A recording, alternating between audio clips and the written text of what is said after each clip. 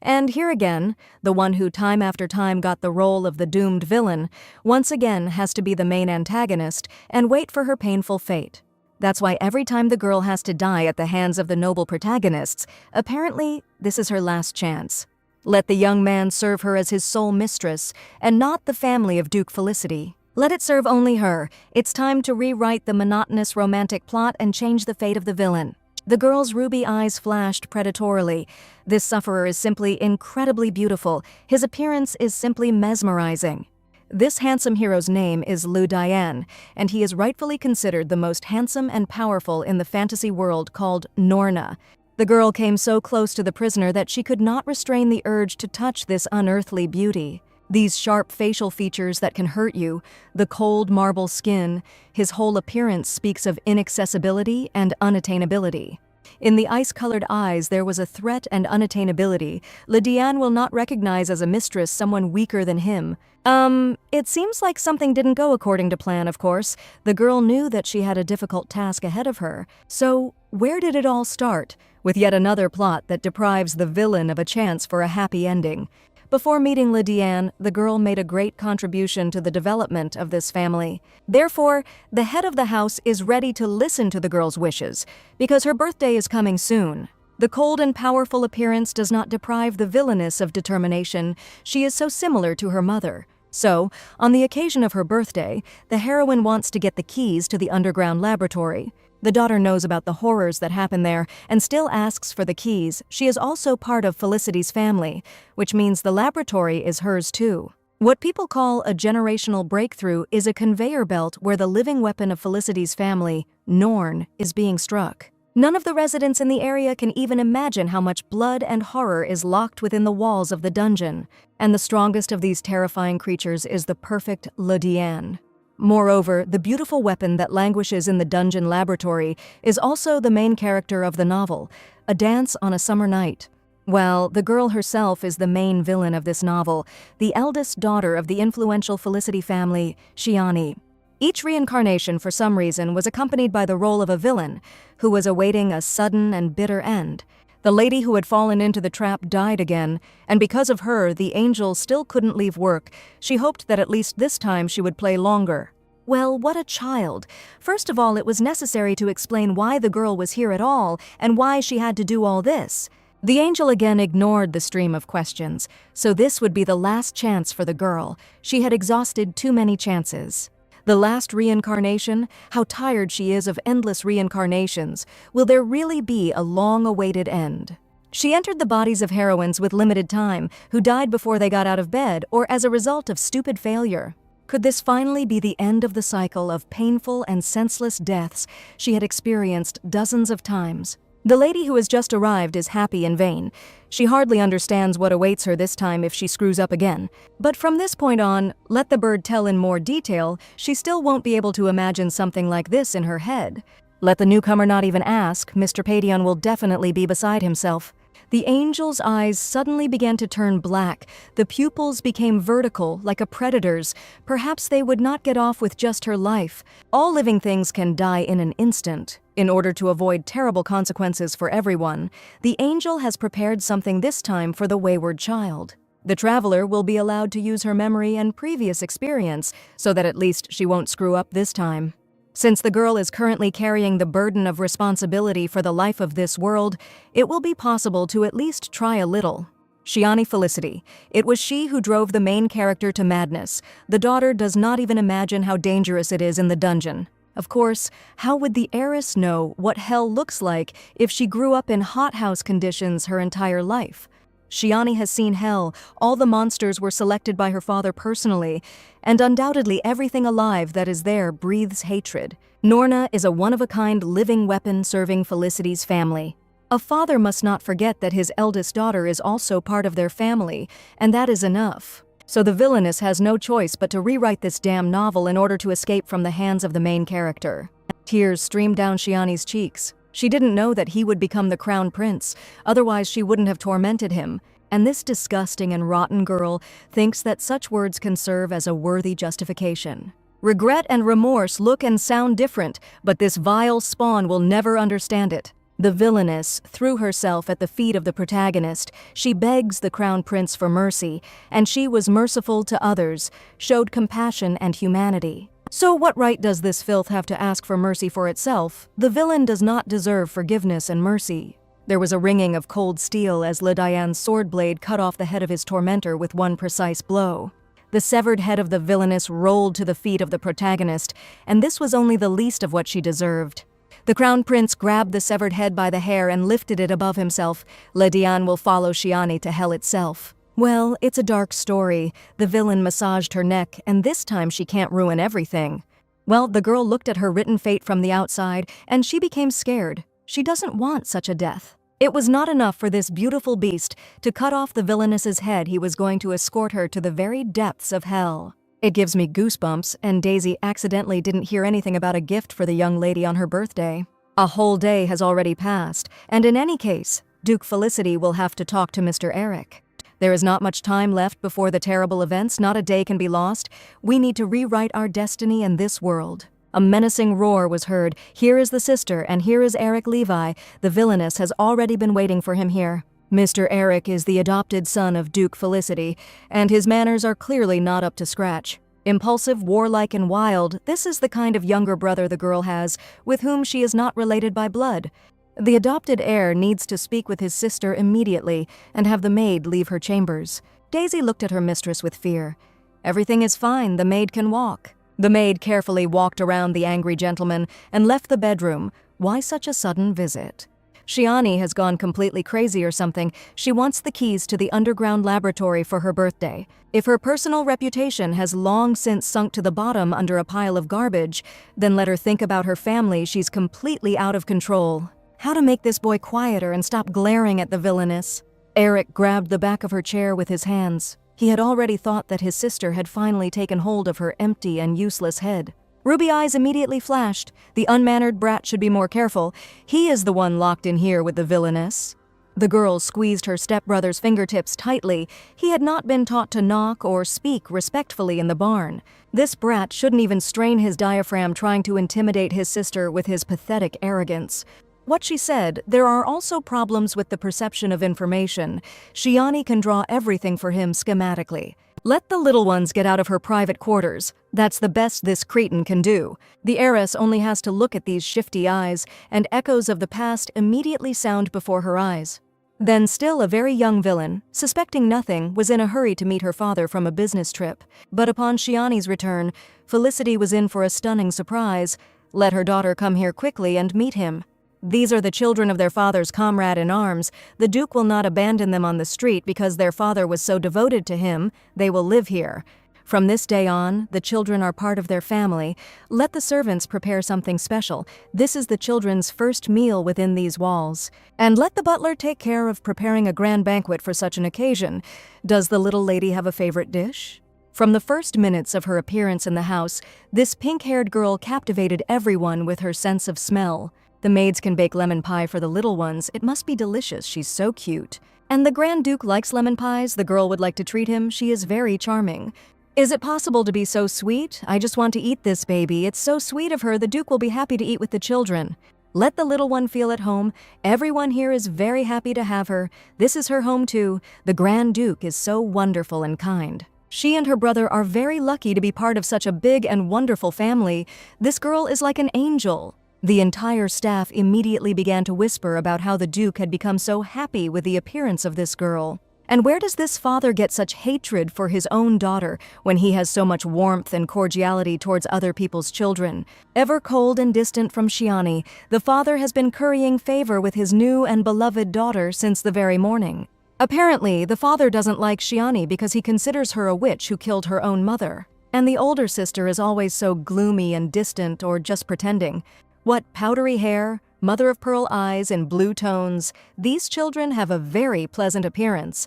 There is a smile on this child's face, but there is no warmth in it, only venom. The little sister looks like a loser. Lord Benio, the heir to the Archduke, is holding a reception to choose a bride. The lady does not want to get married.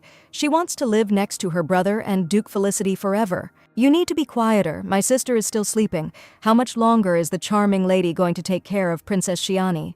Why be so angry? My sister has not yet recovered from her wounds after Lord Benio. My lady does not want to see her sad face again. But the younger Lady Felicity is more suitable for the role of the next Archduchess than the older princess. The maids embarrass her. This little brat knows perfectly well that Shiani hears them and pricked her as if by accident, and how can one not become a villain with such relatives? It is only her own fault that the princess has to listen to such things even from her own servants. And let the envious sister not even try to blame Luna for everything once again. What is this idiot talking about? Did he forget to take his medication or something? Shiani was speechless from the absurdity taken to the extreme. So stop, the real Shiani is cold-blooded and calculating. You need to watch your emotions. Eric is as talentless and pathetic as ever. Doesn't he know that servants represent their masters?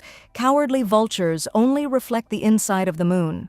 So Shiani is forced to follow the ironclad villain cliché, no concessions and no exceptions. This is her last chance. Let's start with the simple. Get rid of the stinking garbage. No matter what outfits these scum are wearing, there is not a drop of Felicity's blood in them. Let him stop hiding in Shiani's bedroom and continue being her father's lackey. He must do it impeccably because he has nowhere to go. This insignificant brat is doomed to a miserable existence. He will spend his whole life only executing someone else's will in exchange for being a shadow in Felicity's house. Once the relatives have sorted out their internal hierarchy, it is time for the true and only heir. It's time to move on to the villain's main task. We need to use all possible resources. Down there in the underground laboratory, a beautiful prisoner is now rattling heavy chains and waiting for his moment. So the villainess needs to be immediately escorted to the dungeon to the living weapon Felicity. Let the perfect and terrifying in his power Lydiane await his new destiny. Why are the obedient little ones frozen? Let them take their older sister to the underground laboratory.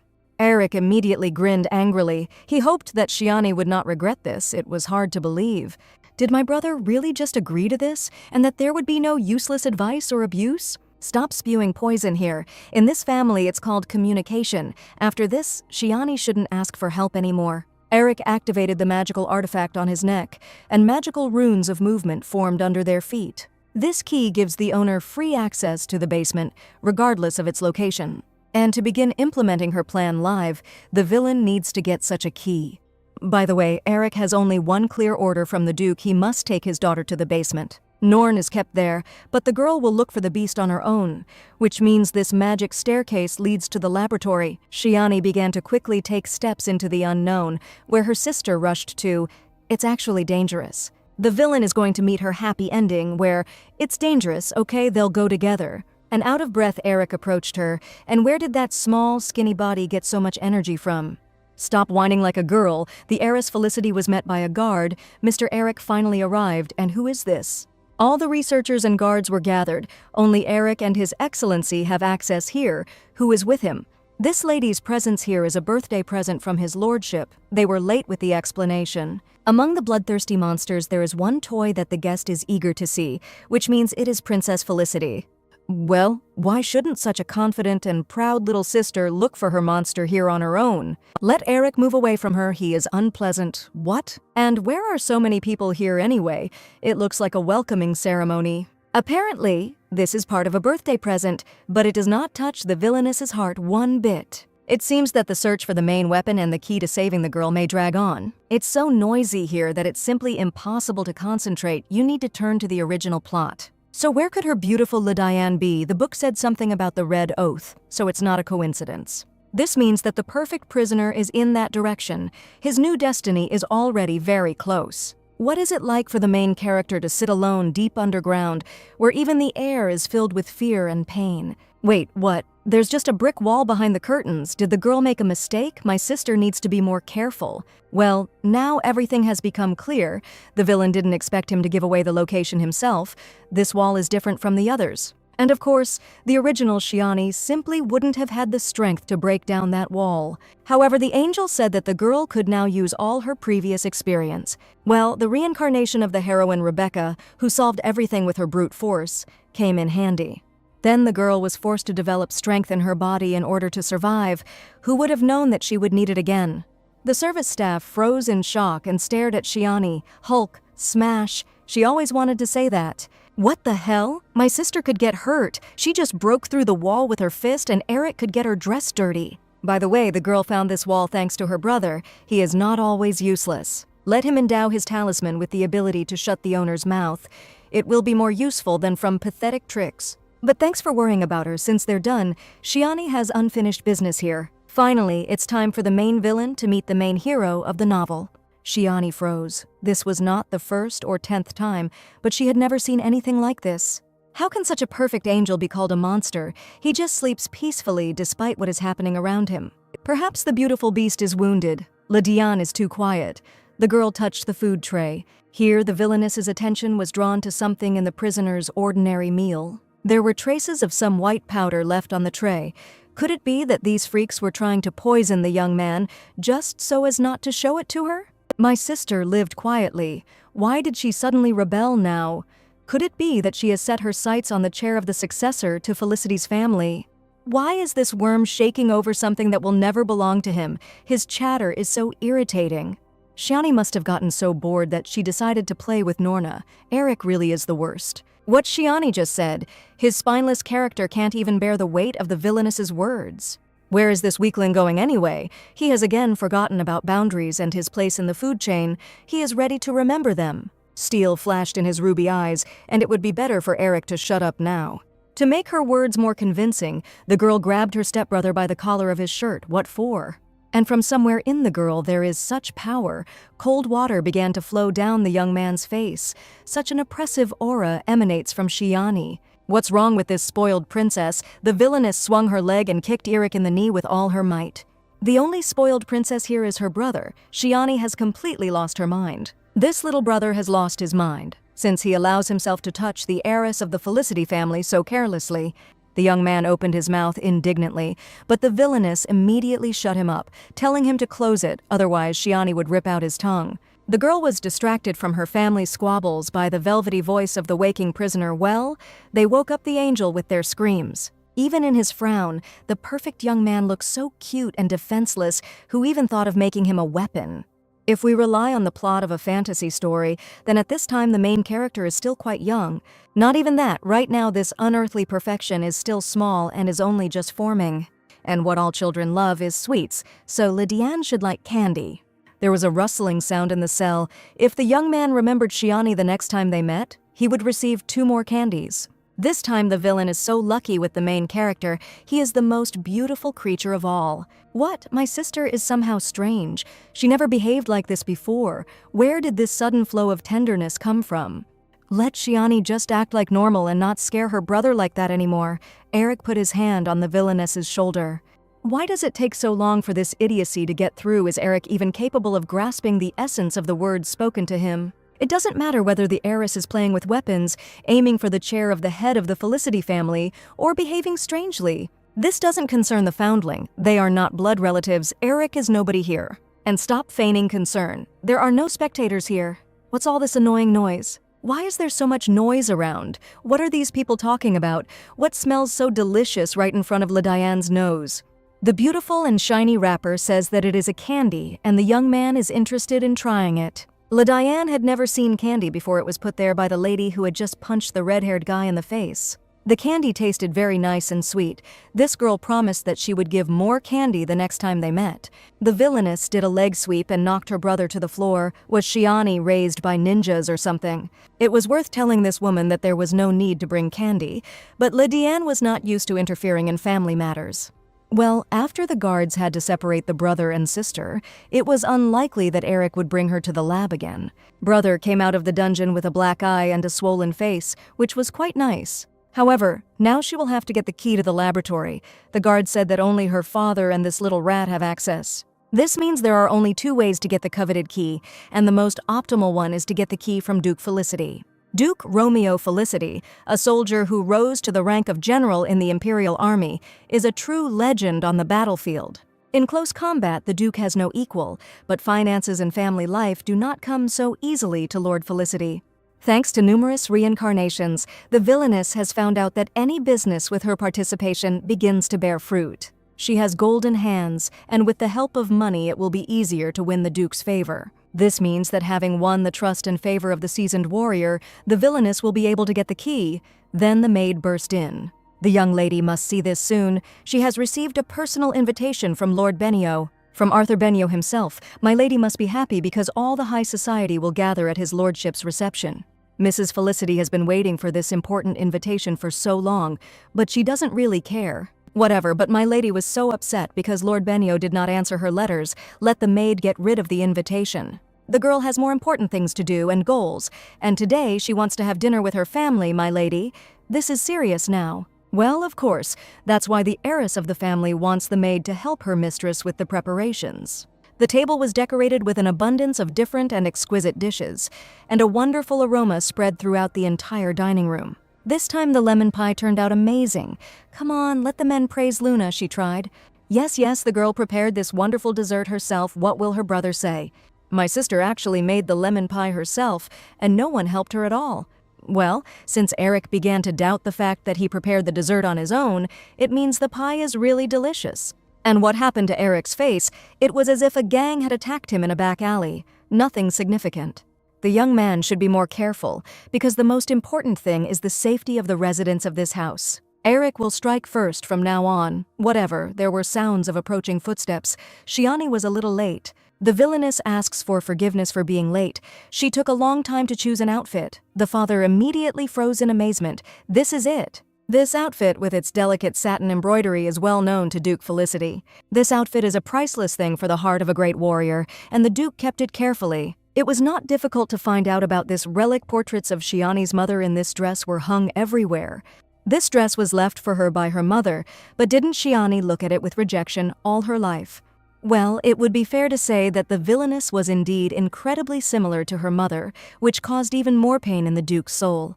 And very soon the estate will celebrate Shiani's birthday, but that day will also mark the anniversary of the Duchess's death. The head of the house became furious and angrily hit the table with his fist. Why was his daughter saying this? Shiani decided to remind the Duke of the death of his beloved wife so that he would not suddenly forget. That's right. A smile appeared on the villainess's face. Everything was happening exactly as Shiani had planned. Her father granted her request for a birthday present, but this is not enough for Shiani. The family hasn't had dinner together for so long. There's no need to quarrel. His Excellency needs to calm down. After all, a birthday is celebrated only once a year, so it is quite natural that a sister demands appropriate congratulations. Let the moon not interfere. Shiani, as always, is simply trying to make noise around herself and seek attention. How childish the villainess's words caused such jitters, which is why the heroine forced herself to remain silent, even though she was consumed with anger. The heiress of the Felicity family wants only one thing: for her birthday to pass peacefully. Shiani's birth date coincides with the date of her mother's death, so she has never been able to honor her memory properly. The hands of the Empire's best warrior shook. This man did not flinch before 100 enemies, but one mention of his woman took the air out of him. Since childhood, Shiani has heard that she was called a witch who killed her mother. Luna immediately bit her lip. Their brother didn't mean it at all. The heiress was acting frivolously. All this time, the villainess hoped that her own father would stop seeing her as her mother's killer. Immaturity and naivety made me desire my father's recognition and love. The Duchess loved Romeo Felicity and considered him the best husband in the world. She hoped that he would also become the best father for their child. Shiani's mother believed that the Duke would become such a person for their daughter, but he was consumed by pain and despair, and he forgot about his wife's words. However, Shiani doesn't need this now. What his daughter really wants, the Duke cannot allow. Well, since all questions have been closed, the princess would like to begin the meal if she is allowed. The head of the house swallowed nervously and looked at his daughter with different eyes. Let Shiani sit down. And here is the girl's favorite pumpkin soup with a delicate creamy dressing. What a spicy aroma. Eric and Luna looked at each other in confusion, fearing the changes in their half-sister. The Duke sat at the head of the dining table and was clearly nervous. The food clearly appealed to the eldest daughter. The three children turned sharply and synchronously to the head of the estate. What was it? This soup is incredibly delicious. Who made it? What kind of nonsense is Shiani talking about? That's all she wants to say here. Let His Excellency answer whether he has thought about investing in a jewelry store. This scum didn't even try to disguise his ignorant interruption into the conversation, and Luna immediately picked it up. They are pushing Shiani out. The Teika area seems more suitable than Welland, Luna agrees. The square and the road are connected. The interchange there is much better. and Eric thought that his sister only hung around the shops. These two bacteria always work together, as befits cowards. Based on the general facts, the Teika area is indeed ideal, but only Shiani knows what will happen next. The Duke should hold a few more meetings since Luna and Eric supported the idea the Teika area would be preferable. Has no one in this family studied the news about the districts? They should pay more attention to their affairs. The Welland area is to become an imperial resort island. This is reliable information straight from the original. The imperial family plans to take on the new area in earnest. Abandoning the previous one, no one has heard of building a temple in the Teika area. The affairs of the imperial family are known only to its members. They cannot believe unfounded rumors. Eric is right. Quite expectedly, Shiani wouldn't believe it either. She only cares about the money that will end up in her hands. In that case, the villainess will invest in the Welland district instead of her father. The property left to Felicity by her grandfather is still kept in the main bank. Shiani is completely confident in the veracity of the rumors. If she invests in her own name, her father will not suffer any losses. Let it be so. It's high time for my daughter to learn how to invest, and she needs to start small. Duke Felicity cannot help but note that Shiani's ambition and confidence are worthy of praise. The princess is a blood heir to the family line, so a strong will is embedded in her genetic code. The young lady is clearly in a great mood today. Is it really that obvious? Yesterday's family meeting already went quite well. The villainess took out a golden key on a pearl string from the hem of her dress, so Shiani is in a great mood. The thing is that in Felicity's house they praise not only with words. What kind of award does the daughter want to receive? Well, since the head of the family himself offered a reward, then perhaps there is one thing. The villainess pointed her finger at the wayward brother. She wants it. She's completely crazy. Eric is not a thing. She's talking about the key on this cretin's neck. The coveted key fell into the hands of the villain so easily. Even before her first profit, she didn't even have to try. And today the girl will finally be able to visit the beautiful Lydian dirty monster. This place would become the spawn's personal hell. Shiani was in a good mood. But not now. Does this devil's spawn really think that someone can save him? He is doomed here. He will only serve obediently. In the cold and damp dungeon, the clicking of heels was heard. Who was that? What is the princess doing here? This place is clearly not for noble ladies. The guard decided that he had the right to decide this. Apparently this scum also doesn't understand that he has no right to touch what belongs to her ladyship. The guard froze in amazement and stared at the heiress Felicity. How did the princess get here? It's dangerous here. The villainess got her key to the underground laboratory, and she is rightfully here. The soldier swallowed nervously. What the hell, so that rumor was true after all? Not long ago, a rumor reached the underground laboratory that the princess and sole heir of their master would become the mistress of Lydian. Moreover, they say that very soon the only daughter of His Excellency will take possession of the entire castle, and Sir Eric asked the guard to take care of this beast so that it would not do anything stupid. And if the new owner finds out that the guard tried to harm her property on the orders of her half-brother, he is finished. He will be the first one killed by the princess, but Sir Eric must protect him. The guard simply trained this Norn. This cretin has only one chance to explain to the heiress Felicity why Lydian is bleeding. The soldier trained the beast and tried to strengthen its body, making it more resistant to physical damage and injuries. This is just one way to tame a living weapon, and Sir Eric knows it. Even Mr. Eric doesn't interfere with the training process, so the guard asks the princess to leave. What was he saying there? Why in this novel no one understands the first time? The day again begins with warming up her fists. The villainess dealt a crushing attack on the soldier's body, while his trembling body became more stable and strong. The guard winced in pain, and it was definitely a girl. Shiani dealt a series of more blows. This time the trainer should be even better. This is his own method of taming, and so the princess tames the stupid creature. Well, how are things going? Has the stupid coach become more accommodating, or does he need a couple more lessons? The villainess squeezed the scoundrel's jaw with her long fingers. Her knuckles turned pale. Let him say his name. His name is John.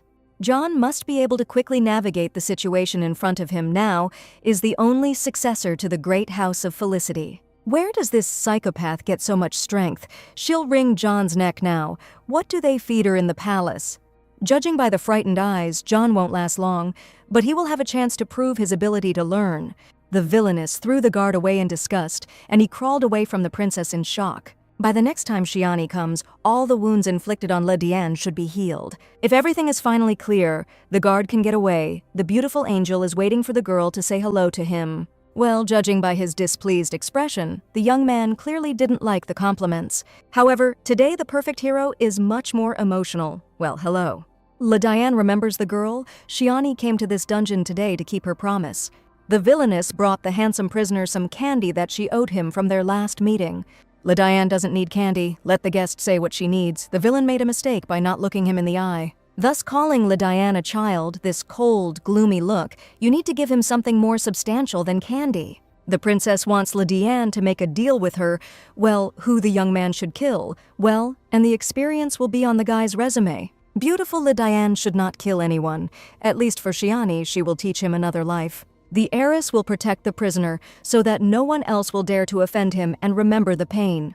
The perfect beast didn't even move. LaDiane can be understood. After years of torture and abuse, he lost faith in people. So let the living weapon of the house of the great Felicity family serve its only heir as its mistress.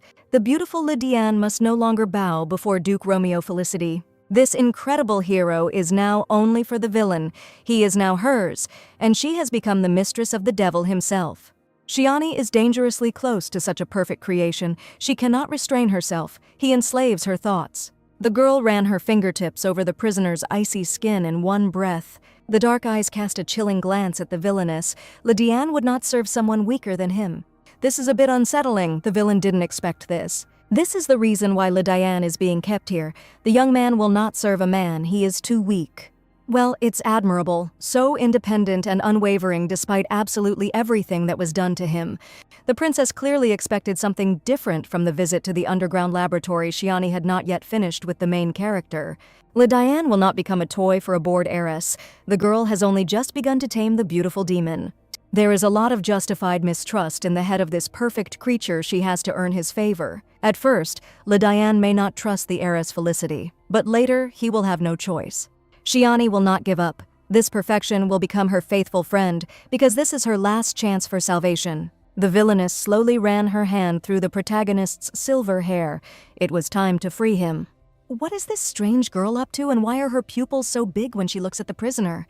The young heiress tries to seduce with sweet words. Someone who has never seen the light aristocrats always have obvious intentions. The nobility always needs a strong and weak-willed slave. This girl believes that the life of a prisoner is worth 2 candies. If it weren't for the plot of this novel, she would have simply let such a beautiful young man go free, but her salvation is in his hands. The girl gently and smoothly ran her hands over the wounds from the shackles. She wants LaDiane to be faithful to her until his last breath. The man is so pathetic in his attempts to challenge the elements. This is the best that Shiani can do for him now. The villain will not allow what the author has planned to happen this time. And one day, the girl will give the handsome young man real freedom. No man is able to share freedom. Here the line between courage and stupidity ceases to exist. First, the young man must stop being a slave himself. How can one trust life and freedom to such a weak and greedy creature as man? The maid threw up her hands in shock. It was not too late for the young mistress to come to her senses. Why is the maid so nervous, and what is she even talking about now? The assistant tells Milady about the invitation from Lord Benio, of course. Lady Shiani has been eager to receive it for so long. The villainess snorted in disgust. That's what she was talking about. Shiani had already made her decision and would not regret it. Arthur Benio is known as a kind-hearted person who can calm even a crying child passing by. The noble and magnanimous Lord of House Benio, blonde hair, gentle smile, and open gaze. Moreover, Arthur Benio is also very handsome. He has a gentle and soft disposition. This is how he appears to everyone. The villainess ordered the maid to forget about this damn invitation and return to her duties. The only flaw in the handsome air of the Archduke Benio, in everyone's opinion, was his forced engagement to the villainous Shiani Felicity. The manager straightened his young master's coat, and they received a reply to the invitation from Felicity's house. The ancient Benio family has always been considered an example to follow in everything. So, being a member of a perfect family, the ideal Arthur Benio had no flaws. And therefore, I cannot allow an engagement with someone who will tarnish the reputation of his family, and their engagement was destroyed according to the plot. And now that Lord Benio had severed all ties with Felicity's duchy, he needed to find a girl worthy of him. Luna Levi, she did not inherit the Duke Felicity's surname, but the head of the family treats her very carefully. By the way, today my lord does not see a single letter from that unpleasant woman. The manager has already gotten rid of them. No, this is all the correspondence received to date. But where then is the answer from this Shiani Felicity? But there was no return letter from the lady. It's impossible. When Lord Benio was sent to the countryside, he received dozens of love letters from this obsessive. Shiani had begged my lord to renew their engagement, and now she had allegedly failed to respond to his personal invitation.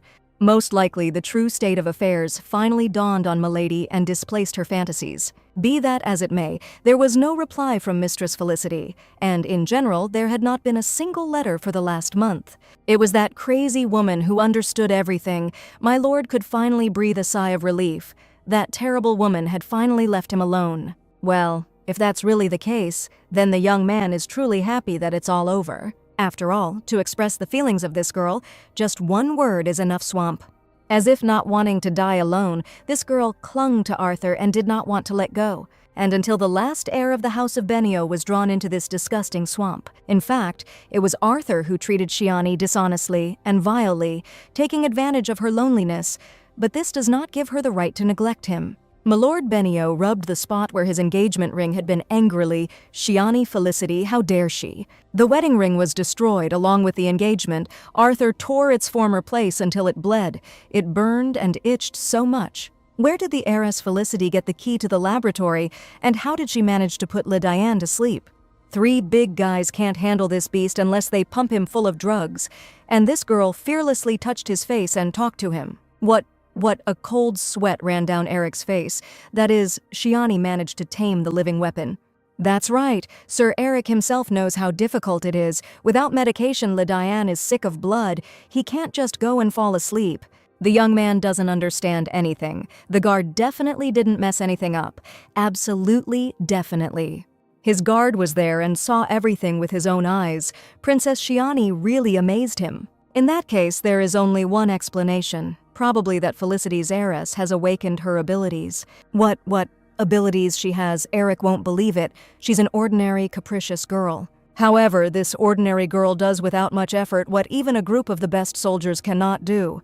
In the laboratory, the princess said that the only heir to a great family stood before the guard. The Meteor Empire, it was founded by a goddess because every child knows this legend. The greatest goddess who sealed the devil, the 3 spirits who followed her became the heads of the founding families. The first spirit to enter history and become the founder is Emperor Rixon, aka the Golden Sword. The second spirit and follower of the goddess, Archduke Benio, also known as the Great Shield. And the third free spirit and disciple of the goddess is Duke Felicity, aka the Arrow. What the guard is saying is that even members of the imperial family have not had children with superpowers for a long time. And this soldier wants to say that over so many years these magical talents have awakened in Shiani. If the heiress originally possessed such power, then why didn't Duke Felicity perceive her as his own daughter? Why did His Excellency take Eric and Luna under his wing? And why did Shiani deserve to be special? Let the guard think what he says, or he thinks Sir Eric is blind. If Shiani is capable of anything, it is only one thing: she is great at being furniture. So this is the last person in this world who has the right and reason to be considered special. This is Lord Benio himself, the most eligible bachelor of the Empire. Behind this mask hides a stinking rot. Daisy herself wants to go to this reception or something. In no case, what does Milady say? Shiani has nothing more to do with Arthur Benio. Therefore, let the maid cast aside all her improper impulses and worries. As the young lady wishes, the maid wanted to clarify one more thing. And what is this brew boiling in a huge black vat? These are candies being cooked.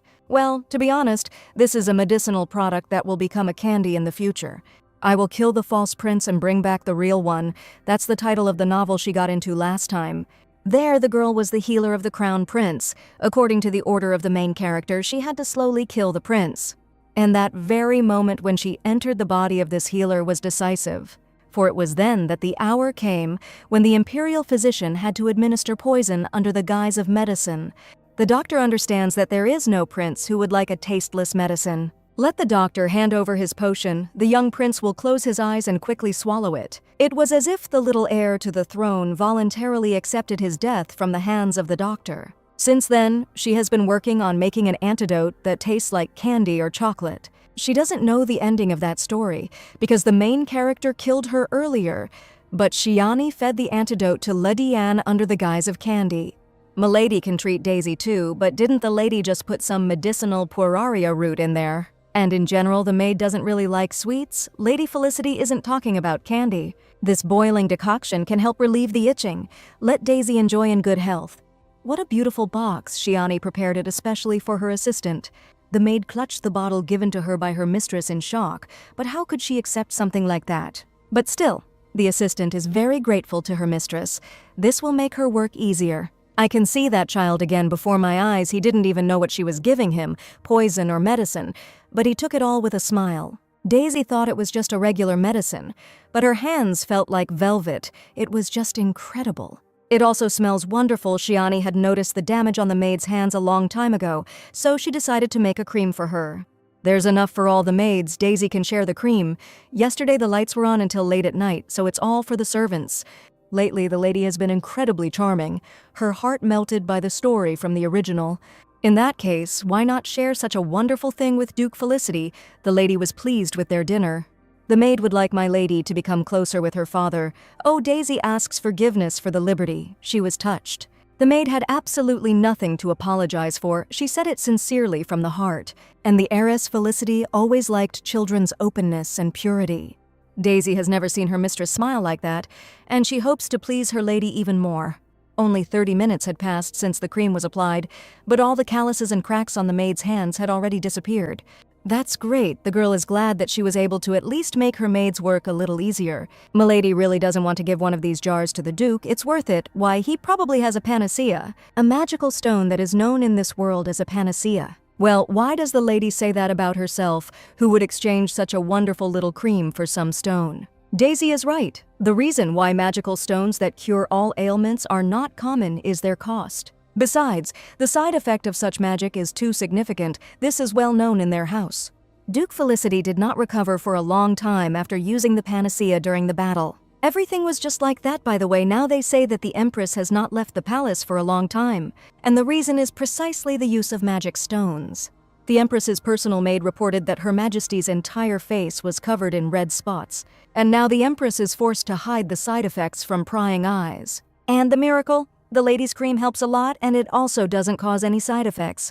In fact, the villain has nothing to lose, and the great warrior Felicity's hands have really become rough from the sword. However, does the Duke need ointment for his leper daughter? Will he accept it from Shiani? The point is not that Shiani feels sorry for helping the Duke, or that she is seething with the poisonous resentment of a real heroine. It's just that, unlike the true heiress Felicity, she doesn't have any illusions about her father's recognition and doesn't strive for it. So she used young lime flowers as an antibiotic, and you also need to add cinnamon to it. You also need young fresh Pueraria root, finely crushed citrus powder, and vitamins. This is how a natural and effective skin remedy was created, apparently. Golden hands were activated again. Daisy doesn't compare at all, but Luna collects medicinal herbs for the Duke every week, and the lady's ointment is much better than some leaves. Shiani immediately jumped up.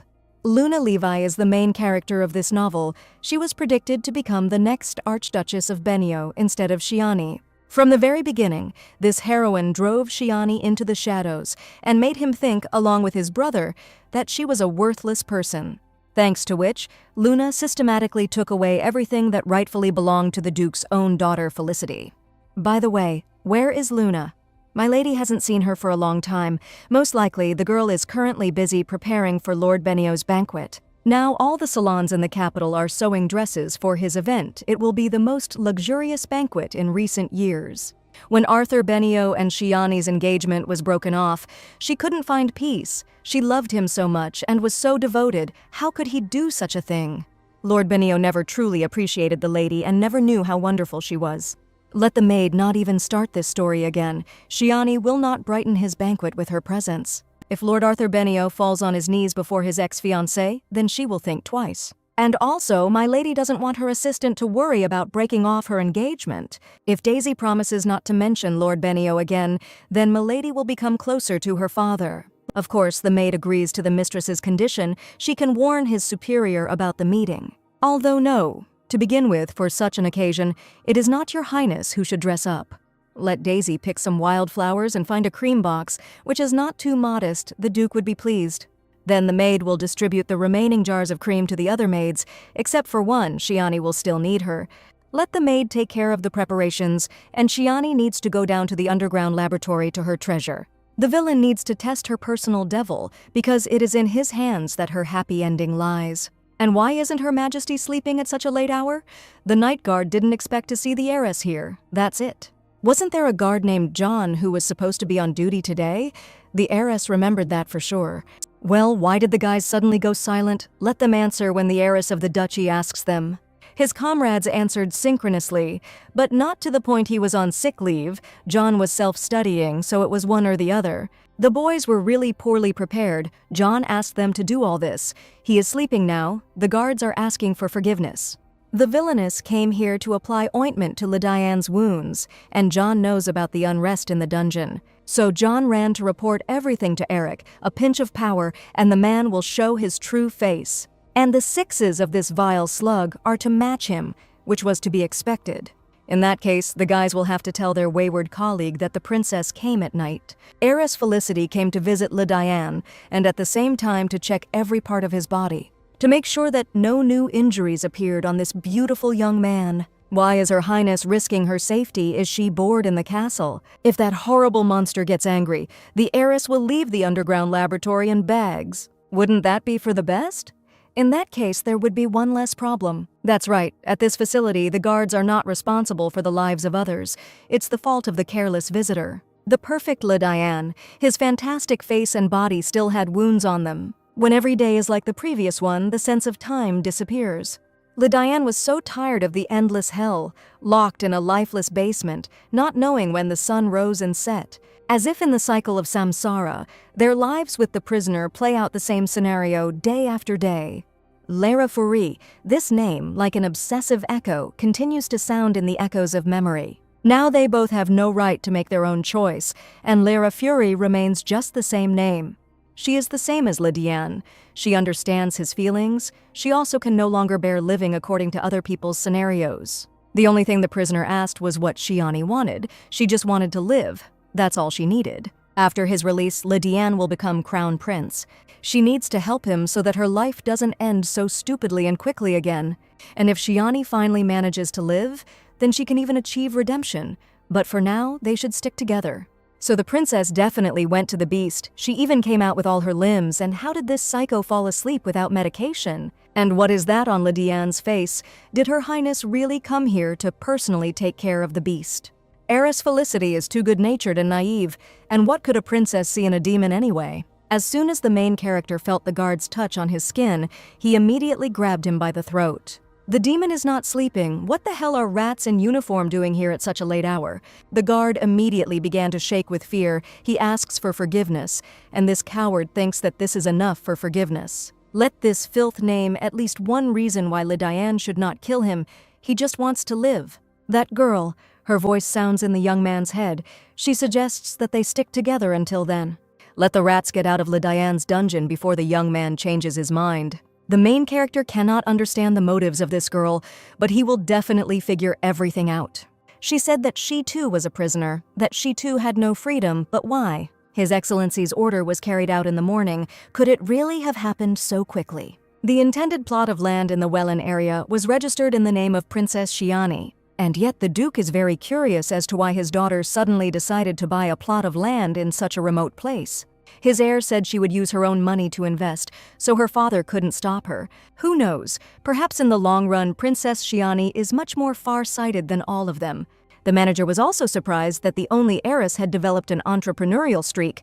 Even among the maids, there have been many interesting rumors about the princess lately. For the maids of the main house, Milady Shiani spent the whole night preparing some incredible ointment. And this ointment has an effect similar to a panacea. The maids talked about it so much, and the butler also became interested.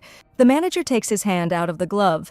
The Duke sees it. His skin shines like an emerald and is soft as pudding. The great warrior looked at his rough hands. Well, that was very sweet of his daughter. The butler's keen and attentive gaze did not miss the reaction of the head of the duchy. Honestly, after applying this wonderful cream, you can't stop touching this velvety skin. Could it be that Felicity's heiress didn't share such a priceless creation with the Duke? No, she didn't share. Well, my lady probably thought that since the Duke had a panacea, he didn't need the ointment. What a pity. His lordship will not experience this softness and tenderness of hands. Stop bragging. The Duke is offended that Lady Shiani has deprived him of her miracle cream, but she most likely simply does not know about the side effects of the panacea. That's why they say that no matter how much a child grows in old age, it will not remember you. The Duke angrily slammed his fist on the table. It would be fair to say that his daughter had grown up as a weed in a field. She had been alone since childhood. And his master's only child did not know parental love at all, moreover. Everyone bullied him for no reason. Simply because there was no one to protect her, and her father's neglect made the poor thing think that she deserved it all. At first, the great warrior spent all his time on the battlefield, and after the death of the Duchess, he left the estate altogether. Having given rise to rumors of a curse, and the princess not knowing any affection or care, the poor girl never felt needed and loved. And when Shiani's only blood relative finally returned, he brought with him other people's children. The gentleman was gone for so long, and upon his return he did not even look at his only and dear daughter. The princess was always just a shadow for him. The unfortunate child grew up in loneliness, resentment, and pain that tore him apart. It's true, my lord doesn't even know what Shiani's face was like that day, and what, shouldn't he even count on a gift? The butler was always interested in why a child deserved such exorbitant accusations and bullying from birth. How could a great warrior who spoke of honor and dignity be so cruel to an innocent child? The Red Witch of the great Felicity family, no one would dare to say so. The Duke's daughter is called that by everyone. And the master knows why, and he himself became the reason for her persecution, who dared to call the Duke's daughter a witch. Didn't my lord himself blame the poor girl for this? Shiani recently said at dinner that she was called a witch and a murderer? The reason for the death of her own mother, and that she had already stopped hoping that her father would stop seeing her as her killer. The Duke has become a lousy father, failing to live up to the expectations of either his wife or his daughter, and he understands Shiani's hatred. His lordship will never understand even a small part of what his daughter endured so steadfastly. The Benioff family thanked the son of the empire for allowing them to organize the celebration. Lord Arthur could already greet his majesty. The young man took a step forward. May the goddess Thea bless the great emperor. Arthur of the line of Archduke Benio is pleased to welcome him. Even from here, the emperor can hear how the ladies of the entire capital are rejoicing at the banquet of the young and handsome Lord Arthur. In fact, this entire imaginary aura of purity and nobility of the Benioff family was created by a naive girl's imagination. And how old did the heir of the Benioff family turn this year? Arthur is now already 18 years old.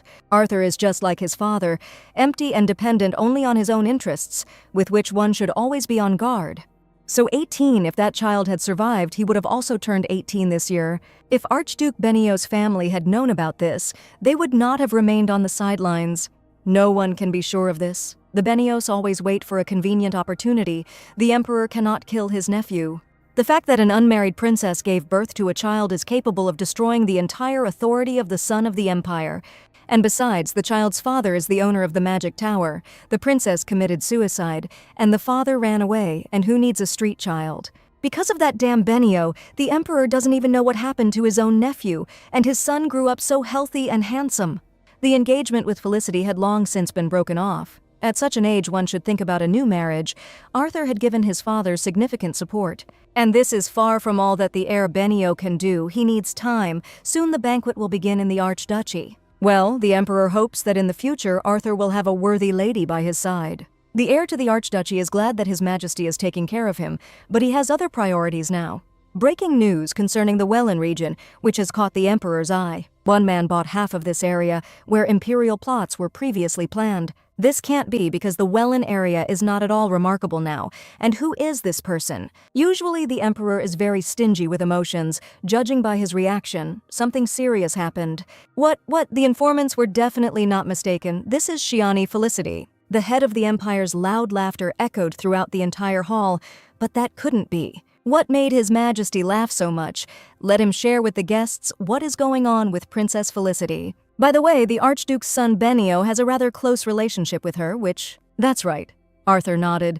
Despite the broken engagement, they had a rather close relationship. Something really interesting happened. The Emperor would have shared it, but he won't. After all, if Felicity and Benio's engagement was broken off, then their relationship is clearly no longer close. And if the Emperor is wrong, then Lord Arthur will be able to find out everything himself from Princess Felicity, won't he? The ruler is already looking forward to dealing with this interesting matter. Meanwhile, the villainess who had so interested the Emperor faced a new problem. The young man said that his name was Valentin and that he was a close friend of the main character. And besides, Valentine is an incredibly talented knight and the second key to Shiani's cherished future. The princess must understand that this is, after all, a training ground. The knight's hands were numb and shaking from holding a lady's parasol for several hours. The villainess is lounging on a chaise lounge. The soldier is unhappy about something. There is also something to guard on the farm. No, he has a wonderful job. That's great. Let him hold the umbrella more evenly. The sun is shining from behind. The girl took out her binoculars because no one knew that the princess was located here and spying. No, as her grace commanded, the guard found a blind spot. None of the knights will see it. Why would a noble lady watch knights training from the bushes? Ladies don't ask about that. It's so strange this man behind Shiani doesn't know what he's capable of and what he's thinking. For a long time, the laboratory was a monarchy for Eric, where he personally reveled in power, and then the Red Witch appeared. John, his right hand and his main six, heated up the situation from within, and the instructors knew perfectly well who was speaking through his mouth. Mr. Eric will be the sole ruler of the underground laboratory, John himself said, not even believing it. The entire duchy belongs to the Felicity family, whose surname Eric did not inherit. This means that Eric has no real power, and Shiani will become the successor of the Grand Duke Romeo Felicity. Until recently, the instructors and this guy were on Eric's side. But when the princess threw the rope, the boy grabbed it tightly. Isn't this a rotten rope? Now it must get rid of those who in the future can get rid of it. And during Norn's training, the girl will be able to get information. Over there, that's Norna, that's right. The blue training suit means Class 10. Everyone is gathered here because the creatures of this class contain enormous destructive power. She expected to see another slave market, but here everyone looked like elite knights. They are not subjected to violence like Lydiane. The channels in their necks do not allow the destructive force to escape. Any deviation blocks the airflow. What kind of bastard came up with this? It was John, and Eric approved. The Duke doesn't know. He's seen a lot of death and would never approve of this. We need to deal with these sadists. If you stay away, it means becoming an accomplice to the crime. One of the young men in the blue suit roared in pain and began to choke. The channel launched an electrical impulse. What a damn degenerate, and Shiani is definitely a lady. What kind of brew is the guard drinking there? His own strength is not enough. What kind of training is this if it ends in forced strangulation? Don't worry. After the mission, she'll be able to quarter each of these freaks with rusty scissors. The walls of the dungeon really do smell of inhumanity and excessive cruelty. Her escort swallowed nervously. Well, finally, Valentin enters the ring. An illegitimate child of the royal Decilio family, he was once called a prince. During Lydiane's ascension to the throne, the young prince who later cut off the head of Shiani's father also took the throne in the kingdom of Decilio. The young king from the original, this young man will later be very useful to the main character. A nasty smile appeared on the instructor's face without the damn collar. He wouldn't even have raised his eyes to the enemy. Let Valentine raise his sword. Today he will get rid of bad habits. The vile coward rushed at the unarmed Valentin. The young man easily dodged the blow. Let the obnoxious brat raise his weapon and no longer dare to dodge the instructor's attacks. If Valentine had raised his sword, this scum would already be dead. After which a precise and powerful kick landed in the bastard's chest. The guard fell heavily to the ground, wheezing, damn demon. And this pathetic worm calls himself a coach? What can he teach? Does a person deserve the title of a trainer if he needs a leash to obey? And thanks to some caller, dirt imagines itself to be God. Here, all the instructors suddenly fell silent and stared at one point. And what kind of pink cloud is this? Is that a princess or something? Let the heiress Felicity not come close. Valentine is no less dangerous than Lydiane. Let the soldier not make noise there. They had a lot to discuss with this incredible warrior. Shiani walked past Valentine. Let this ghoul lie here. The princess just needs his sword. He doesn't know how to use it anyway. Here, one attack after another rained down on the best knight with lightning speed and precision. What the... Now the villain is controlled by the physical memory of another heroine of the novel named Olivia. There is no point in training hard. You can't fool human physiology. But then how can a girl defeat those bastards? How such a weak girl will be able to take revenge for everything? Let the teacher teach her. The key to victory is very simple. The weak opponent must exploit the weaknesses of the strong. Valentine is truly incomparable. He will have no equal in this world. But Shiani's skills are now different. This means that the aristocrat had been keeping an eye on Norna for a long time and took advantage of her advantage. The beautiful heir of Decilio was very restrained from the very beginning and dodged with his whole body. Don't use your right shoulder. It was only thanks to Olivia that the villain noticed. Well, now they can talk. This novel has so many fantastically beautiful characters. Valentine seems to have stepped off the canvas. This princess really swung her sword like that? They probably gave her to the assassins to raise. Valentine's shoulders can't handle the training. Shiani will give him more suitable work. Heiress Felicity asks the handsome knight to take care of her wounds. No, Valentine has not lost yet. What? This is an unexpected turn of events. The villain is actually on his side. The cold, gloomy eyes of a predator flashed behind the girl's back. The heiress had the advantage of observing and spotting the weakness. Valentine will not abuse force in a fight with a girl. The price of such a victory is insignificant. Although in the laboratory, instructors assign significance and value to such low-level victories, the more this lovely creature talks, the more thoughts occupy Shiani's head. And why does the heiress of a great family care about how Valentine holds his sword? The knight's incredible eyes flashed. Calm down. Shiani is here for another purpose. You can't give in to his beauty. If the villainess weren't threatened with a painful death in the near future, she would train with him for eternity. So we need to return to the role of whether the knight is as holy as he thinks he is here. If Princess Shiani cuts off his head, then her victory will also be undeserved. She would never touch such a beautiful head. In the kingdom of Decilio, they do not know how to lose. How does she know this? Quietly. Valentine wants to go back and see his father and brothers. Let him not forget his manners. A knight has a minute to think. Who has enough power to help him? Whom should such a crushing force serve? The young man of enslaving beauty knelt down on one knee before the lady and kissed her hand. The crown prince is glad to hear about his home kingdom. Princess Felicity saved his soul with the mention of home, and Valentine hopes that with this hand she will help him. Valentine to submit to the heiress. This is an oath of surrender to the winner Decilio. Right before the eyes of the protagonist, his best and most loyal friend swore allegiance to the villain. How the hell did the princess do it? Crown Prince Valentine was exiled for attempted fratricide. Isn't it obvious that Felicity's heiress is stronger than the knight? That's why Valentine gave up. The accompanying knight began to clap his hands for his mistress. It was simply incredible. She was incredible. What was that? The main character just walked past Shiani and ignored her. He became completely insolent. The reason Lydiane suddenly pouted was because he thought that Shiani was treating all Norns equally. The princess will prove to him that this is not so, even though Valentine almost made her heart fall out of her chest. The villain doesn't like the tendency that she is here all the time, proving everything to everyone who is responsible for training Lydiane.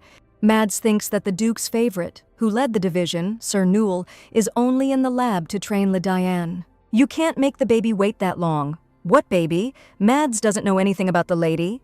Lydiane must follow a diet. He is a growing organism.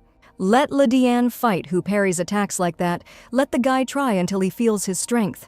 This dark hero contains an unbridled and destructive force that has been suppressed for years. What is it like to feel like something inside is locked in the shadows and is constantly pushing out with uncontrollable force? And this very something is an integral part of you. Here, the instructor noticed a sharp change in Lydiane's movements. The movements became jerky and abrupt. The voice became steely and low, and then the veins on the dangerous beast's hands bulged. The cold gaze became clouded. The pupils saw only the target. Let Lydiane come to her senses immediately. A series of devastating attacks fell upon the instructor with lightning speed. What the hell? The guards are frozen. Let them immediately activate the demon collar and put him to sleep. The guards have already activated the electrical impulse in the collar, but it is not enough, so let them shoot. What's going on? The princess won't let anyone touch her beautiful boy. Hands off. Why does the instructor keep repeating Lydiane's name frantically? The enemy's sword fell at the feet of the white beast. Lydiane does not forgive rats in uniform. The young man squeezed the trainer's skull with his fingers. All training is over for today, that girl. She's back again. Why is she calling Lydiane again? Isn't Valentine enough for her today? The villainess extended her hand to the beast, telling him to come here quickly. Lydiane was probably hungry. The power that the princess saw made her tremble. Just one look from him was enough to make her fall to her knees. However, she will not allow fear to prevail over reason. Will Lydiane really make the heiress wait? Right now, standing next to Lady Diane, Shiani felt like she had stuck her head into the mouth of a wild beast. The vertical pupils became human again, the facial features softened, the jaw unclenched. Why did this aristocrat return to the underground laboratory? The young man shook his head. What's the matter? Le Diane is fine, he's feeling dizzy. Why does the princess keep worrying about him? And why shouldn't the girl worry about him? Shiani saw everything, including the very part that everyone fears. Stop dodging direct questions. Le Diane is just one of many she needs to achieve her own selfish goals. A spoiled aristocrat can entertain herself, however, and with whomever she wants. Le Diane will not participate in this. Yes, it was stupid to think that the main character could be brought to heel with boundless kindness. Le Diane asks the princess not to appear before his eyes again. He is not the only martyr here. She herself doesn't like to see it, but without this guy, she won't reach the final. Her voice immediately brought the beast to his senses, which means he's not being completely frank with her. She cares about Le Diane, and many are really ready to help her achieve her goals, but she doesn't need it. The one Shiani really needs is unbearably rude and stained with blood. Well, what would the lone wolf say about this? The girl managed to convince him. He already knows that the aristocrat needed Le Diane for some reason, but for what purpose? Wait a minute. The villainess feels the frantic rhythm of his heart under her palm. She promised him freedom in exchange for loyalty. And apparently she still has a reason to count on the loyalty of the main character. Why does the aristocrat always touch the dangerous beast? As it turns out, any beast can be tamed. But if the predator himself wants it, the girl will do everything to justify his choice. What is the young lady looking at so long and so persistently? The maid has been calling her for 5 minutes without an answer. There was a magic crystal ball lying on the table in front of the girl. The villainess is observing something very interesting right now. What the hell? How did this woman manage to get Valentine and Le Diane at once? They are the strongest and most dangerous of all. And the guards saw how this lady handled a sword. They wouldn't want to cross her path. Maybe they should switch to the side of the true heiress. Even Lord Benio broke off his engagement to this witch. And no matter how hard this damned princess tries, she won't even win the favor of her own father. There is no forgiveness for killing their mother. John, Balo, and Thomas believe they have 9 lives. The lady is worried about Le Diane, but not so much, because today the young man had a great breakfast. The protagonist's wounds heal quickly, and he is more willing to make contact with Shiani. In fact, the maid had already heard that Milady had gone to the training ground yesterday, and that she had not gotten hurt. The maid has nothing to worry about. The princess is fine. And again, in my memory, there are fragments of the past, the painfully familiar cold office of Duke Felicity. This is a disgrace to their great family. Shiani better not stick his neck out, the usual indifferent tone of his own father. The daughter has nothing to say in her defense. This man never loved Shiani. And the girl's cold, accustomed face, as a final contrast, why she always has to justify herself without doing anything wrong. It's becoming increasingly difficult to contain emotions. I want to fix a lot of things and hit a lot of people. But this feeling is not hers at all. The impulse of injustice and pain belongs to the real Shiani Felicity. This expressionless face had hidden an immense bitterness all his life. There was a knock at the door of the princess's private chambers, asking if she could enter. Let Manager Lloyd come in. His Excellency calls Milady Shiani to his presence. I wonder why the maid is so happy for her mistress. The maid will bring the box for the cream right now. Oh well, Shiani was going to give it to him anyway. Well, the Duke called his daughter too suddenly. It is doubtful that his speech will be sweet over a cup of aromatic tea. Wait, what? Who are these anyway? What's going on here? This is not a good thing. The face of the head of the Felicity clan was impassive. Let his daughter look at this letter. The maid brought the envelope to Milady, and what? Because of what letter all the vassals of the family gathered in their house. Wait a minute. This is the seal of the imperial family. His Majesty sent this letter personally for Shiani. And everyone wants to know why. Well, there is one suggestion. The princess had better confess her crime right away. It would be better for her and her family. Who is this idiot? What did Shiani do? She spread dirty rumors or insulted a member of the imperial family.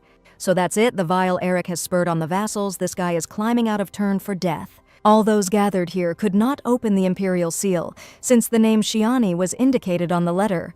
That's great. Let your daughter read the contents out loud immediately. Now it is important to immediately clarify one point. The heiress understood correctly that the Duke shares the planted opinion of the vassals. The head of the family believes that his daughter committed a crime.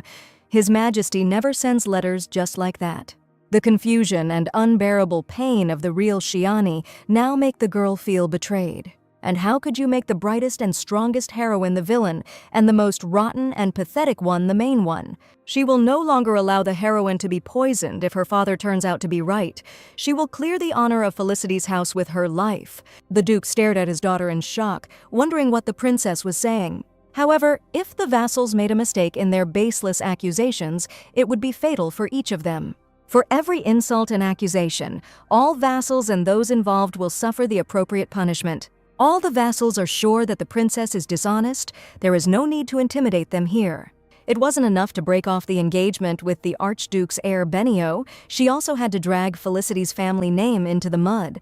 This screaming pig takes more than others from the benefits of the Felicity family and uses their name while encroaching on the dignity of his mistress. Let all the vassals shut their mouths. The princess has not said anything yet. The emperor is interested in the lands she has acquired. His Majesty hopes to meet my lady at Lord Benio's reception and negotiate as landowners. And this is the entire content of the letter. The pathetic and cowardly scum will answer for every drop of their poison.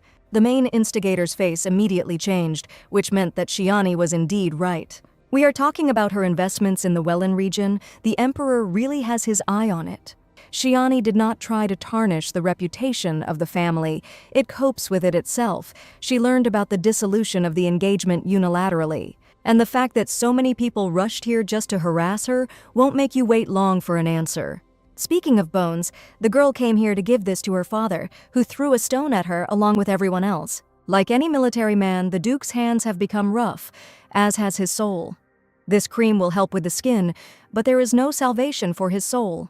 To be honest, the princess didn't know that in order to give a gift to her father, she had to go through all this. But now the head of the duchy can be sure that his heir is well acquainted with the big picture. And now it is time for my lady to return to her business and not to remain happily ever after. All these freaks should have fallen to their knees and apologized 1,000 times, but looking at the Duke's detached face, that was no longer necessary.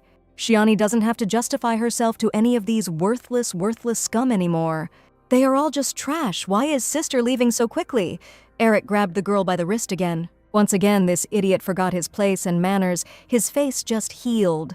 Eric was so focused on the letter that he forgot to mention Lord Benio's arrival in the duchy. And even though their engagement is broken, poor Arthur still has to be polite. And before the official meeting, the Archduke's heir Benio must greet Princess Felicity. The letter stated that the emperor wanted to meet her for negotiations at Arthur's reception, despite the fact that the girl decided not to attend this event. Oh, Eric completely forgot. Her precious Lord Arthur can't stand Shiani. So the heir to the Archduchy Benio will greet Luna instead of Princess Felicity, and good luck to them all, that's all. Who is Shiani trying to deceive her boyfriend whom she was waiting for will come here, but not to her, but to Luna. So it's a dead-end branch of evolution? Eric has only 2 arms. Next time he'll have 1. Let him count how many attempts he'll have left after that. The villainess wouldn't care even if this trash shot himself in the forehead, so he's trying in vain to entertain her. Although the girl would have looked at this much more willingly than at today's pathetic and senseless attempt. Finally, my lady returned. How everything went, the lady gave the cream to his lordship. It's just that the maid overheard at the door and now she feels awkward. Everything is fine. Lord Arthur Benio is indeed coming to the duchy today. This name is not under the ban. What a relief, the lady is fine. Daisy didn't know how to say it, but her mistress really does look happy lately. And the maid was afraid that Lord Arthur's sudden visit to Luna Levy could ruin everything. Wait, what the hell? It's too early for them to meet. In the original, Arthur first meets Luna at his banquet. Arthur fell madly in love with the half-sister of the one who had mercilessly abandoned him. It's hard to imagine what was going on inside poor Shiani when she saw his loving gaze directed at the moon. She hid her wrenching pain again behind a mask of indifference. She had more courage than any man in this house. The protagonists are not always worthy and strong characters, and the villains do not always live up to their label. Sometimes dirt is destined to shine in the spotlight, while uncut diamonds are destined to fade in the shadows. But why would these two suddenly meet so early? Doesn't that distort the plot? It seems that my lady did not know that Lord Arthur's visit was aimed at a personal meeting with Luna. By the way, all the maids are very grateful to my lady for her cream and want to bake cookies for her. It's so sweet. Although what does the villain care about the original plot? Her main goal is survival. The princess is grateful to Daisy for her concern, but now she must go to the underground laboratory. But any minute now Lord Arthur will appear here, and the lady may run into him on the way. Stop being scared already, let the maid find a tailor. I need a pair of men's training gloves. Finally, the heir to the Archduchy of Benio has arrived. Eric Levi is pleased to welcome Milord Arthur. Lord Benio is grateful for such hospitality despite his sudden visit. The hour of the moon has come. The main groom of the empire, who was prepared for Shiani, must become hers. Luna Levy is happy to welcome the great shield master. She is Sir Eric's sister. Their physical resemblance is obvious. His Excellency was very glad of Lord Arthur's visit, but because of the meeting of vassals, he was unable to express it personally. It was even better that way, because Sir Arthur had not come to the duchy on an official visit. He had definitely come for Luna. She knew it. So this is what these rootless relatives look like. Greedy for other people's wealth and influence, and where is Shiani herself? These pathetic offspring dare to talk to Lord Benio as equals. Who do these scum think they are? The son must get an answer from Shiani Felicity at any cost, and Arthur would be glad to, but she did not answer him. Then let Arthur use his brain and get information about the Emperor out of the princess. If it weren't for his father, he would never have returned here. If Arthur fails, the Archduke will renew his engagement. And now the Lord must grovel before her, before Shiani Felicity, without the one he trampled into the dirt. The young lady looks simply fantastic, so Lydiane must like it. Anything looks beautiful on my lady, and when she dresses modestly, her beauty is impossible not to notice. Daisy is clearly calling the heiress back.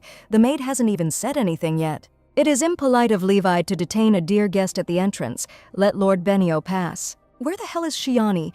Maybe she's hiding from Arthur upstairs. If you follow these worthless windbags, you can lose an unforgivable amount of time. We need to get rid of this scented manure and find that damn Shiani. Lord Arthur had not yet received an official invitation and greeted the head of the duchy personally. The lady is so similar to her mother and to some kind of angelic flower, a lily. Shiani understood everything, quieter. As soon as he heard the steps of the heiress Felicity on the stairs, Arthur froze in shock. The girl was impeccably beautiful, like rays of sun breaking through storm clouds. In her ordinary attire, the true beauty of the heiress of the family was so obvious. It was impossible to take your eyes off the princess. That's the impression the main character should make. Even Eric stared at Shiani in fascination and did not dare to take his eyes off her. Could it be that Shiani had decided to leave after all? Luna did not miss Lord Benio's genuine interest in Shiani, and Eric did the same. What should we do if the princess's ex-fiancé visited Luna, and my lady clearly won't like it? The manager cleared his throat, drowning out the whispers of the maids. The servants announced to the princess of the house, Felicity, the arrival of the heir to the Archduchy. Benio, Shiani herself sees. Welcome to the Duchy of the great Felicity family. Moon's desserts are especially good today. Have a nice time with her nasty relatives. And that's all. Where did such coldness in her eyes come from? The heiress indifferently walked past Arthur. What was that all about? There was so much indifference and calm in this girl's eyes, as if she was looking at the dust under her feet. A deafening silence fell over the reception hall, and what should the Lord do now? He had nothing to do with this scum. He needs Shiani. He needs to get information from her, but something is clearly wrong with her. Milady is going to take the candies she prepared in the annex before heading to the dungeon. After so many reincarnations, she cannot get rid of her maternal feelings, as if she were looking after a child. Even though they are the same age as Lydiane, well, as for his taste, the candies are very sweet. The villain understands perfectly well that she is dealing with a grown man, and at the end of the story, he should not kill at all. Yesterday, the heiress did not have the opportunity to check, but today the young man's wounds have almost healed. Shiani begins to realize that she will not be able to tame this beast, but still, it surrenders to her. At that moment, the heroine felt his heart beating, and with it her hope. If Lydiane is going to serve someone, he must be the only one. Until recently, this raging force always had a frightening expression on its face and only emitted warning roars. Although the heiress is considered the mistress of Lydiane, she cannot win his loyalty and trust with candy. Oh, those rosy cheeks. They are like a beautiful and gentle sunset, as soft as a child's. Lydiane tries to draw the line, but his voice betrays a lack of care and warmth. In such conditions, anyone would turn into an embittered beast. So yesterday, the girl carefully watched the young man and discovered something. Why did the princess stretch out her hand? What does it mean, why? Lydiane should put his hand on top. Now the heiress is trying to train Norn like a dog. Come on, his hand. Shiani asked for it. It was simple. Yesterday she noticed that Lydiane was gripping his sword too tightly on the training ground, and it is for this reason that the hero is bothered by spasms in his hands. Because of this, Diane gets tired more quickly and does not have suitable training gloves. The princess invited a tailor into the house. The young man needs to go up with her so that he can adjust the gloves to the correct size. The prisoner has one question. The aristocrat treats the other prisoners the same way. There are other Norns in the underground laboratory. Valentine, for example, is almost as strong as Diane. What the young man says is that Shiani is always touching others, feeding them strange candies. It sounds just awful, like she's corrupting a schoolboy. The protagonist tries to understand if he is special to her. Norns are terribly jealous by nature. Their destructive power requires an exceptional attitude and does not tolerate equivalence. And the main character is also interested in whether the princess visits everyone at night under the cover of the moon. The dark eyes watched Shiani's reaction closely. One wrong look from her, and she would lose again. Then the girl thought that Diane was sleeping, which meant that her visit woke him up. She was sorry. She didn't want to disturb him. The heiress was simply confident that after all the trials the young man was fast asleep, and even her voice would not disturb him. But the prisoner was not sleeping. The owner of the laboratory would not tell them what they had done wrong here. What did all the prisoners in this dungeon do? Why are they deprived of their freedom? What did they do to those people? The girl won't be able to answer this question. She doesn't like it either. She didn't set the rules here. Déjà vu, black, drooling, with ugly poisonous teeth, fear can envelop the heart in just a second. With her whole body, she feels the icy scales of the snake hanging over her. The main character tries to scare the villain, and it would be fair to say that he succeeds. That day, those cold and dangerous, gloomy eyes looked down at her, as if warning her of something. But Shiani has the experience and skills of 100 heroines, and Diane has one, because she understands what the young man wants. The beautiful beast shows his strength and true form so that she understands what she is getting into. In fact, Diane genuinely cares for her, anticipating her fear and attempts to escape. The beautiful beast contradicts himself by offering his hand to the villainess. Having experienced so many reincarnations, she understood well that the difference inherent from birth cannot be overcome. So, being just a worthless person, Shiani will have to crawl out of his skin to conquer him. He at least imagines how many sins the villainess has behind her back, but still, there are some things that make people change their views. Knowing the imminent danger, Shiani still opens Pandora's box. Let Diane think about it. The terrifying beast must have heard that Shiani is called the Red Witch. He is not interested in why. Even if the beautiful creature is not interested, let her pretend to be interested. And then Diane will understand the motives of the Red Witch and why she blew in his ear. It was for dramatic effect. You shouldn't do that. What if the demon kills her? Of course he can, but Shiani shouldn't show fear. And as long as the heiress is interesting to the main character, he will leave her alive, because the beautiful Diane will not hurt her. The protagonist is able to control himself to do this, but the others are not. An aristocrat shouldn't talk to them like that, shouldn't look them in the eye, stroke their head or blow in their ears. He's the epitome of charm. So, the girl understood everything about the closeness and special effects, but why can't she talk to them? It's dangerous. The more Norna gets used to a person, the more painful it is for him to experience separation from him. They never knew how to let go. It's an instinct against which the Norns are powerless. Those words, "He will follow her to hell." Have the heroes already achieved such a relationship? Wait, Diane isn't saying this seriously, right?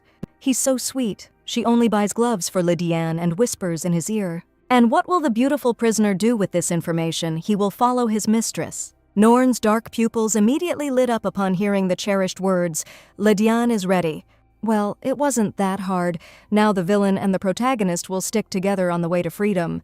Meanwhile, Duke Felicity looked at his daughter's gift, at whom he had thrown another sharp stone today. All the words of the vassals passed by his attention. Since the head of the duchy was busy with his thoughts, they finished. Does His Excellency really think about Shiani? She could never get even a drop of attention from him. Duke Felicity always treated her like a void. My lord has nothing to worry about. Eric will talk to his sister. To be honest, the vassals still can't believe that the emperor sent her such a letter. Well, there is still no understanding of what exactly the ruler meant in his letter. And yet the vassals are very concerned about the reason why the head of the empire wants to talk to Shiani alone. There are only more reasons to worry, and this is in the style of their princess. Now she is interested in the monsters from the laboratory. If Shiani were like Luna, the family would live more peacefully. They had just washed themselves clean after the breakup of her engagement to Lord Benio. Let that rot shut its mouth. Shiani never deserved such words, unlike this filth that is using her name to the fullest extent. They all sit at the trough of Felicity's family only because they call themselves the support of the family, since these servants dare to denigrate their mistress. Aaron Port, is it Princess Shiani's fault that Arthur turned out to be a scoundrel despite his white reputation? And why is no one discussing the fact that, thanks to Shiani, their family became of interest to the Emperor himself? And it would be fair to say that it is Felicity's heiress who is now pulling their family out of the hole. Senile dementia, envy, and their own worthlessness do not give these cretins the right to discredit the princess. How many centuries must we wait before people at this table begin to think sensibly and not exalt themselves by humiliating those worthy of recognition? During the years when Duke Romeo was absent from the estate, these miserable hyenas placed a little girl on the throne. And they began to mock her, to abuse and humiliate the little girl, no matter what she did, behavior worthy of a stinking dump. These useless and unwanted parasites drove the girl crazy and she stopped talking altogether. And they demand to be considered people. Aaron sat at the table of vassals at the age of 10 in place of his deceased father. But despite the fact that Shiani was even younger than him, she steadfastly endured all this abomination until the end. They all don't even stand a drop of dirt under her feet. Aaron couldn't present anything regarding the fact of bullying the princess until now. Now, let the Duke look at the original source of the rumors about the Red Witch Felicity. What is this puppy talking about? Let His Excellency not listen to this impudent brat. And he will also deprive Sir Aaron of his right to vote in their vassal meetings. Sir Aaron Port is the only one who served the family faithfully and truly, and is simply a worthy person. Before making a decision, the head of the clan will ask the question, Aaron Port's words are true. Well, the head of the duchy could not have been unaware of what was happening in his house all this time, and yet he did nothing. So everyone continued the persecution. Words cannot describe how happy the Duke was that he could still do something for his daughter. Emerald eyes sparkled. They hadn't seen the princess for a long time, not an event. He crawled back. Shiani guesses the true nature of today's visit, but wants to hear it in person. And for what reason did this vile guy decide to show up at the place where he had so cruelly humiliated her? It is a great honor that Princess Felicity herself decided to use the services of a tailor. Which family does the lord next to her belong to? This is her escort, and the knight needs a pair of training gloves. So he's a paladin, but you can't tell from his appearance that he's an ordinary person. They'll bring a catalog now. You need to take measurements. And what is on the minds of these spoiled nobility, but the main thing is that they all pay well. Now I can finally immerse myself in my thoughts. The Emperor's words still sound in my head. His Majesty must know about the break-off of the engagement with Arthur. This topic is on everyone's lips. And the heir Benio himself had already managed to understand that the princess had not responded to his invitation. However, for some reason, absolutely everyone is sure that Shiani will go to this damn reception. How interesting everything is working out for the villain. Now she can skip this gathering. The abomination took advantage of Shiani's despair and unbearable loneliness and then shot her in the head. Without any fear of the consequences, because no one will believe or help the Scarlet Witch, not even her own father. She is completely alone in this world. It was interesting why Arthur suddenly visited Luna, whom he did not know. It was an obvious lie. There was another reason for this. Most likely, this vile heir learned about the Emperor's interest in Shiani. More precisely, Arthur's father was very interested in the information, so he sent his executor. So I decided to get information from her about what was going on there, what that roar was just now. Well, it's, here, Lydian is shy and doesn't want to be touched. What is this young man talking about? The tailor needs to take measurements of the hands of the knight accompanying Milady Felicity. And the new client doesn't give in at all, but without the necessary measurements they can't make gloves. And why did the tailor suddenly become so nervous? Apparently, he was frightened by his beloved and gloomy cutie Shiani. Why can't boys do anything themselves? A centimeter here, the heiress will do everything herself. Well, that's it. It wasn't hard, was it? Even the perfect Lydian's hands are perfect. That's great. The tailor will pass on the measurements to his workers, and they will quickly adjust the selected material to them. Is the young man really that scary? What is he talking about? When they see Lydian, everyone trembles and gets scared. It's like the guy is a monster from hell, and this is despite the fact that he hides under a cloak. Here are the measurements. The tailor just needs to adjust the fabric to them. Thanks for understanding. Does her cutie really not realize that she can make a hole in a person with just one look? In fact, the main character has long since become accustomed to his stigma. What nonsense! Everyone is amazed at how beautiful and different Lydiane is, and his phenomenality cannot be hidden by a cloak. And what, the princess really thinks the young man is handsome. He saw her pupils, that is, you need to bring fabric. Yes, she had never met such unearthly beauty in her entire life. Valentine is also beautiful, but the main character is the main character. Shiani shouldn't say it out loud, the heiress never answered, and the young man is persistent. Or maybe Lydiane wants to hear the girl's answer out loud so badly. Let the beautiful hero wait for Shiani here. She will return soon. Yes, Lydiane is a delight for anyone's eyes, the most beautiful thing she has ever seen. It is really hard to keep silent about it. What's wrong with the maid's face? Did something really happen? Well, here's the deal. Let her spill it already. The maid doesn't know how to say this. In general, the lady will be unpleasant. Then Daisy was interrupted by a male voice. They hadn't seen the princess for a long time, and yet another vile degenerate crawled back. Well, okay, Eric's death can wait for such a contender. Let Daisy go down now. But the maid does not want to leave her mistress with this man. He can hurt her again. Daisy has nothing to worry about at all. The only one who will be hurt here is this henchman of her father's. And let the maid be sure to tell the low-ranking relatives that Shiani is in this hall. And let her add that her mistress here with Lord Benio is in a very difficult position. Now let the maid go. Heiress Felicity has something to discuss with the uninvited guest. Why didn't Shiani respond to Lord Benio's invitation? She was waiting for it so much. Or is this another manipulation? Shiani put on a show of pride to attract the Lord's attention. This time the princess succeeded. She was finally happy. Arthur came to her personally. Smart girl, but Shiani can stop there. The actions of this trash were so easy to predict. Behind all this oppressive bravado lies a snot-nosed boy, dependent on his own gain and the approval of his father and those around him. So boring. He personally brought the invitation in his slippery paws. Apparently, Daddy yelled at him loudly. Shiani turned up her nose for so long and accepted the invitation so easily, Arthur cannot do without the princess at his own reception. This worthless idiot probably announced in advance that Shiani would be at his party. This time the villainess will agree, since the Lord himself has galloped here to be nice. But next time the invitation for Princess Felicity must be written in his blood, what? If that brat tried to invite Shiani again, he would have to fall to his knees and beg for it. You can bark so that it won't be as depressing as always to look at this worthless thing, Shiani Felicity. This time, to attract Arthur's attention, the heiress pretends to be crazy. Who gave the right for dust to touch the villainess's skin? Hand donors are waiting for Arthur at his father's estate. Has Shiani forgotten that in her home someone began to consider her a person only because of him? Again, the mongrel bares its teeth. Arthur is the only one who can save her. These are her words. And how dare she behave so arrogantly towards Arthur after this? Let him be grateful that she did not deprive him of his hands. Shiani began to be hated precisely because of this degenerate. She was made guilty of breaking off the engagement. The real princess was always a sensitive and worthy person, but she was forced to wear the mask of a villain. Apparently, it doesn't reach Daddy's nutcracker. There is no more Shiani for this scum to use and hurt. In other words, Princess Felicity's life will not change because one day she stepped in pigeon droppings. Where does this oppressive and intimidating aura come from in Shiani? She has always been a faithful mongrel at his feet. Arthur could do whatever he wanted with her. She was material for him, something he could even wipe his feet on. The world belongs to women now, my friend. There's a reason natural disasters are only given female names. The princess has hurt her head. She understands who she is telling all this to now. Who would have thought Shiani's dependence on Arthur was disgusting to him? But it's much more interesting to play with this girl. This cretin really finds it funny. He's lost touch with reality.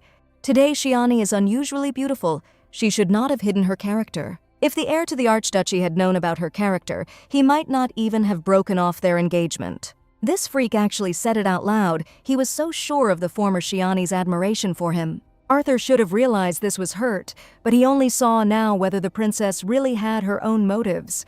Let Shiani answer him. She has truly secured His Majesty's trust. Or maybe the heiress of the house, Felicity, has found a madman who is ready to become engaged to her. Poor, stupid little rat. The patience of villains has never been limitless and loyal. Well, since this idiot has talked enough, the speech apparatus is no longer needed today. Shiani sharply jerked the back of her head upward. The heir of the Shield clan stared at his former admirer in shock, touching his chin. What the Lord didn't imagine now was that the princess really did hit him. Such unforgivable closeness and tactility among noble ladies is regarded as harassment. This is unacceptable in any society, and especially after the engagement is broken.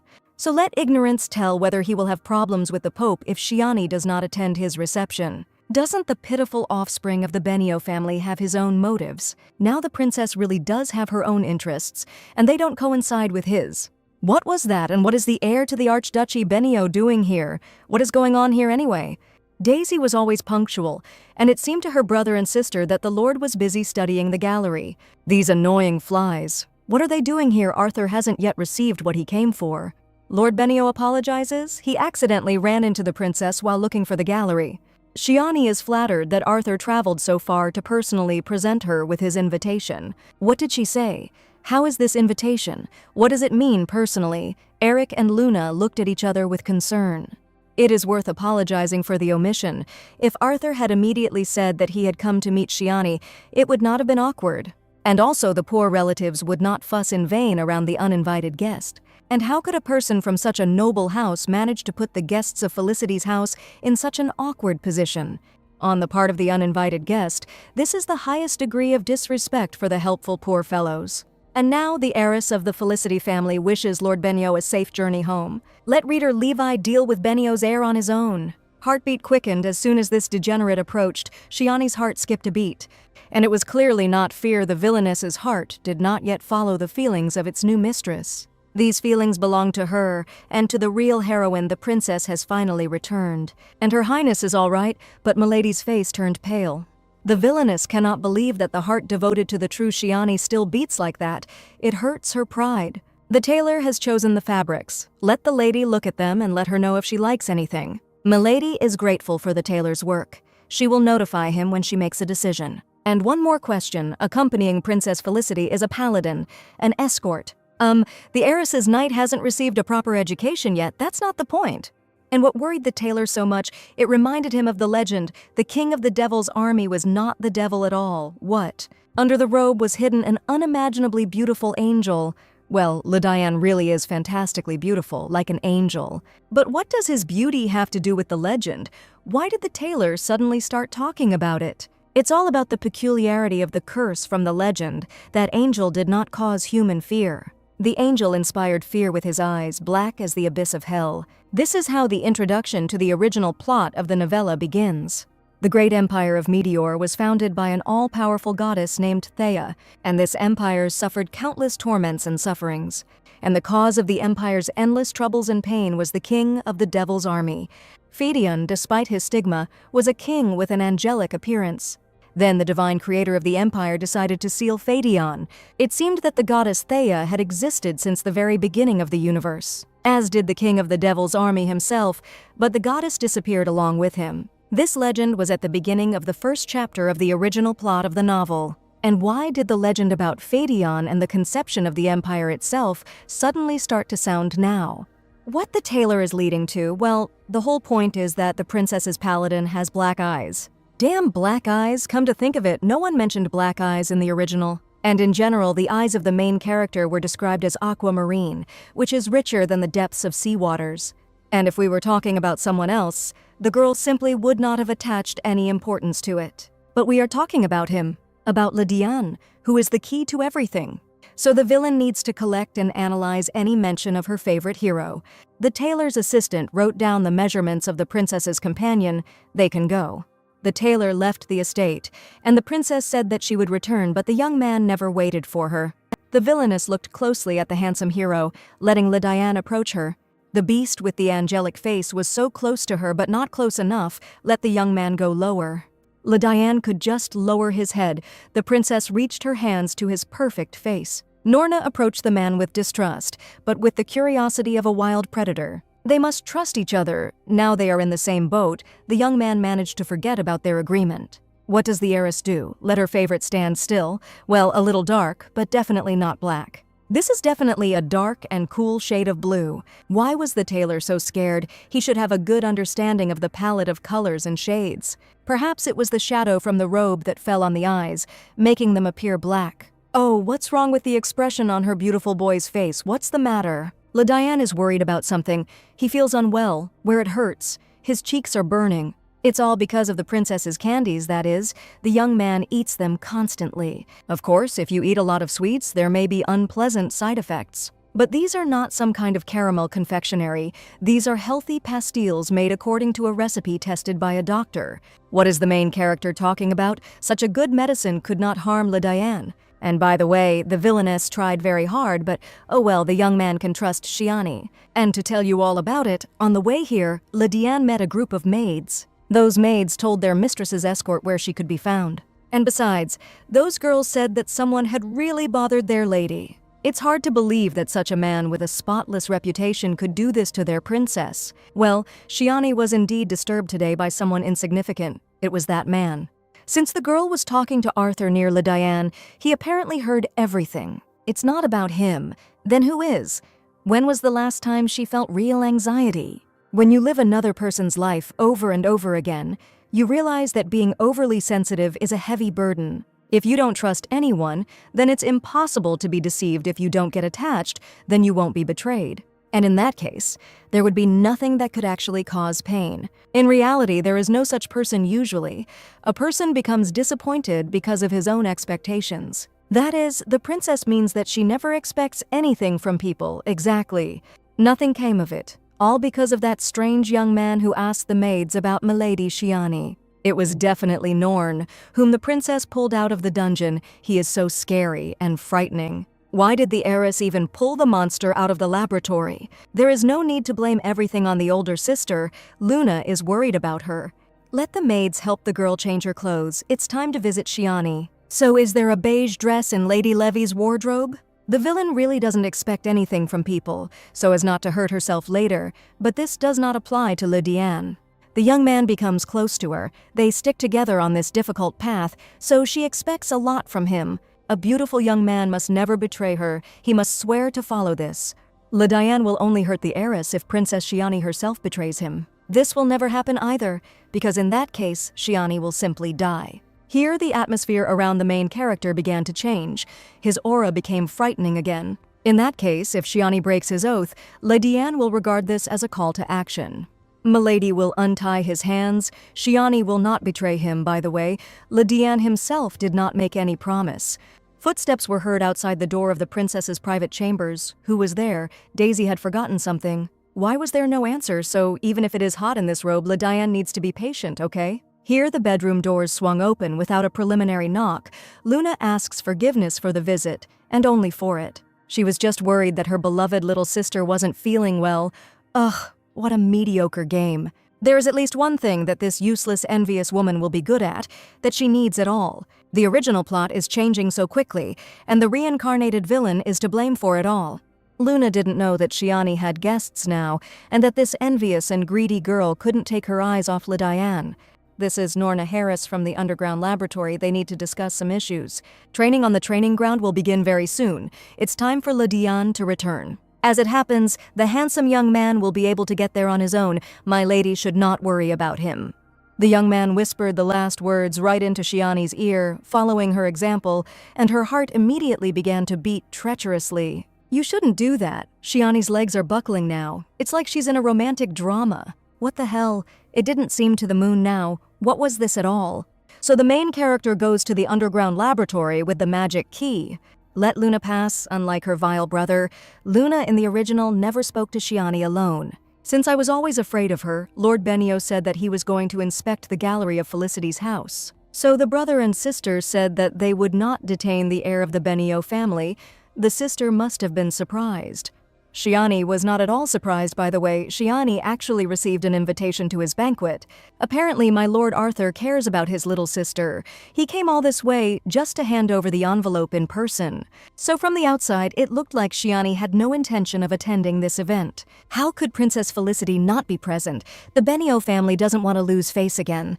And what does Luna want to say with this? She has never spoken to the princess so enthusiastically before. Shiani is right. The girl has been chatting a bit today. She just wanted to cheer Shiani up. By the way, that Norna in his sister's chambers, his name is Diane. The main character recognized the main character. No wonder. Diane is the strongest Norn. The duchy cannot do without him. Eric would bring his sister to the training ground and call Diana a real pain in the ass. Luna heard that the instructors even use limiters to prevent Norn from destroying everything. This is indeed true, but why does Luna ask this question? It was just the first time the princess had such an expression on her face, so she thought they were close. The flow of the original plot was disrupted. Due to Shiani's intervention, the main characters did not recognize each other. The villainess never intended to come between them, even though this third-rate heroine was not even worthy of standing next to him. And is it even worth creating an extra branch in the novel now? Shiani is simply trying to live up to her father's expectations as always, and it was not for nothing that the Duke gave her the key. So that's what was expected from the poor little sister, another attempt to win her father's love. However, something has changed in her. She shouldn't be special, and Luna needs everything that Shiani Felicity has. After all, absolutely everything that concerns the princess seems so magnificent. The next morning, Duke Felicity began an early meal. The head of the duchy heard that his daughter had to face the heir of the Benio house yesterday. His lordship already knows everything and does not require Shiani's verbal confirmation. A deafening silence fell over the dining hall, and my father was very sorry. Duke Felicity sincerely regrets what was said yesterday. His daughter should not have heard it. It's even funny, the princess is used to hearing things like this. She's only been told nasty things since she was born. Shiani is much stronger than any of them and does not need pity, and what did the Duke call her at all? If that was all, the heiress would not like to take up any more of her precious time. That's all. Yesterday the daughter said that if the vassals refuse to be right, then she will clear the family name at the cost of her life. Otherwise, the vassals will have to pay, and Shiani is right. They must be held accountable for their words. And the Duke wants to give the princess the right to punish them personally. And that's not the only reason Shiani is sitting here to punish. Shiani will personally pass judgment on those who dared to desecrate the name of Princess Felicity. Well, I must say, the Duke, who hated and neglected his only daughter from birth, had something for Shiani. Could it be that after so many years, this ruthless parent decided to let his daughter in just as soon as she showed off her intelligence? It's just that the Duke is apparently flattered to attribute the success of the heiress to his blood, making it his own. The father literally put a knife into his daughter's hands that would cut the throats of their family's vassals. Since the Duke has made such a decision, the heiress will follow him. Since the vassals were very surprised by the letter for her from the Emperor, it is worth observing them for a while.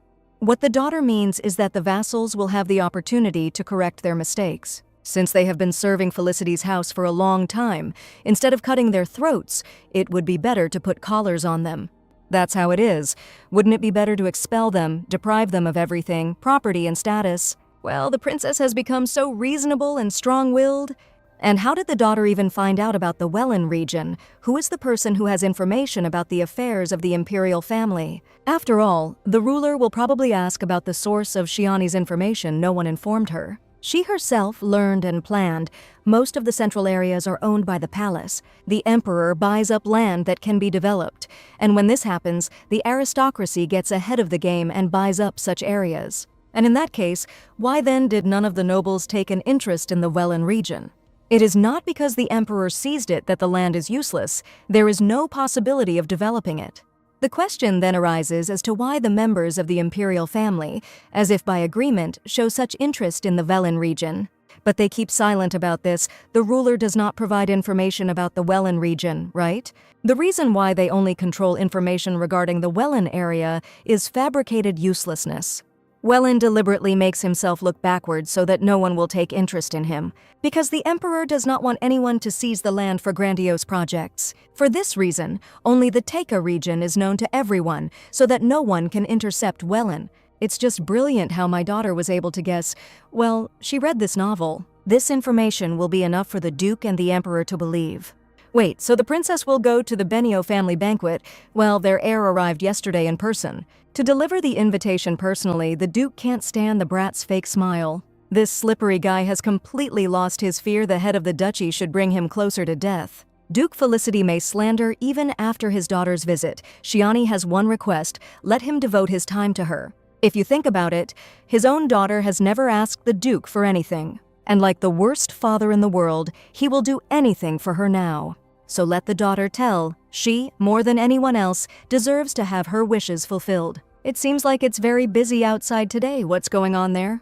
Rumor has it that His Excellency has gathered all the most famous designers for his daughter, which the Duke paid 10 times the compensation to each craftsman to leave their current work. With all orders cancelled, the Empire suffers from crying heirs, and the princess is definitely being slandered. It's good that Luna's dress is middle class. It's better than being left without an outfit. The princess is definitely jealous of Lady Luna. Why doesn't she share her dress with her? It would be better for the lady to ask the Duke, not the princess. How can Luna resist her sister? Besides, His Excellency gathered all the designers specifically for her sake. And Archduke Arthur Benio came all the way to personally extend his invitation to Shiani.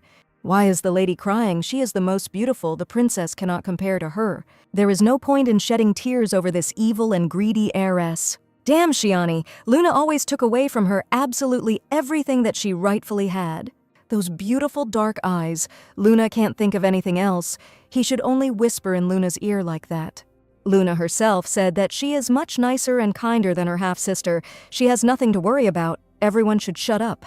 Shiani has hidden the most valuable and beautiful thing of all, and it will become hers.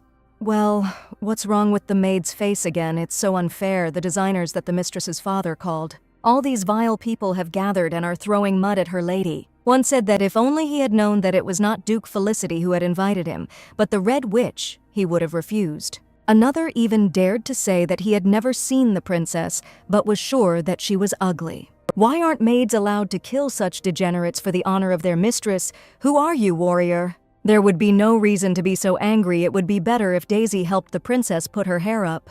The maid can't stand it when her mistress is treated like this. These pigs don't even have a clue what she's like. And why did the princess collect all this useless trash in the estate?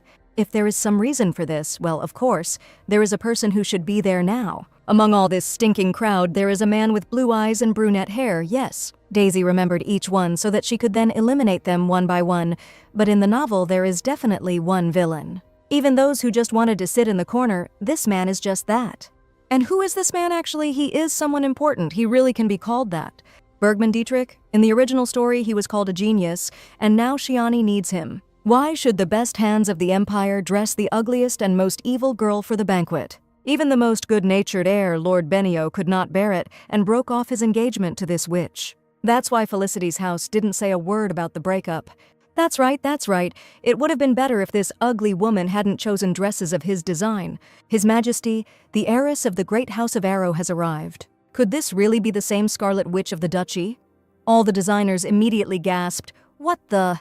This can't be. Could this really be the only heir to the Felicity family?"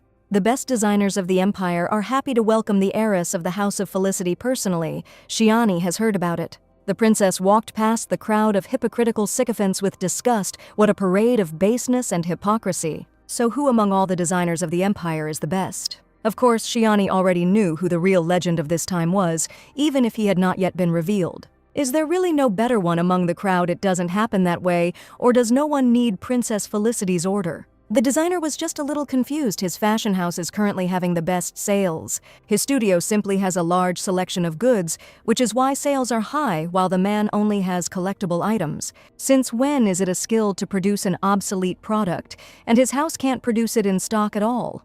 In the original, Shiani was not even considered a human being, and as a result, the princess did not choose a single high-class dress. This time the villain will choose more dresses anyone can refuse. Shiani needs the best. In any case, everyone will be compensated. There are 3 days to do the best for the princess.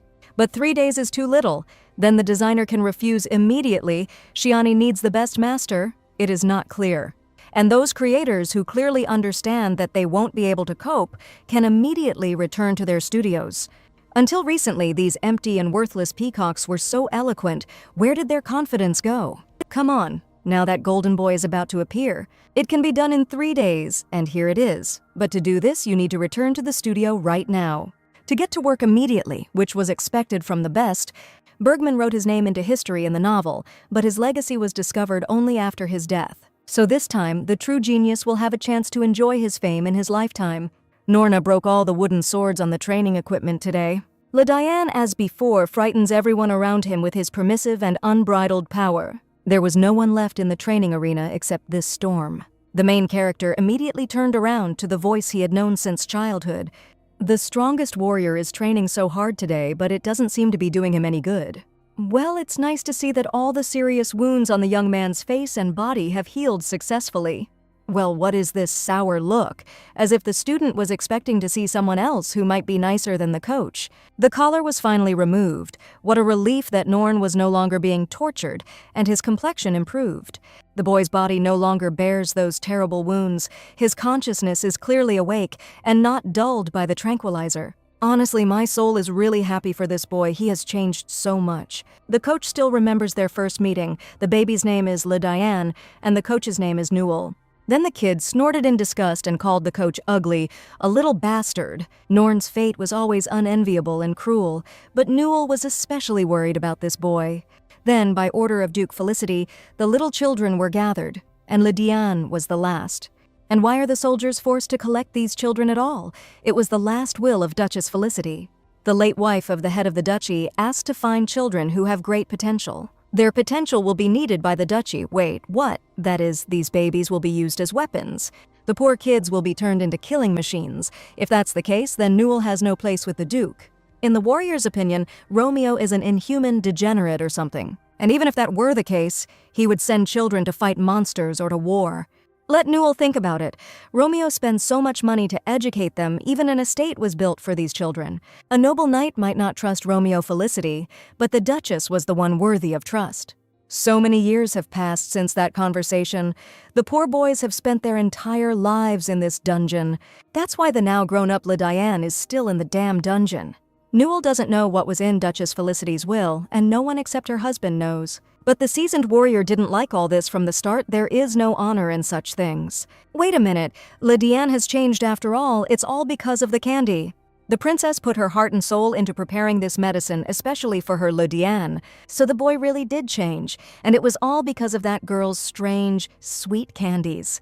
So stop, Sir Newell wasn't imagining things. He loves this boy, but he has a disgusting character. All this time the coach was kind, respectful, and polite to him. However, this did not touch Lydiane's heart and soul in any way, which was not his fault, because it was just a drop in the sea of pain and despair. But that girl somehow managed to touch the strings of this boy's soul. And for the first time in so many years, a radiant smile shines on the face of this rascal, even somehow uneasy. The day of the banquet, morning, the neckline of the dress was decorated with first-class pearls to emphasize the femininity of its owner. Pearls are too simple. Precious sapphires are much more suitable for the heiress of the Felicity family. The designers made an outfit for the retirement of the heiress Felicity. Sapphires make you look older, it's pearls that make you look older. And the third team added a wave frill to the sleeves and skirt, emphasizing the romanticism of the image. Milady is familiar with embroidery techniques, and every stitch was made by hand using applique. The work was done to the highest standard, as expected from designers with such a reputation. However, there is one major drawback: all these exquisite outfits are not practical. Do the masters really think that there is even one lady who can wear their dresses for 8 hours? Here with these bustle petticoats and crinoline corsets. But if Princess Shiani wants the most beautiful dress in her life, she will have to endure it. That's right, except that a lady should not endure torment and at the same time smell like a rose, no matter how hard and painful it is for her. A smile should not leave her face. And why did all these gentlemen suddenly decide that the heiress of a great family should do this? They didn't mean it that way. And everything looks exactly like this. Here the villainess's attention was drawn to that very dress, and here it is. This is a creation of Bergman Dietrich, and an unpleasant whisper went through the crowd of already established designers. After all, according to the plot, this young man has not yet been recognized as a designer, much less the best. It's time to see what this generation's genius has come up with. Shiani is rooting for this guy. Duke Felicity was ready for the banquet first. Luna was descending from the second floor. Today, no one can outshine her. She has spent years creating the image of a pure and innocent girl, and the lady looks lovely. Well, what does His Highness say? The girl didn't spend much time choosing her outfit. This is her first big party and trip to the capital of the empire. Let her enjoy today. His Excellency has nothing to worry about. Her brother will accompany her. Lady Luna is so beautiful. Yes, their mistress will outshine all the noble ladies at the banquet today and will become the flower of high society. Luna wore a simple necklace to match her dress, which makes her whole look seem simple. Shiani is late. Luna knows that carriages with clothes arrived this morning, so it's not surprising. If you try on all the dresses, you might end up staying in that room forever, and here comes Princess Shiani. What did Luna squeak? Everyone present gasped. It can't be. This is their princess. Her ruby eyes sparkled enchantingly, her golden locks were swept to the side, and her dress accentuated her marbled skin. The creation of the brilliant designer perfectly emphasized the heiress's exquisite figure. The luxurious fabric flowed over her body. The men immediately stared in shock, wondering who this girl was. Could it really be Shiani? The daughter looks absolutely fantastic, you can't take your eyes off her. And the necklace on her neck, her father gave it to Claudia. When I proposed to the Duchess, wow, the princess is truly beautiful, like the most beautiful rose. And who was the designer of this bold dress? His name is Bergman Dietrich. Later, she will introduce her wizard to her father. Even Eric looks at this girl, fascinated, as if she were a masterpiece in a gallery. They are already late. It's time for them to go. Is it possible to be so greedy for other people's attention? Why should everything be for Shiani? Luna always wanted to be the sun. And she deprived this scoundrel of everything, and now she, like a reborn phoenix, shines brighter than ever. Why did Shiani suddenly decide to come out of the shadows? Since childhood, they have instilled in her worthlessness and pain. Where does she get so much strength from? Eric thinks that Luna has a beautiful dress, the colors are so well chosen, and who did her hair? The sister should praise this man, that's enough. She doesn't need consolation from her brother. But her brother doesn't try to feel sorry for her at all. He speaks from the heart, uninterestingly. The carriage in which the Grand Duke is now riding, how spacious and comfortable it is. What? The day will come when Luna will ride in this carriage. Their carriage is also good. When they lived in the orphanage, my sister dreamed of such outfits in the capital. And now Eric is the right hand of the Grand Duke Felicity, and Luna is his adopted daughter. However, she and her brother are simple Levi, not Felicity, and they were not seated in the carriage with the head of the family. And Shiani hasn't done anything for more than 10 years, but now she's riding around in the Duke's carriage, where Luna should be. Okay, my sister will deal with this later. Now she has a different goal, a cherished and main one. Eric must help her. After all, her brother has a key to the underground laboratory, and there is a Norn there that she wants to meet. The princess prepares candies for Lydiane and worries about him. This is good, but this vile Eric has always been disgusting to Newell. By the way, today there is a grand reception at Lord Arthur Benio's. So many carriages arrived in the morning, and they all had dresses for the princess. This was the scoundrel who broke off their engagement with Shiani, so it was Arthur Benio who was bothering the princess that day. The heiress went to the celebration to meet this man. Well, probably. Once Lydiane asked an unusually large number of questions about what exactly was going on here. Before leaving, the young man whispered to Shiani to visit him before he got hurt if she was worried about him. In response, the villainess asked the young man to promise her that he would wait for her, and then Shiani would return to him quickly. Lydiane here is not the same as in the dungeon. Well, at night the young man was in the dungeon, and during the day he trains here. Of course, the guy is very grateful to the princess. He is in a place where he himself cannot get, and he returns back himself. Lydiane is really glad that thanks to that girl he can now go out of the dungeon. But it's not just about the privileges they receive. Shiani said they now stick together. And she said this sincerely, but why did she need it herself? If the main character obediently waits for the heiress, she promises to return. But if he gets seriously injured, let your daughter leave her cape alone. She might freeze indoors. But it's summer now. The princess simply doesn't know how terrible a cold can be in the summer. The Duke is clearly overdoing it. Who is it that has come to the possessions of the Archduchy of Benio, the great Romeo Felicity and his only daughter? The villainess is happy to greet the head of the Shield clan, so this is what her failed father-in-law looks like. And the princess has changed a lot since their last meeting. It's clear why Arthur is so tormented. Ugh. The offspring is just like his dad. The Archduke has heard about Milady's active work. She combines beauty and intelligence. Duke Felicity must be proud of such a daughter. Here we go. Benio only just realized that this freak is seriously courting his stub again. And what was that all about? Doesn't the father care about his daughter? Has Benio personally greeted his guests for a long time? How could the Archduke entrust the meeting of Felicity's family to servants, and he would like to talk to the princess personally?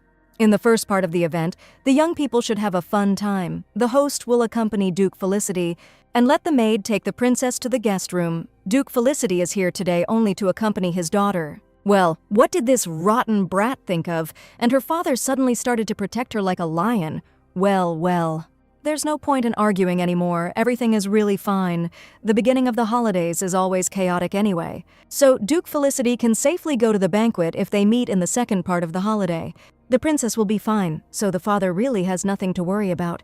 Yes, of course, let his daughter believe him. Today men will stick to her, but they won't dare to do that next to him. Why? So, what was that? Does the Duke really think that Shiani forgave him for all the pain he caused her? Why did you suddenly start playing the role of a caring and loving father? Well, we'll talk about that later. The maid will be happy to serve my lady. What false helpfulness! Archduke Benio simply ordered the maid to keep an eye on the princess. The heiress of the house, Felicity, would like to request some water at room temperature. The princess is also very sensitive to smells, so she asks to put herbal leaves in the water. The lady would like to have some rosemary or something else. Hyssop leaves, please. The maid understands that the princess means young hyssop leaves, not pre-prepared ones. As long as the maid carries out the order of this aristocrat and cannot overhear anything, the master will be dissatisfied. Milady's assistant Felicity and her guards will be outside, so the maid has nothing to worry about at all. In this case, the maid will begin to fulfill the mistress's order, but finally she got rid of Benio's ears. The villainess should take a good look around before the banquet begins. Where did everyone go? Wait, who is standing at the door during such an important event? Why is Milady here alone? It is unlikely that Archduke Benio assigned surveillance to only one maid. He must be a member of the imperial family, otherwise this guy wouldn't have been able to get here so easily. They couldn't have met such a person by chance, so what was he planning? The stranger sees that his appearance has surprised the princess. His name is Kalis.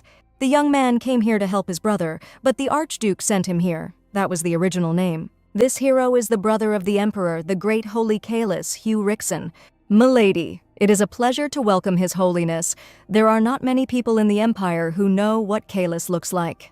Of course, because on the pages of the original work, there was an image of him only in a hood. Young aristocrats are so bold these days, Kalis speaks as if he were about 100 years old. And now the young blood is not at all afraid of the consequences. And what does the Emperor's brother mean? More words, uncle. The princess sent away the maid who was assigned to watch her. Her master will be very upset. The villain doesn't understand this hero's motives yet, but she absolutely needs to watch her words. Shiani did not know that the request for leaves could upset His Holiness. He was talking about Archduke Benio. She knows why the Emperor arrived here today. The ruler was looking for a meeting with Milady, and Arthur also made a bet with him that Shiani would be at his reception. However, the villainess will not speak about this directly. She is not sure that she knows the motives of the son of the Empire. The Emperor had been eyeing the ore deposits for a long time, but some ill-mannered girl bought them up right in front of his nose. That's what the Welland district was hiding. Why did the girl buy an ore deposit that she was definitely not interested in? So the palace came to the conclusion that they had a rat infestation and that the rodents needed to be caught and killed. Kalis is looking for someone who he thinks could have planted a rat in the imperial palace. This is an expected reaction. His Holiness says very strange things, that's why. It is fair to say that His Majesty is upset that someone managed to get ahead of him. But why would the imperial palace stage senseless provocations? After all, no one would even think of competing with the Emperor of Meteor himself. It would be tantamount to a death sentence. Then why did such a smart little girl acquire such inconspicuous lands? The deposits that the Imperato has his eye on are certainly valuable, but there was only one man with the foresight in the Empire. Some smart little girl, and it is unlikely that His Highness will punish her for her good intelligence. That is fair. In the original story, Kalis was more of a punisher than a priest. Wrong answer, and Shiani's body would have been found that evening. But it is not so easy to get rid of the mental anguish that he bears, as His Highness must accept the fact of theft from him. What to do with the only heir of the great Arrow family? Princess Shiani Felicity is ready to die for her actions. What the hell is going on here? What theft are we talking about? Milady simply identified the Emperor, and for this she is destined to die. Has this whole situation really hurt the Empire's son so much? The villain cannot remain silent in such a situation. No one said that this information was secret. In fact, their ruler never and nowhere called the lands of the Velen region his property. Then in that case, on what basis does the priest call this theft? Is it possible to steal a thing that has no owner? They should call things by their proper names. The heiress of the Felicity family did not steal anything from the Emperor, but occupied the lands he desired first. In the imperial palace, Kalis cannot kill the villainess, but given the plot of the novel, she cannot let her guard down. If the girl runs away from here right now, the accompanying knight will be able to protect her, right? So the princess occupied the ruler's lands first. What convenient logic. The Punisher's adequacy has completely disappeared. If Kaelus's brother heard something like this, he would be terribly disappointed, but that was okay. The Emperor could live with it. According to the law, the owner is the person who first declared his rights. That's all. Shiani is saved. Well, look how quickly time has flown by. The bell is already ringing, which means the banquet is about to begin. Kaelus would like to accompany the heiress Felicity to avoid getting into a terrible situation, since both of them have no partners. After the test which brought her 5 minutes closer to death, she didn't really want to. But since this is the hand of a great saint, everyone present will definitely pay attention to them. It is a great honor for the princess. May His Holiness take care of Shiani. It must be admitted that Kaelus had his own concerns about the Grand Duke's only daughter. This is what teleportation magic is. Depending on the princess's answer, there were only 2 possible outcomes. Either Kaelus would kill the girl right here, or he would allow her to enjoy special honors. What's going on? Why is the Punisher's hair color changing, and the man has made his decision? What for? Today, all eyes will be on the new owner of Welland, who will be accompanied by the Emperor himself. Benio can't take his eyes off Duke Romeo today. He looks especially charming today. The Archduke of the Shield family snorted. He would speak directly. It was a surprise. What kind of relationship does Shiani have with the Emperor? Father has no idea, and yet Duke Felicity only came here to escort his heiress. Besides, the great warrior had not been out in high society for a long time. It seems that the old head of the Shield clan did not notice that the skin of Duke Felicity's hands no longer suffered, which... His hands are like velvet. This is an attempt to avoid the question of what skin has to do with it, and who the Duke should allow to accompany his daughter. Shiani gave the cream to her father to soften his hands. The middle-aged man's boasting was activated. He refused, but his daughter insisted. Benio doesn't have a daughter, he can't understand, and they call Benio cruel. What an old bastard. Well, this is unexpected. Romeo is not bragging for personal reasons. He is truly proud of his daughter. Something doesn't add up here. The head of the Arrow clan speaks so warmly about Shiani, but didn't react in any way to the break in the engagement. Could it be that Shiani's father provoked the breakup of their children's engagement? What's the matter? The Archduke ordered that no one be allowed in here until he himself gave permission. The butler asks the gentleman for forgiveness, but the host must know that there is a very big and unexpected problem in the banquet hall. It's all about the heiress of the Felicity family. Princess Shiani is currently accompanied by the Emperor himself. What? Shiani is doing great. The more the Emperor watches her, the more he realizes how phenomenal she is. How can the princess not be happy that the son of the Empire has recognized her abilities? The girl is not an expert, but she clearly remembers that teleportation is prohibited in the temple. By posing as another person, Shiani must keep it a secret, otherwise Silas will rip out his brother's heart with his bare hands. For the record, the real Kaelus is much colder and more intimidating than the Emperor was in his guise. Now the princess became the main heroine of the banquet. Even the ruler's daughter could not be honored with being accompanied by him. If Shiani likes his favor, then she can give up Welland, all negotiations at the negotiating table. And the girl is not at all simple, but His Majesty said that he would arrive for the second part of the banquet. So the princess's father also arrived at the event today. Duke Felicity is glad to welcome his master. But the great warrior did not think of giving his daughter to the ruler. What he said, the Emperor burst out laughing. Let the father listen to the end first. And there is no point in trying to make a hole in the head of the ruler with the power of thought. Many have already tried. The Duke raised an incredibly smart daughter with a strong character, and the Emperor would like his daughter to be the same. To make sure that the princess follows Shiani's example in everything, Arthur's dad looks extremely displeased.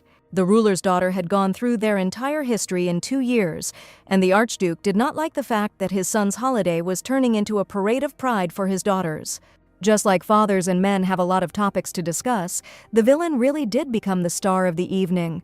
The Emperor met with the man he wanted to. It was time for him to go, and by the way, he almost forgot to congratulate Arthur. The ruler congratulates him on the return of the title of Archduke. Let the head of the Arrow clan and the head of the Shield clan follow the head of the Sword clan. Let's talk. Let the princess be more careful and not let these lustful men get close to her, okay? And here's the trash that didn't get even a drop of attention at the moment when it should have become the main character. She and her father are having a hard time suppressing their anger, which means they will both take action. Shiani looks great today. What's wrong? I don't like being in Shiani's shadow. The game is on. There are a lot of spectators around today. This is all for them. How pathetic and disgusting he is. The slimy bastard placed his hand on the villainess's shoulder again. She should have been like this from the very beginning, and this bastard should know that his turn to die has come. If the girl had always been like this, then Arthur might even have fallen in love with her. Ugh, how disgusting. The princess must know that today the election of the Archduchess will also take place. This rotten boy deliberately raised his voice so that the other guests could hear him perfectly well. Dirty and cheap tricks, but there was pathos. This character does not change. It will be easy to remove him from the distance. Well, the lady said that the heiress of the House of Felicity clung to their Archduke like a leech. But her image, it seems, is that Arthur has fallen head over heels in love with her. Let Shiani finally admit that she has achieved her goal. That all she does is try to get his attention so that Shiani can be chosen as the next Archduchess. The heiress of the Arrow family thought only about this. This is what Arthur thinks only about. Let him not get confused. Poor boy. He was told as a child that the world was created for him, but it will be painful for him to face reality. There is one significant problem here. Arthur is not at all a subject for Shiani to admire. He is ugly and disgusting. And he's also not handsome. Let him take care of his skin or something and do something with his hair. It looks like his younger brother cut his hair, and that stupid expression on his face. Shiani isn't blind. How could she like him? What? Oh, how the villain's words touched this peacock. The blockhead didn't even have time to control the emotions on his face. Well, to be honest, his appearance is not exactly ugly, but the internal rotten stench causes an unbearable attack of vomiting. And if you compare him with the beauty of the fantastic Le Diane, then Arthur is just a purulent pimple. When a girl is told that she will be accepted, she should behave modestly. God forbid he says such a thing in the real world. The coward dropped to a whisper, feeling himself at a disadvantage, but there was no man in the Empire except Arthur who would accept her. Then the villainess's stepsister crashed into her shoulder, and the guests immediately gasped. So what was that? What did this street dirt have in mind this time? What kind of show was this? Luna began to squeeze out tears and apologize. She was so guilty before her sister. The girl simply knows that the princess didn't have time to have breakfast today, so she brought her some food. This adopted daughter of the Duke, Felicity, is she really treated so badly that she brings food for the blood heir? And this red witch only mocks the poor village girl. That's what this snake has in mind. How low she has fallen, the main character tries to steal the spotlight by denigrating her and making her look like an evil older sister. And to whomever the author gave the leading role in his plot, it's a failure. There was cake left on my sister's shoes, but it's okay. Luna will clean it up now. It was this rot that started the dirty rumors that Shiani was a villain. The heiress of a great family should calm down. Luna Levi did not do this by accident. Hands off. The real Shiani would have fallen for this pathetic trick, but it's time to rewrite the plot. Then the villainess slapped him with all her might, and a loud and sharp sound echoed through the hall. Everyone present immediately gasped. In any case, Shiani, contrary to the dirty rumors, remained himself. Public opinion will still be on the side of the false and cloying scoundrel, as it always has been. But just as the villain is unable to change her prescribed image, so Luna will not be able to change some things. As a personal servant, she generally took care of her mistress, and the maid rubbed her cheek in bewilderment. The heiress made it clear that Luna Levi needed to be taught etiquette. Why hadn't this happened yet? Where did her ill-mannered mistress get the habit of falling on her knees anywhere? The princess taught Luna the concept of dignity, and that she represented the Shiani family. Another thing is that now all the nobility knows that low-grade origin cannot be changed. A whisper immediately went through the crowd, yes, no matter what dress they put on a country bumpkin, she will remain one. You can't let just anyone into a social event. Duke Felicity's family was so kind to this ignoramus, and she repaid them so much. Eric immediately began to raise his sister. Enough. It would be better for her to stop shaming them. The stupid and pathetic wretch must understand that her cheap tricks only work on the street with her backstreet rabble, but not with the heiress of a great family, such an insignificant spectacle. It's hard to believe that this blockhead actually went for it. There is no need to so obviously demonstrate your vile and pathetic insides to everyone, and she will still have to obligingly fall to her knees. So wherever this greedy and stupid fool may be, let her not forget what blood flows in each of them, and blood is not water, as we know. Eric once again forgot that the best he could do was to disappear silently. Let him take good care of his little sister. They both disappointed the princess so much today. So the Archduke of the House of Bonio is very interested in the reason why the Emperor himself personally accompanied Princess Shiani. What's so hard to understand? The ruler said he would do this. He needed to make a good impression on the heiress. However, today, it was Benio's son who was to become the sun, and the evening turned into the festival of Shiani. What are these two nasty old men generally keeping silent about from the head of the Shield House? What a fragrant tea! Judging by the expression on the face of the star of the evening's father, he also knows the reason. Somehow, the head of the Shield clan does not understand at all why the Emperor himself needs to show himself well in front of Shiani. And his wayward son ruined everything. He was supposed to seduce her. The Emperor will really entrust the education of Milady Felicity's daughter. Lord Arthur reached for the villainess's shoulder again, and Shiani immediately threw his hand away in disgust. But what's wrong with her? Shiani was crazy about him. She was his loyal and obedient mongrel. What's wrong with Arthur? No one is attracted to dung heaps, my friend. Initially, the villainess planned to hold out until the second part of the banquet in order to create the proper impression. But thanks to the envious and attention-hungry moon, an incident occurred that greatly interested the people. The guests will gossip about the adopted daughter and will not avoid talking about the Red Witch. But the story that the heiress Felicity was accompanied by the Emperor himself will be discussed for a long time. It's time for it. And where is Princess Shiani going? And why did the boy suddenly decide that he has the right to know about this? But this is only the first part of the banquet. In honor of Benio's house, the reception promises to be grand. And the princess is already preparing to leave the party. A pitiful sight. She understands Arthur Benio's intentions. And why should the princess of the House of Felicity remain at this parade of hypocrisy? Shiani herself has already made so much noise and entertained all the guests. Being accompanied by the Emperor will go down in history. So today the villain unexpectedly even exceeded her plan. And yet to this day, the poor girl is haunted by rumors that she killed her own mother. The real tormentor and villain, like a leech, attached herself to the supposedly bright and pure Lord Arthur. And of course, the former terrible bride who was difficult to get rid of. Poor Shiani was called a witch more often than by name, but today many want to please her.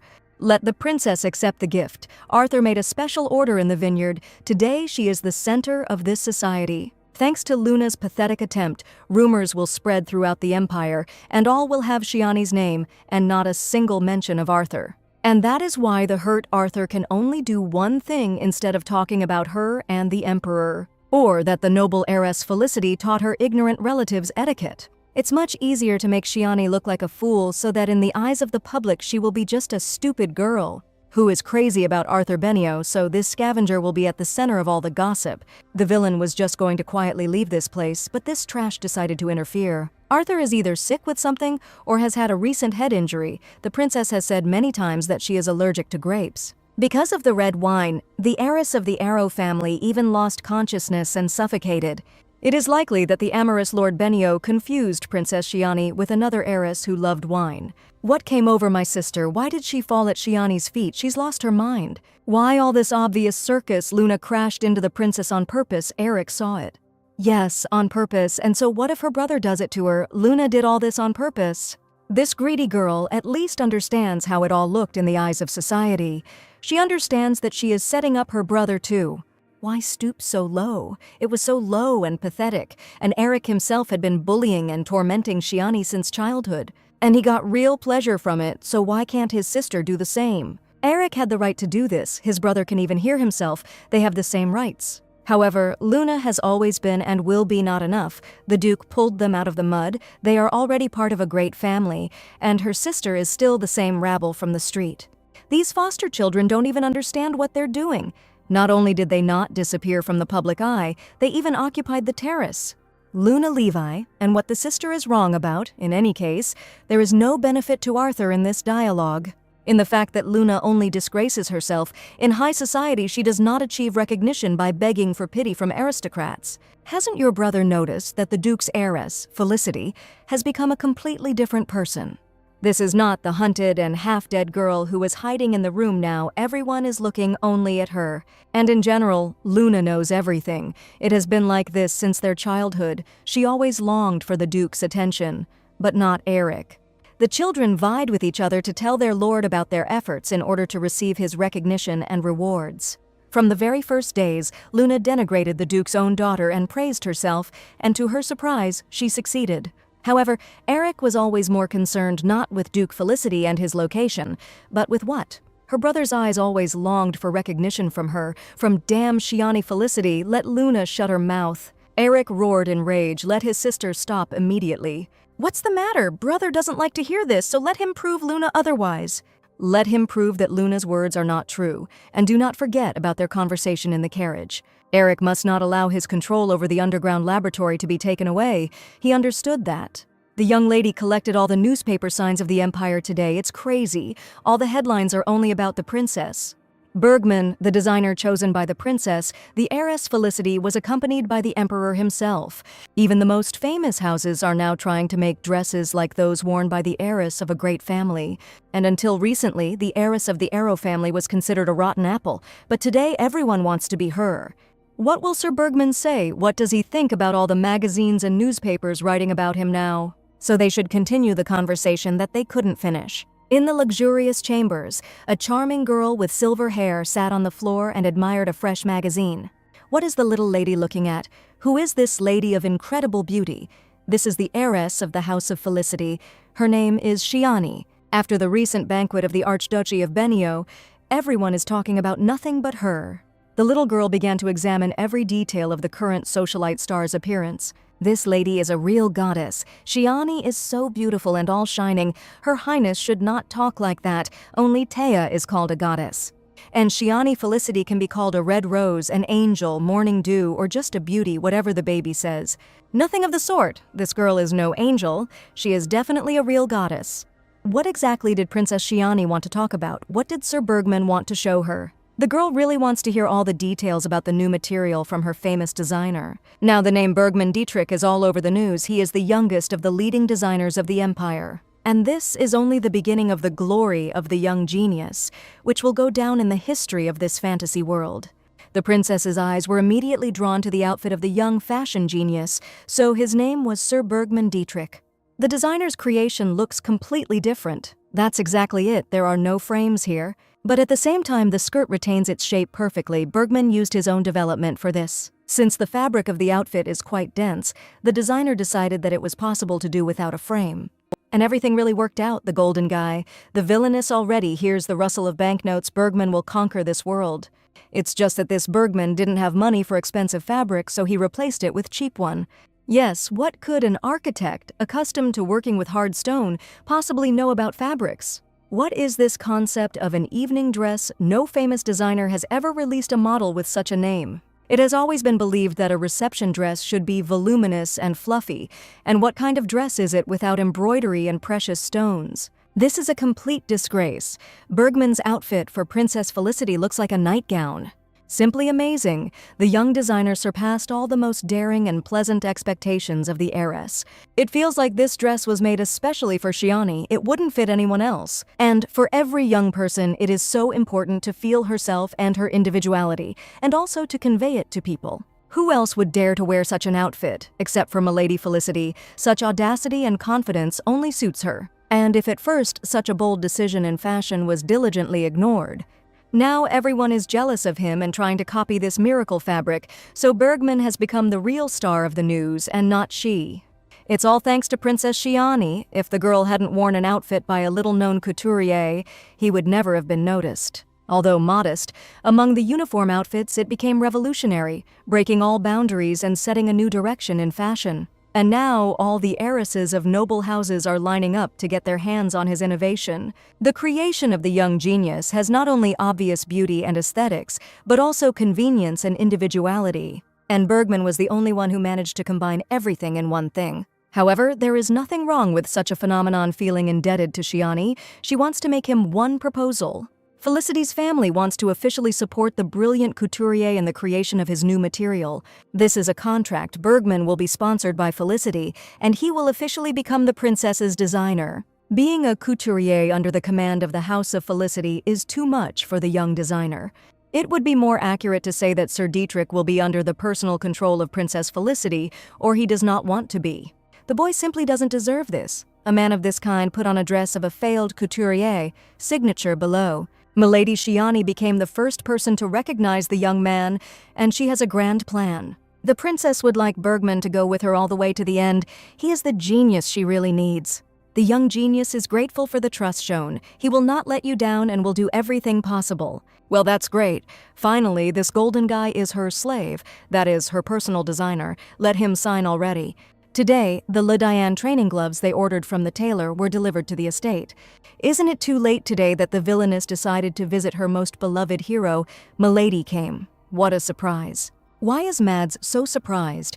Something happened, not at all. How could he lead his mistress? Mads was in control here. Was the knight really begging for praise from the princess? By the way, the heiress Felicity has a task for such an executive young man. Let the lady just say, Mads will do everything in the best possible way. This guy's behavior has changed since the training ground. On the day Shiani tamed Valentine, he was no less powerful and dangerous than Le Diane. Previously, Sir Mads was torn between the villainess and her half-brother, but now he has taken the side of his master's heiress. There are materials in the dungeon with personal information about the Norns.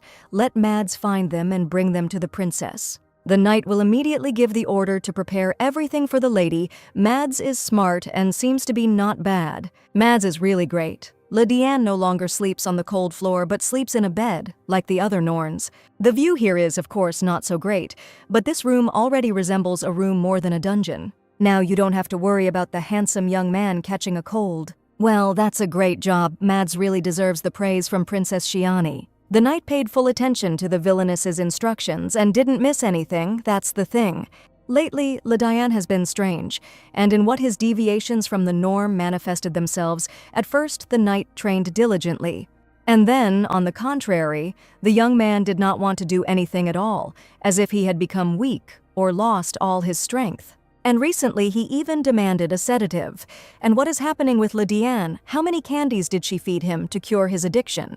The girl does not see any wounds on her face or body. Le Diane is as angelically beautiful as always. It's even scary to breathe next to him. And these strong arms, abs as if cast from steel, heaving chest. I urgently need to think about something else. Rainbow, flowers, cheese. This guy is taking up too many thoughts in Shiani's head. Wait a minute, what's that he has there? There are several lacerations on Le Diane's arm, but where did he get them from? The blood is still flowing, which means they are all fresh. Rage immediately flared in the ruby eyes, who dared to mutilate the hands of the not beautiful hero. All the wounds are very deep and jagged, which means they were left on the skin by something sharp and strong.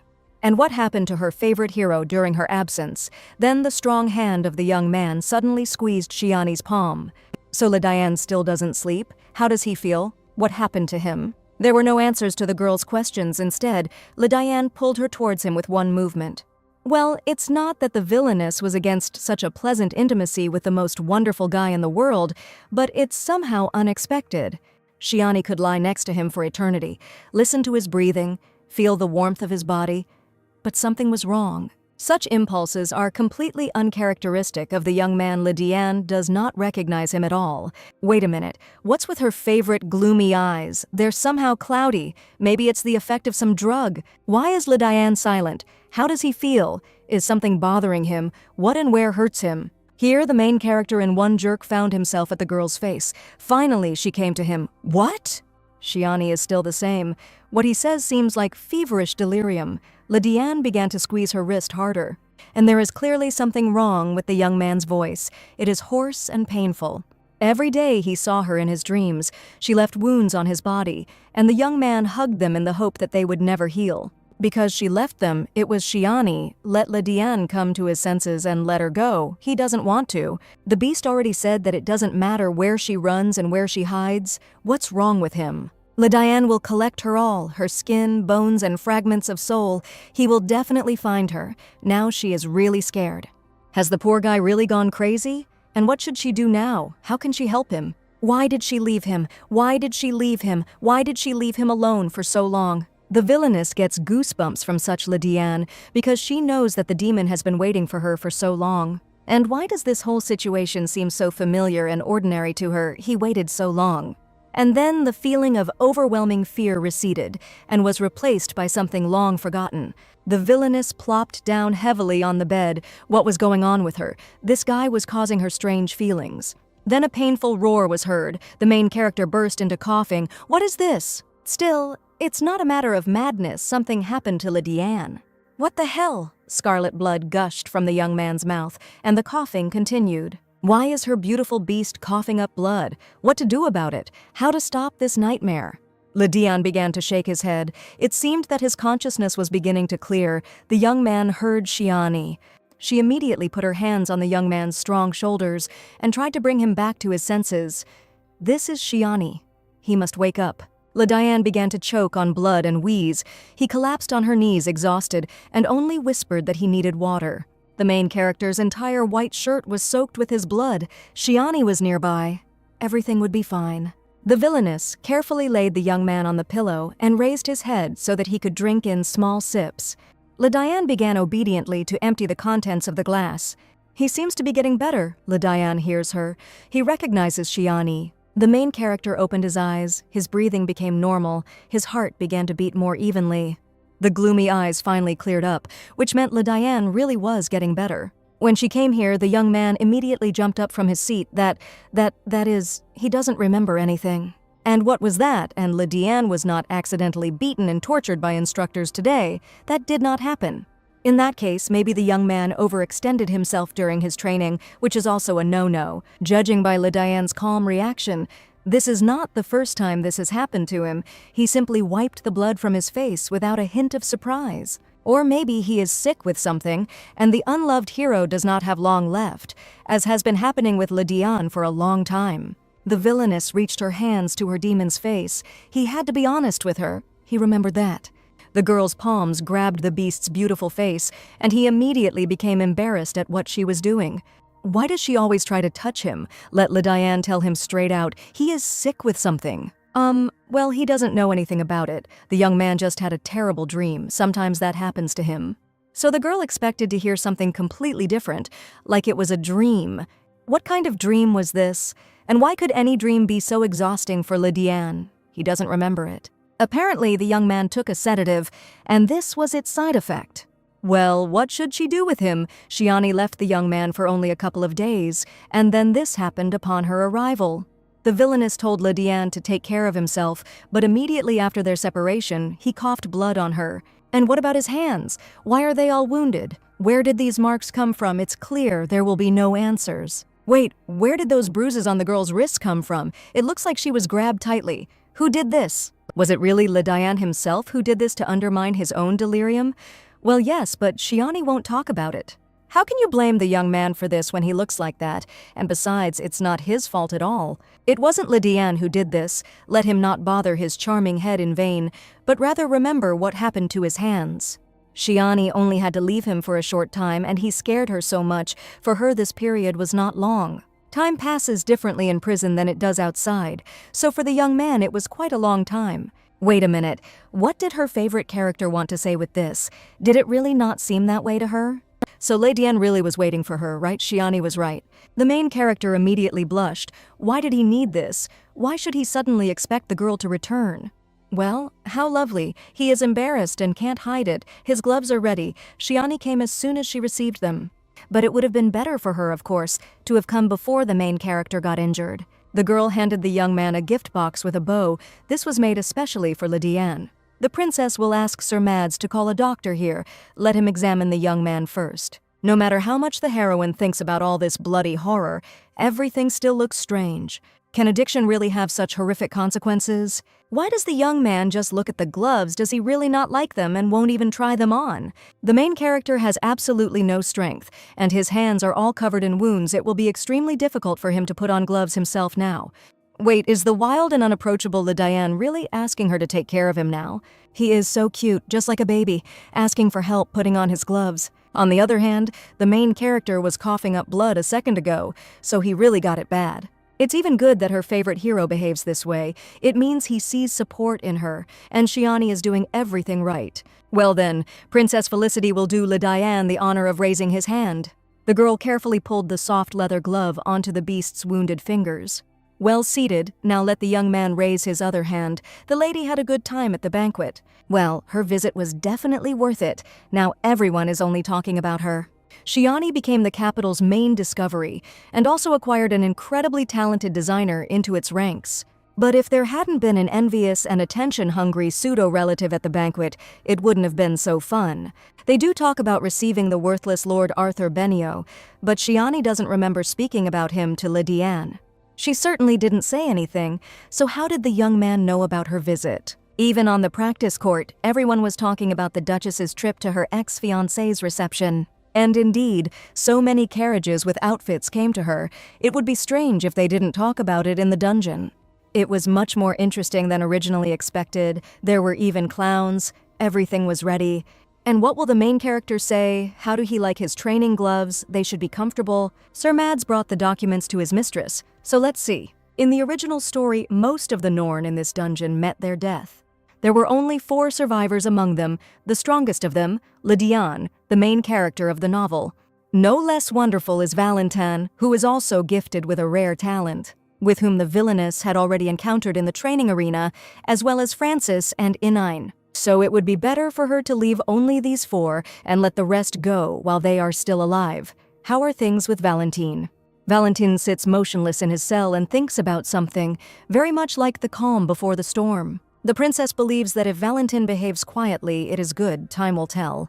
To be honest, this is the first time Mads has seen Norn Valentine in such a state. According to the original plotline of the novel, Valentin has a rare gift. The prince with scarlet hair is a phenomenon in the mixing of medicinal herbs. Valentin created the magic solution without any effort. That's how talented he is. I wonder if this charming prince tried to kill his brothers with the poison he made himself. It would be good to direct such a phenomenon in a good direction after all. There is a separate room in the laboratory. Magic solutions and reagents are needed. There is one. Pharmacists conducted their experiments and research there. It is needed if the main laboratory becomes unavailable. Let Valentin play there. What? He is a real demon. You can install a protective barrier and not remove the restraining device. Just hang it on his hands. Okay, it will be done, but recently something happened to the lady. Why is Sir Mads asking this question? It's just that my lady has huge bruises on her wrist and that's what he's talking about. This is the mark that the main character left on the villainess's body, but he was not himself, so she is not offended. Lydiane has excellent taste. He chose a great material for his gloves. They suit him very well. The main character sheepishly thanked the princess. Oh, my dear. Wow, her gloomy and cold prince even knows what gratitude is. Here, Lydiane angrily hissed at her like a cat. Who did she even take him for? The girl burst into loud laughter. At that moment, Lydiane looked so much like an evil cat. Why was he cute? The lady is fine. Why is she laughing for no reason? Mads should call a doctor here. The villainess took a sip of aromatic tea from her cup with a victorious look, and now it was time for training. How are the vassals of the Felicity family doing? Is everything well? Of course, they are all prospering. And the young Duchess, by the way, becomes more beautiful every day. The parade of hypocrisy is declared open. There is such a stir around the only heir of the Arrow family now. How Milady managed to become friends with the Emperor. Well, what obvious and pathetic servility, and this should be enough to pay for years of bullying. A deafening silence fell over the courtroom, from years of exalting his own worthlessness at the expense of humiliating the girl. As a child, the villainess so wanted to see exactly these frightened and pitiful faces of these scavengers. There was a misunderstanding for the sake of the clan's prosperity. The vassals simply made harsh decisions. Shiani is Felicity's own kind. Instead of helping her, they cowardly bullied and humiliated her because there was no one to protect her. Shiani's 12th birthday also marked the 12th anniversary of her mother's death. Then the girl was in a black dress and holding her only gift, and then those words were spoken. This vile and envious bastard said as a congratulation that she was a disgrace to the family, and it would have been better if she had never been born. Shiani was only 12 at the time, and she endured years of brutal persecution with true courage, something that weak and vile wretch like them could never have achieved. And no matter what they do now, it will not be enough. It was the best way to prepare a 12-year-old for this world and the responsibility of the family, wasn't it? Everyone is sitting here only because the father doesn't know how much dirt there is at this table. It's a mistake. There was a misunderstanding. These cowards don't even have the courage to admit their mistakes. It's a pathetic sight. Why was the vassal shaking so much? Where did all his supposed arrogance go when he humiliated and bullied the little girl? Father said that vassals who were supposed to help the family could expect no mercy for infringing on the dignity of their duchess. And all decisions made by Shiani will be carried out, be it exile with confiscation of all property or execution.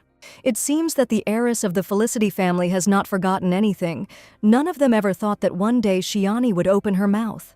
Vassals who have served the family for many years will receive a light punishment, do not rejoice, and consider it a punishment for softness. The only heir of the family cannot ignore the powers that her father gave her. However, the way Princess Felicity was treated by her subjects, those who hid behind her family name and lived off the offerings of their family, so the villain will have to do everything to protect the honor of her noble family. Everyone must show understanding. Only a few representatives of the families visit the estate, unless it is a gathering of large and small houses. As today, therefore, the heiress will change their seats. Only those whom she seats in front will come to the next meeting. How is this even possible? The vassals have been sitting here for years and taking advantage of the position of the Shiani family. How dare the heiress destroy the hierarchy established by her father? All these scum are supporters of Eric, who corresponds to them in everything, worthless parasites living at the expense of others. So, from today onwards, the boys are assigned to the gallery. Everyone went to the back seats. The guards had to forcefully carry out Milady's order. The vassals would not let what she was doing go unpunished. Now, quickly take your hands off the vassals of Felicity's house. They will not lose their places at the table. They already have. The vassals demand to call the head of the Arrow clan, Duke Romeo Felicity. How much noise this trash is making. Does the princess really think that she will live peacefully after doing this to them? They really don't understand that Shiani could have taken their heads by right. And now they are given a great honor. The young man must admit that my lady has changed a lot. Why didn't the daughter execute at least one of these scumbags they hid behind their family name, but they themselves poisoned their mistress? While taking full advantage of the benefits of their family, their father left the duchy to them. How dare these scum, calmly. And the worst thing is that my daughter had to deal with all of this on her own. The Duke is so ashamed in front of her. His daughter was all alone against the whole world and stood firm. The father does not even dare to ask for forgiveness, because it will never be enough. The heiress thanks for understanding. Rotten roots always need to be cut off. Shiani has matured so much. There would be something to be thankful for. It's a blessing that they managed to sort out all this dirt now. However, it is not worth completely renouncing all vassals, so as not to cause unnecessary noise. They should pretend that they cannot defeat Cerebello and keep him at their table. Their families have been close since their grandfather's reign. They know his level of loyalty. He really is a noisy old man, and they will send that designer to produce fabric from new raw materials. Regarding the new material, the Duke thinks it would be a good idea to make bags out of it. What does the daughter think about this? First of all, Sir Bergman needs to evaluate the new raw materials. It's interesting that in the original story, the real Shiani was already outraged about her smoking habit.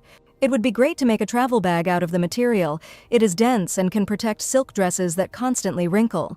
This is also a great idea. Dietrich Bergman can definitely bring it to life. The daughter has shown herself to be excellent lately, but the father lacks the courage to express his pride.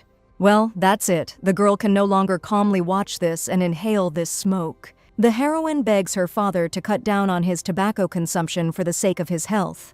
Here, warm memories of his beloved wife and her care flashed before the head of the duchy. The duchess giggled. Her beloved husband should write more carefully. They are not in the army, damn them all. Why is it so difficult? And you should watch your speech, okay with your wife, but with others you should be more graceful. Rude men are not popular. Romeo understood everything. This is of no importance to the Duke. He wants to be loved only by his wife. Romeo sat the love of his life on his lap contentedly. He loves it when they are together. Hey, Romeo still has a lot of things to do. It's okay. It's just a kiss. So, wait a minute. The Duchess stepped back and covered her husband's lips with her palm. Romeo was at it again. What's the matter? The Grand Duke's cheeks turned red, as if he were an ashamed boy. Did the husband really think that the Duchess wouldn't feel anything Romeo was smoking again? Wasn't he? There is no point in denying it. She smells tobacco, and why doesn't Romeo listen to her at all? The Duchess begs her beloved to think about his health and at least smoke less. What happened? Did Shiani just say something wrong? Why did the Duke suddenly become dumbfounded? The heiress was simply trying to show concern. The fact is that her mother had told him the same thing. The head of the duchy has his hands full as always, so Shiani won't take up his time any longer. Well, this was the first time the heiress had seen the Duke so vulnerable and wounded. The great warrior and head of the Arrow clan almost cried as he looked at his tobacco pipe. And how is it that in Romeo, Felicity's soul and heart, there is so much room for everything except his only daughter? The Duke is obliged to give everything that is left in him to the fruit of his love with the Duchess before it is too late. Well, what's on the front pages of the capital's printed publications today? Well, there's nothing interesting there. The villainess's reading was interrupted by the voice of her personal assistant, who brought for the mistress what she asked for. What a big basket Daisy has in her hands. What's inside? There are fresh ingredients there. By the way, all the maids of Felicity's house are delighted with their princess's ointment, and all the newly arrived girls dream of serving her. Becky asked me to convey her deep gratitude to Milady. The ointment helped cure her skin rash. All the staff loved Miss Shiani so much, but among them, Daisy loves her mistress more than the rest. Rumors begin to spread within the family, and even naive Daisy senses that things are changing in the house. They will definitely share this ointment with everyone. This time there are many valuable ingredients inside. This is for something else. New ingredients will be needed to treat the Empress's skin disease, a side effect of the magic stone. Soon the Emperor will invite Shiani to the palace for negotiations regarding the precious lands of Velen. So you need to have time to prepare the appropriate medicine before this moment in order to be useful. The problem lies in the magical solution needed to neutralize the magical stone. What's all the noise about? It was said not to let anyone in. In his sister's opinion, Eric is no one, but he's becoming more observant. And what is Shiani doing here? Locked herself in solitude, and when did she even manage to arrange everything like this here? The guard apologizes to Mistress Felicity. Sir Eric was too persistent. Had to let him through. What an annoying guy. What does this idiot need? Let him not drag it out. The heiress has no time for him. Since when did Shiani become so busy the curious relative's time is running out? And that's all he wanted to say. Eric has absolutely nowhere to waste his time or something. What the hell? Sister transplanted all the vassals of the Felicity family. They had a hierarchy formed over the years. And so that's why Eric crawled here, and like all the innovations, it immediately became easier and more pleasant to breathe, didn't it? Here. Eric's face changed in an instant. Let Shiani answer honestly. She really is going to run away from here. What? The faces of the girls in the room stretched out in shock. The sister was preparing to escape from the family estate.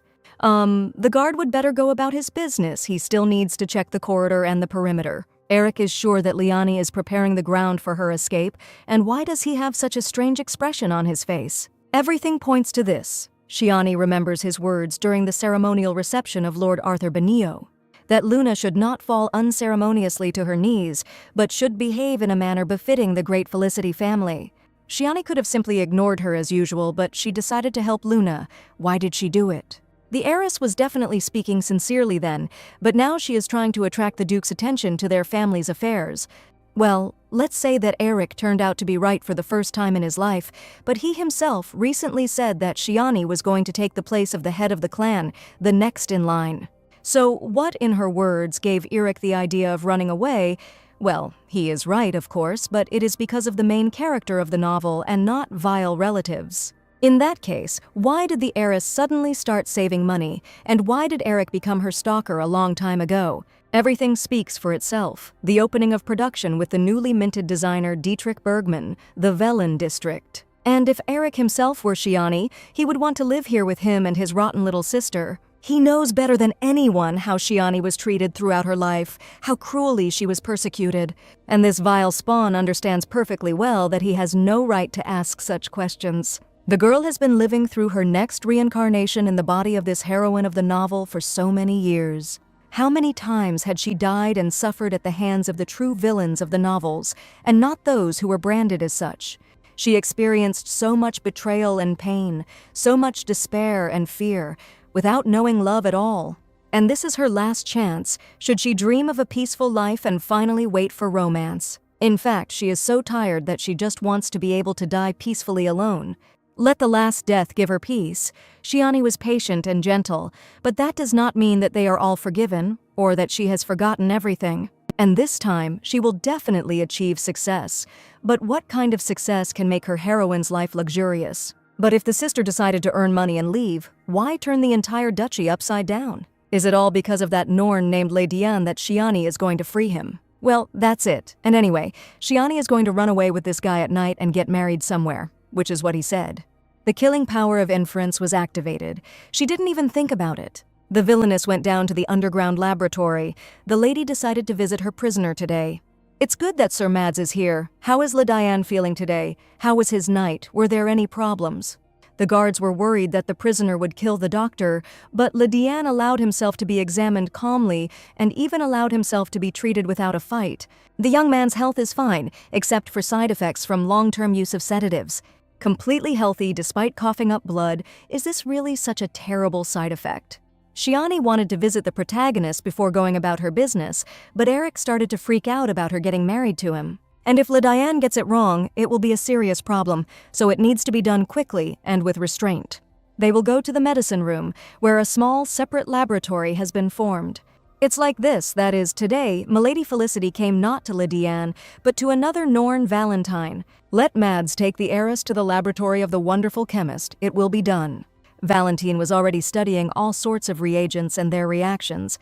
The kid is so involved in the process, he's definitely in his element. Damn it, this is not it at all. It's obvious that Valentine enjoys tinkering in his lab. The young man is here all day long without causing any inconvenience at all, which is not typical for him.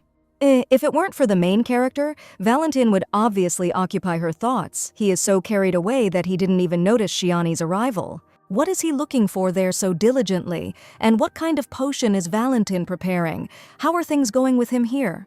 The handsome young man immediately turned to the guest and froze. What was the matter? The heiress had asked him a question. In Norn's hand was a transparent bottle with some kind of bubbling scarlet liquid that he was preparing. A love potion.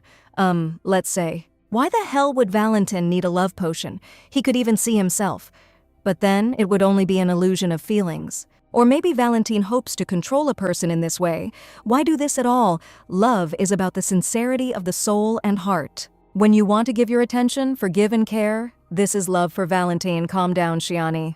When he says these words, his voice and face are so emotionless and cold, he is talking about a feeling that he has never experienced. Although Valentine's thoughts on true love are sincere and pure, he is an amazing guy. While the young man plans to use his elixir, Valentine wants to receive love. It's whose, so Diane should listen to what the doctor tells him and start taking care of himself and protecting himself. The heiress will check everything tomorrow. The beautiful beast remembers that he swore an oath of allegiance to her. And why only him, why only Diana does the princess consider handsome? Valentine is only slightly inferior to his friend in strength, but he is no less handsome. So why doesn't she look at him like that? Norna fell to his knees before the heiress of a great family. After all, the crown prince also wants Shiani Felicity's love. He also wants to be special. Like Diane, if Princess Felicity loves Valentine, he won't have to rot in that lab anymore. Quite honestly, that is, the love of the princess will be the salvation and solution to all his problems for the young man. In that case, Valentine will be able to simply live and not survive every day. He will be able to do a lot in freedom. She knows that. Valentine's father was like Milady Felicity. He gave everything to his brother and sister, whom he loved, unlike the young man. The beautiful Norna was now speaking of Emperor Decilio, his own father. Yes, it was a dark episode. Valentine is as beautiful as he is terrible. The father knows why his son killed him, because he loved him. And when you love, you want to be remembered. And now the bloody crown prince is so glad that his father's last memory will always be of Valentine. In the original story, Emperor Decilio died at the hands of his own son, and the reason for this was his love. Therefore, Valentine would like the heiress to drink his elixir and fall in love with him, so that she could save him. This is the kind of love this handsome and frightening young man speaks of. The princess will be able to keep the promise she made to him. Then, in the training arena, the villainess said that only she had enough power to return him to his homeland. That the heiress has enough strength for this, therefore Valentine must submit to her. So the scarlet-haired prince dreams of returning to his empire, where he left behind a trail of blood. These strong hands, now bound by magical chains, have taken many lives. An unwavering and cold gaze, it is immediately clear that Valentine cannot be subdued. This alluring predator seems to have sensed prey, and this prey is now in the hands of the villainess. The chains were removed from the young man's neck at her command, so why hasn't such an exceptional talent freed himself and escaped yet? Why does he ask her for freedom? Real freedom is not liberation from shackles. He will receive the status of a runaway slave after escaping. That is why Valentine is waiting for the heiress to make him free, so that she can give the knight at her side a new name and surname. One word from her is enough for him to be free to visit his empire, which is what the princess wants in return. Valentine will be able to make an antidote for the side effect of the magic stone. He can do it. The Dark Prince has not studied this, but since he is capable of making poisons, he is also capable of making antidotes. Well, that's great. In that case, they came to an agreement with the bloody heir. Just think, another child unloved by his father. She and Shiani really are similar. All the traumas really do come from childhood. There is one more condition. Norna still needs something from the Princess Lidiane. Let her love Valentine more than him. How is the maid doing, since that whole horrible scene at the banquet was Luna's fault? To be honest, the heiress Felicity was right and scolded Levi's personal maid for a reason. Why? And after this scene, doesn't the maid hate her mistress? There were so many people there. How dare a servant hate her mistress? And Mistress Shiani gave her an ointment that turned out to be very effective. After applying it, everything immediately went away apparently. The sister was also worried about the fate of the maid. Well, of course, the princess prepared this ointment all night, especially for the estate staff. The skin becomes so soft after this essence, the maid will share it with Mrs. Levy. What a hypocritical girl, she scolded Shiani behind her back every time, and now she's chattering about her like that. Let it remain between them, of course, and how can a sister give such things to simple servants? This is a great idea, because the new ointment may cause side effects. A sly smile appeared on the nasty stepsister's face, and things were getting better. Meanwhile, little feet in pink shoes were stamping around the garden of the imperial palace. The charming princess smiled broadly. She missed her beloved uncle so much. The little girl jumped at her uncle at full speed. The girl was so happy that she found him here. The princess is becoming more and more impudent each time she takes after her father, and you can't argue with that. High Priest Kalis Hugh Rickson, my uncle said that there was no place for a child in the temple. It was dangerous here. Why did the maids let the baby in here? Uncle Kalis doesn't need to scold them. The princess ordered them to. Or maybe the uncle didn't miss his niece. Of course he missed Moriana. But next time let the hooligan contact him. The uncle will come to her himself and let her stop going to church. By the way, has my beloved uncle already seen the goddess? What did the little girl say? Oh no! The maid immediately turned pale. The fact is that Her Majesty saw photographs of Milady Felicity in a magazine. The maids ask forgiveness from His Holiness. The princess is still so young. That is why she said such words. Without suspecting that this is blasphemy, the maids beg for mercy and mercy from the great high priest. It seemed like all the maids were scared because Moriana's uncle was angry, but he was so kind. Calum Rickson is kind to his beloved niece, but he would kill any other person in an instant. In fact, the Emperor's younger brother is a much more dangerous and powerful figure in the political arena. The descendants of the goddess must be ready for her return. Spiritual forces will let them know that the time has come. When the goddess is resurrected, Rickson, Benio, and Felicity form the force of Eunomia, the Order of the Empire. And it is then that the strongest of all the prophets in the Empire will appear. Kailas will take a walk with the baby. None of the maids should follow them. The previous Princess Iselle was a spiritual priestess. Uncle is very angry. It's all because of the little hooligan. The spiritual power of their ancestors could also awaken in Moriana.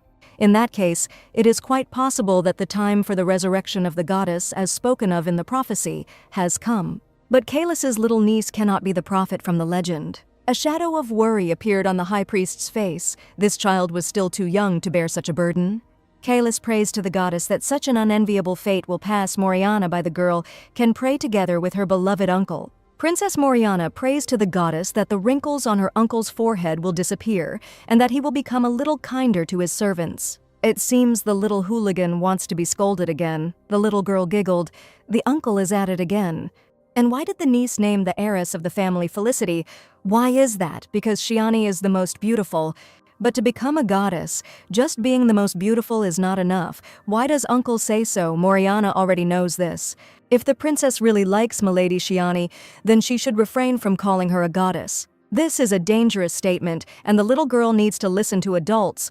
The girl snorted in displeasure. My beloved uncle grumbles so much, and besides, the goddess takes care of Moriana's brother. That's why she's a goddess. What did the niece just say? Did she really say the word brother? And here comes the charming hooligan.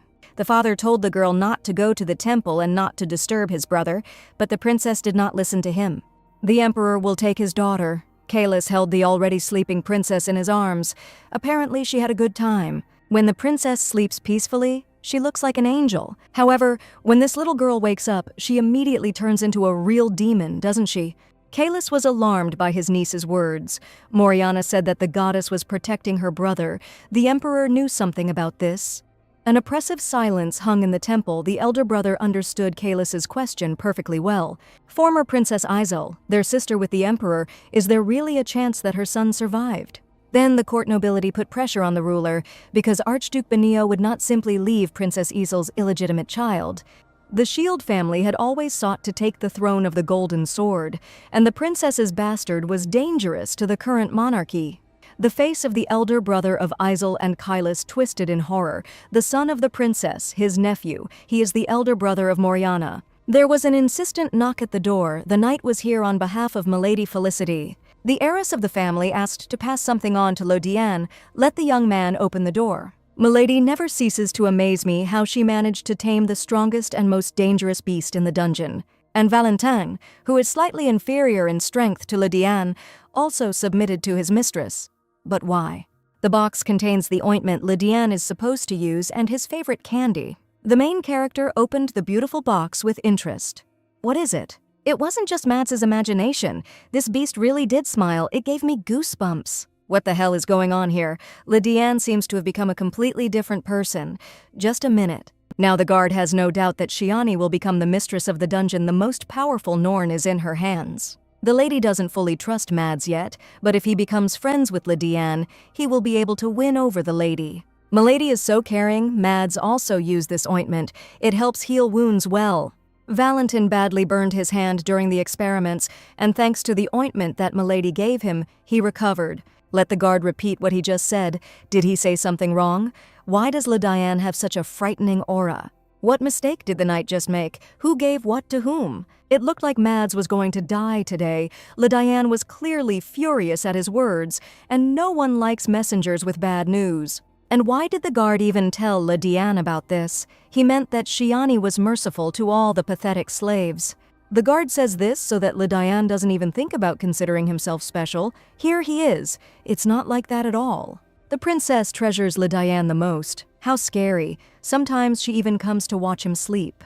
Last time Mads forgot Lodiane's medicine, the lady called him names and almost killed him. Of course, the heiress of the family is kind to everyone, but this does not compare to her love for Lodiane. Mads is still alive? Yes. It seems to be quiet around, which means the lady's favorite animal has calmed down. Is it possible that the guard will live? So while this guy is thinking about what was said, it's high time for Mads to get out of here while he's still breathing. The guard has completed his mistress's task, so it is time for him to return to his duties. Mads ran away from Lodiane in tears. How scary it was. He became 5 minutes closer to his death. And what does all this mean? It was weird, and that shaking guy was weird too. Heiress Felicity did indeed devote her attention to his friend, Prince Valentin de Cilio. Valentine is almost as good as Lodiane, which is why he attracted Shiani's attention. But the words of that trembling boy, that gift, which was collected with all the attention specifically for him. In all likelihood, that girl gave that box to Lodiane for a reason. If His Majesty's nephew really managed to survive, then we can only hope that he is in good conditions. Otherwise, how will the older brother be able to look into the eyes of Princess Izel? She will never forgive him for this. The words of the Emperor's daughter worried him, whether that child could really be alive now. Princess Moriana is a pure-blooded heir to the Rixen family, just like his sister Izel. Therefore, it cannot be ruled out that the young princess may become the next spiritual priest. Judging by the expression on his younger brother's face, Kailum was seriously alarmed by the words of their little hooligan. What exactly did the little princess say to the high priest that was weighing on him so much? Moriana looked at the statue of the goddess Thea and said that the goddess was taking care of her brother, that is, their nephew. The maid said that ever since the little girl saw Lady Felicity's photograph, she began calling her a goddess. Then Kalis became curious as to why the princess thought so. The little girl called Milady a goddess because Shiani is the most beautiful in her opinion. The high priest is saying this seriously now. His Majesty should not laugh at this. The Emperor burst into loud laughter, and this worries his younger brother so much. So what does the heiress think about His Majesty's proposal? Shiani would like to be involved in his daughter's education. It's a big responsibility and also an honor for their family. All of this is somehow sudden and not part of her plans. Now the villain is completely focused on the main character and Valentina to change her unenviable fate. Why suddenly, during the ceremonial reception of Lord Benio, the Emperor had already spoken about his proposal, and that day, His Majesty called Duke Felicity aside and asked him to find out his daughter's opinion if she had seen Benio's face at that moment. And what does it even mean to be responsible for the education of Princess Moriana as she was in the original story? It was written about the heiress of the Rixin family that she looked like a heavenly angel. However, she had a bad character and loved to demonstrate the power of her position. According to numerous rumors, many maids shed tears because of her stubbornness. There is no time to become a toy for the princess. Shiani is definitely not going to please her. The villainess doesn't have time for this. She needs to save herself and rewrite history, and not become an accessory to the Emperor's daughter. The head of the duchy went up to the second floor. This is his daughter's maid, isn't it? The maid knows where her mistress has gone. Daisy bowed before his lordship. Milady Shiani is now in the home pharmacy where and what is his daughter doing there? The lady is preparing her ointment. Lately she has been thinking about creating a new medicine and looking for the necessary ingredients. And when Shiani became so grown up, she had to grow up and her mother became strong too early. Perhaps his lordship should take him to the heiress, but it's not worth it, since she's busy, and her father won't distract her. Perhaps the maid is too self-confident, but the mistress is truly a kind, bright, and strong person. Despite all the long and brutal persecution in and outside the mansion, she spent the entire night preparing ointment for the staff. The heiress said that no one would want to live here if they were in her place. She really went through hell. The Duke's daughter Felicity said she would never forget what she experienced within the walls of this estate. But even in spite of all her pain and loneliness, Milady enjoyed sharing dinner with her father. And the ointment that the lady gave to his lordship was prepared with special care, including a beautiful box and fragrant flowers, and what the maid wants to say so that her master will treat his daughter better. This is the only thing a maid can do for my lady to make her happy. What can I say? Shiani immediately decided that Princess Moriana would hate her, although they had never even met. He is a lousy father. Is the daughter really happy with even a drop of attention from her father? This is a misconception. Shiani helped the Duke a lot with the documents. If the heiress needs something, just let her say so. The father will do everything he can. Shiani has no idea why the Duke suddenly started talking like that, but it only benefits her. We are talking about the Norns, who are now in their underground laboratory. Among them is the one she would like to make her knight. After his daughter's words, the Duke's face changed dramatically. What was the matter? She spoke about this too early. Shiani Felicity wants to make one of the Norns her personal knight. That's exactly it. What's wrong with that? Father knows that his heir takes all Norna seriously, so her request is quite natural. And most of them hadn't even undergone proper training when the daughter went down into the dungeon with Eric on the first day. She found something unacceptable. Diane is constantly drugged with sedatives because they fear his destructive power, and the guards take advantage of this by beating him while he is weak. She will free the boy and deal with the dungeon. Eric entrusts it to incompetent and cowardly cretins. Let her father hand over the power in the dungeon to her. We cannot leave Norn's talent to rot in the hands of ignoramuses and worthless people. That's enough. The daughter was the only one who managed to control Diane, and the other Norns would also benefit from proper training. But the Duke promised her mother something and cannot release them yet. Then let the Norns become knights and obey Shiani. It's impossible. The heiress has an idea. The guys from the dungeon just need to put masks on. This method may indeed work. Their faces will be hidden and no one will recognize the Norn, but they are dangerous and aggressive. The villainess has long since removed the main character's shackles, and he has been moving freely and training for a long time now. And during all this time, Diane did not give the heiress a single reason to doubt her decision. Same goes for Valentin Desilio. He does a great job with his home pharmacy. They don't need cages. The heiress was in the same room with them, unarmed and unaccompanied, and she was fine. None of those poor guys, doomed to endless suffering, went crazy on their own. Norn was choked with anger and despair only because of the cruel and insignificant instructors, because all this time they saw only pain and fear. Everyone in the dungeon calls them monsters, so they have to act like it, although the real monsters are their enslavers. Maybe the father knows something about this, who condemned the poor children to such a terrible fate. Shiani is so disappointed. Her exhausted heart, which felt almost nothing anymore, still had room for wounds. She too was in captivity. The girl was dying of hunger and cold. There was not a ray of light in her dungeon. Her bony hand was scratching the floor and begging for at least one sip of water. At that time, she thought that it would be better to die immediately, but because of the desire to live, she did not give up. Even moldy and petrified bread was a blessing for her, then she wanted to survive. And everything that happened was to test how low a person like her could fall. That dark reality forced her to kill people for a piece of bread. She was called a dirty scavenger and a monster. It is not in the girl's nature to think about her past life, but now it is impossible to avoid it. These Norn renouncers are so similar to Shiani. They are walking her path, and her heart aches so much from this injustice. The soul is torn to pieces.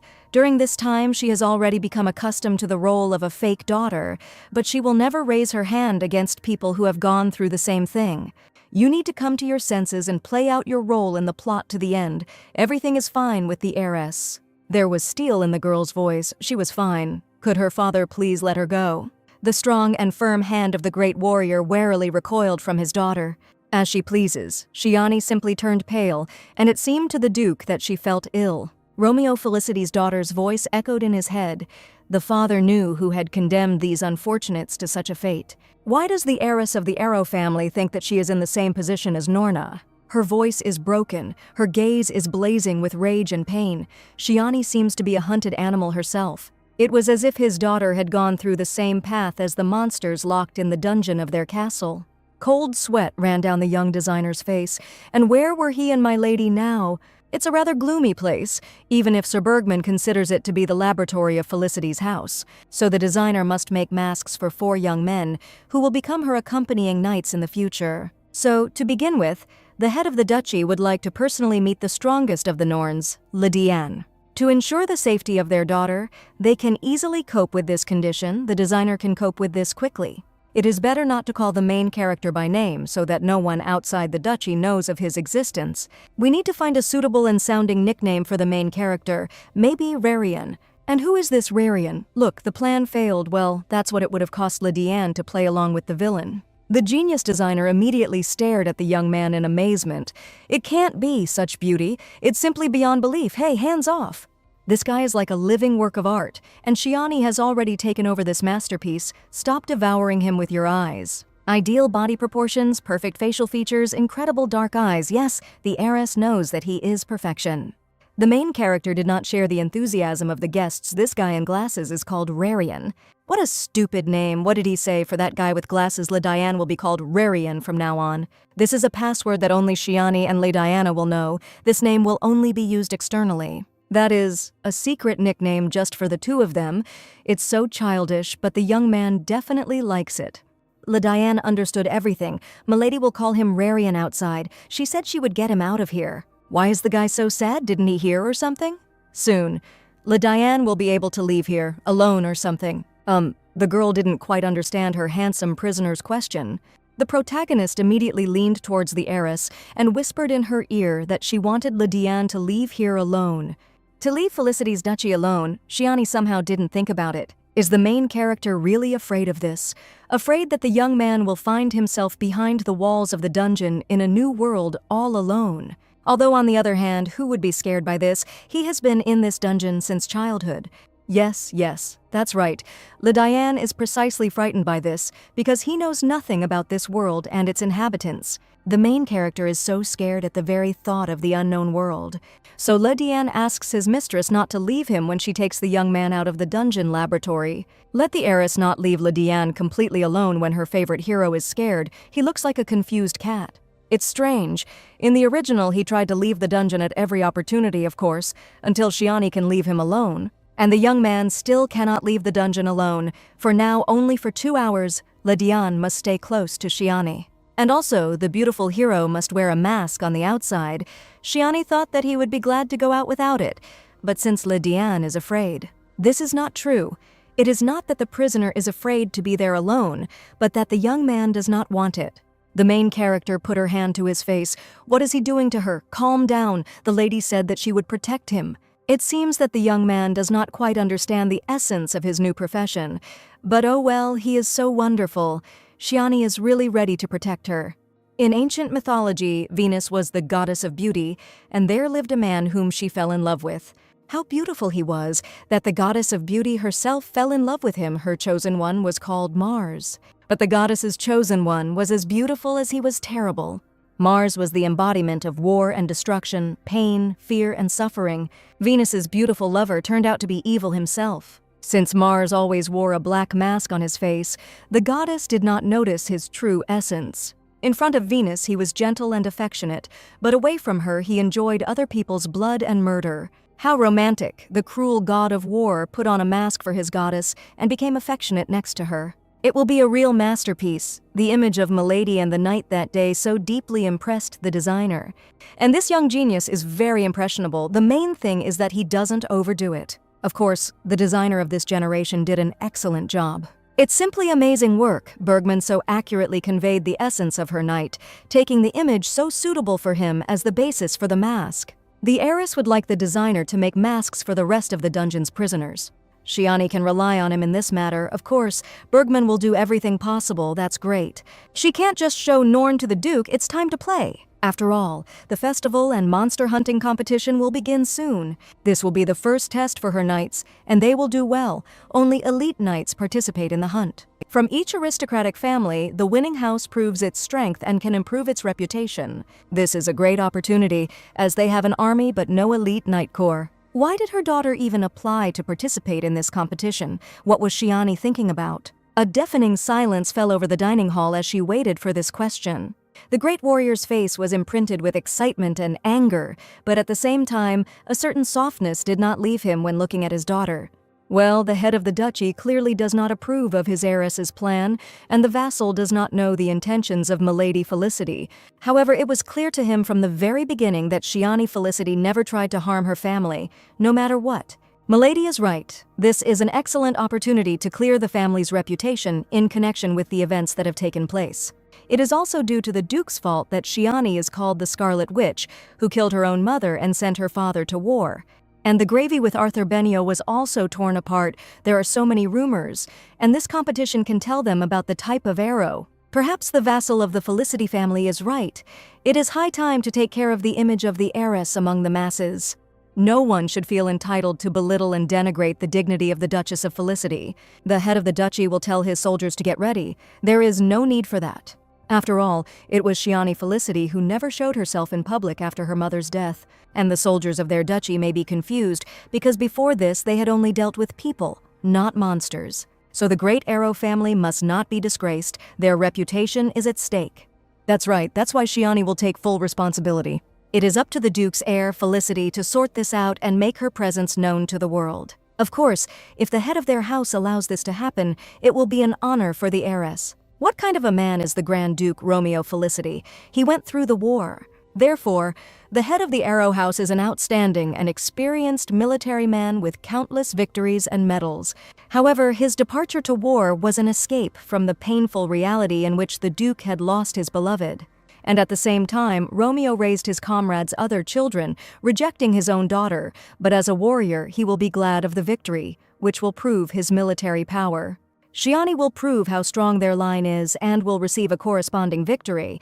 The Duke is well aware of how strong the Norns are. Let her father give her a chance. Then Shiani will demonstrate how invincible her knights are under her command. No one in this world can compare to the strength and endurance of the Norns, except the gods themselves. So the villain needs only one chance to show this world in whose hands the true power lies. The head of the duchy suddenly burst into loud laughter. What can you say? Blood is thicker than water. Shiani is just like her father in his youth.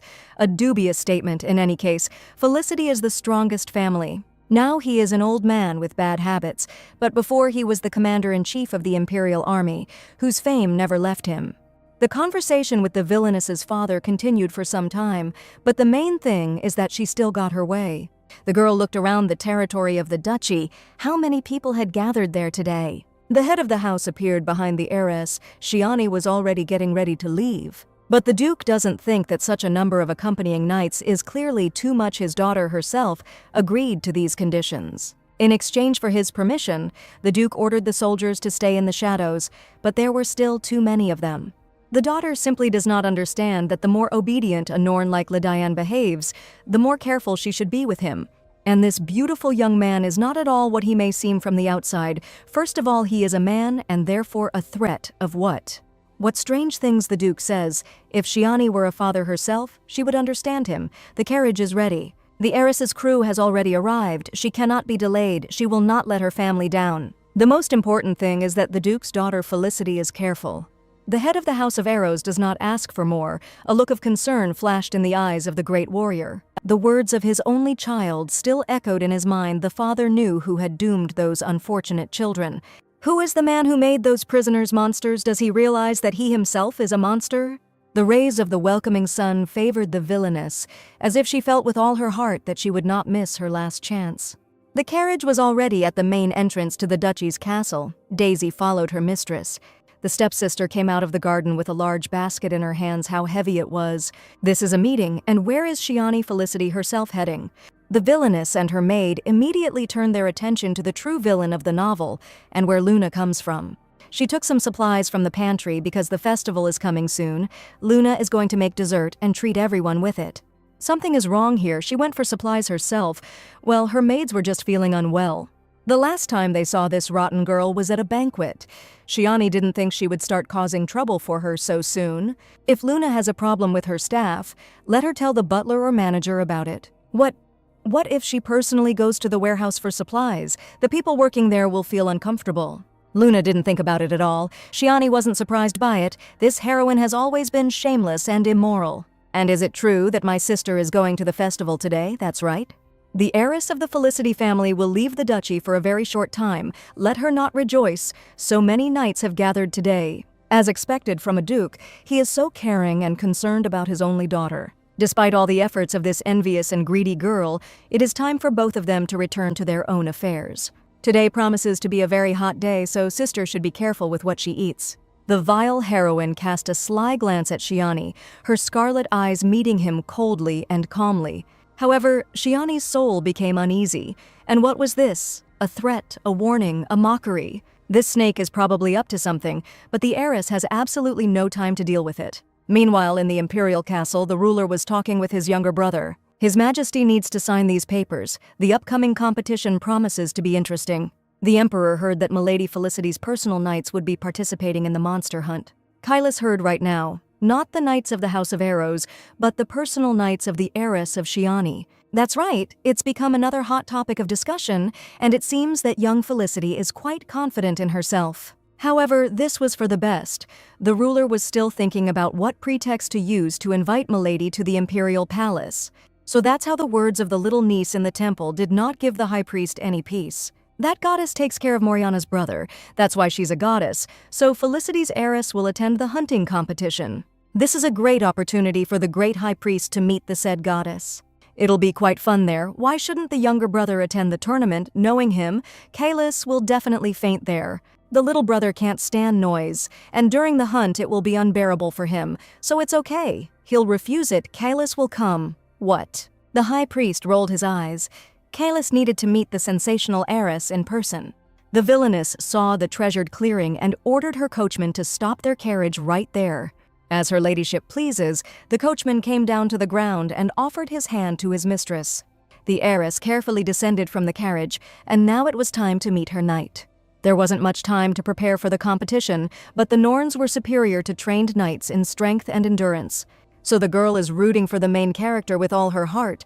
Wow! Shiani's cheeks immediately blushed. The main character came out to her in the clearing. This mask gives the perfect young man even more elegance and mystery, which I really want to unravel. If Mars really existed, it would look exactly like this. After all, the point is not that Mars wanted to deceive the goddess, but that Venus herself wanted to be deceived by him. And this young man is so handsome that the villain herself wants to be deceived by him and forget about everything. Forget about what is important, about your destiny, your last chance, just dissolve in this unattainable perfection. With just one look from his dark eyes, Lydiane can make her stay by his side forever. And what is the girl thinking about at such a crucial moment? This is her last attempt at salvation. However, despite this realization, Shiani is now ready to turn a blind eye to everything except this guy. The attentive and tenacious gloomy eyes immediately caught the change in their milady. The girl immediately felt the main character's scrutinizing gaze on her. She couldn't show him her feelings and thoughts. Shiani immediately turned her gaze to the side and hurried past her handsome knight. And why is she so embarrassed? The girl is going crazy about this hero, which is very inopportune. Now she is also an heiress and is forced to avoid Lydiane's gaze. Wait a minute, where is she even going? So he needs to pull himself together immediately, since this is the first time the young man is outside at such a distance from the dungeon. They are very lucky with the weather today. Lydiane doesn't think so. Not too hot and not cloudy. What is she bringing? They need to be back before sunset so as not to anger Duke Felicity and who the girl is talking to. And also, the main character wears a mask on his face for the first time, so he feels uncomfortable. And if it weren't for Milady's words, Lydiane would never have agreed to such a thing. So let Shiani look at him when they talk.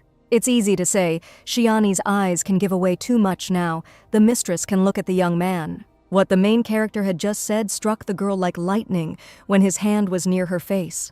There was a leaf in Milady's hair. Lydiane removed it, and the heiress's heart began to beat treacherously against her chest. Here and now, Milady Felicity is the mistress of Lydiane, and that is all he has at the moment. The villainess's ruby eyes widened, her cheeks flushed. Even her body did not obey and so mercilessly betrayed her feelings. Many residents of the Empire gathered to watch the competition of elite knights from influential houses. Shiani's mind echoed with her first words to Ledianu, let him serve her as his mistress. Then, in the damp and cold dungeon, the main character replied that he would not serve someone weaker than him. And the fact that the strongest hero called Shiani his mistress indicates that he recognized the strength in her. After all, this wonderful hero said that he would serve only the one who would be stronger than himself. And why did Milady bring Lydiane here? She is going to let him watch this festival. It is likely that in the future, Lydiane will have to accompany her mistress from time to time. Well, here we go again. Just looking at him made her heart beat wildly. She can't look at him. So the accompanying knight, Lydiane, will have his duties, and that's what we're talking about. Well, how she wants to scream for Lydiane to stay with her forever. He must fulfill her wishes. The main character must help the heiress Felicity and protect her when she needs it. Well, this is different from what Milady promised her newly made knight. In fact, Mrs. Shiani promised to protect the young man and give him everything he wanted. Well, she really did promise to give the main character the best, and this really coincides with the call of her heart. The villainess also promised to protect the handsome prisoner from those who were pursuing him. And to rescue Lydiane from the dungeon, he remembered every word she said from their first meeting. However, it would look very strange if the heiress in a pink dress were to fight off everyone passing by her athletic knight with an umbrella. Judging by the look on the protagonist's face, the young man is not going to refuse his lady. This can't help but please. Well, it means Lydiane doesn't want to be Shiani's accompanying knight. The main character immediately jumped up from his seat. Of course he wants this, that's it. The handsome hero freed his foot from under the villainess's pink slipper. And following Milady's example, he stepped on her foot, pinning her to the ground. Could Lydiane also become the master of Shiani? What did he say? She didn't quite understand him. They had agreed. Shiani is his mistress. What kind of bargaining is this? In fact, the main character is the crown prince of the empire, so he will be the master of this state. However, while Lydiane does not know about this, Shiani must tame him and make him hers, while there is still such a chance. Apparently their crew had already arrived at the scene. The young man gallantly extended his hand to Milady. The girl will show him who is the boss here. There is no need to show character and pride here. Lydiane will have time for this. In the meantime, her favorite character is her personal devil. Shiani stepped on the boy's foot. The main character jumped in surprise. No, Lydiane cannot be the owner of the heiress Felicity. Shiani is his sole owner. This is not up for discussion. So her handsome knight will be her personal escort today. The main character snorted with displeasure. Why step on his feet right away, he just asked. And this lady, as always, does whatever she wants. He'll get used to it. And so the perfect youth left his confinement for the first time, and she was next to him. The young man confidently took a step on his path to freedom. Lydianu is going to be free, and of course to be next to Shiani. The main character approached the villainess. As his mistress pleases, she is ready to listen to it endlessly. When he says these words, the girl is ready to give him all the power over her. However, the main character will never know about this. Otherwise, she will never be saved. The villainess put her hand into the main character's hand. Who would have thought? Lydiane carefully squeezed his companion's fragile hand, and what a noisy place this was. Inside, luxury reigned, with various pieces of jewelry displayed in shining display cases.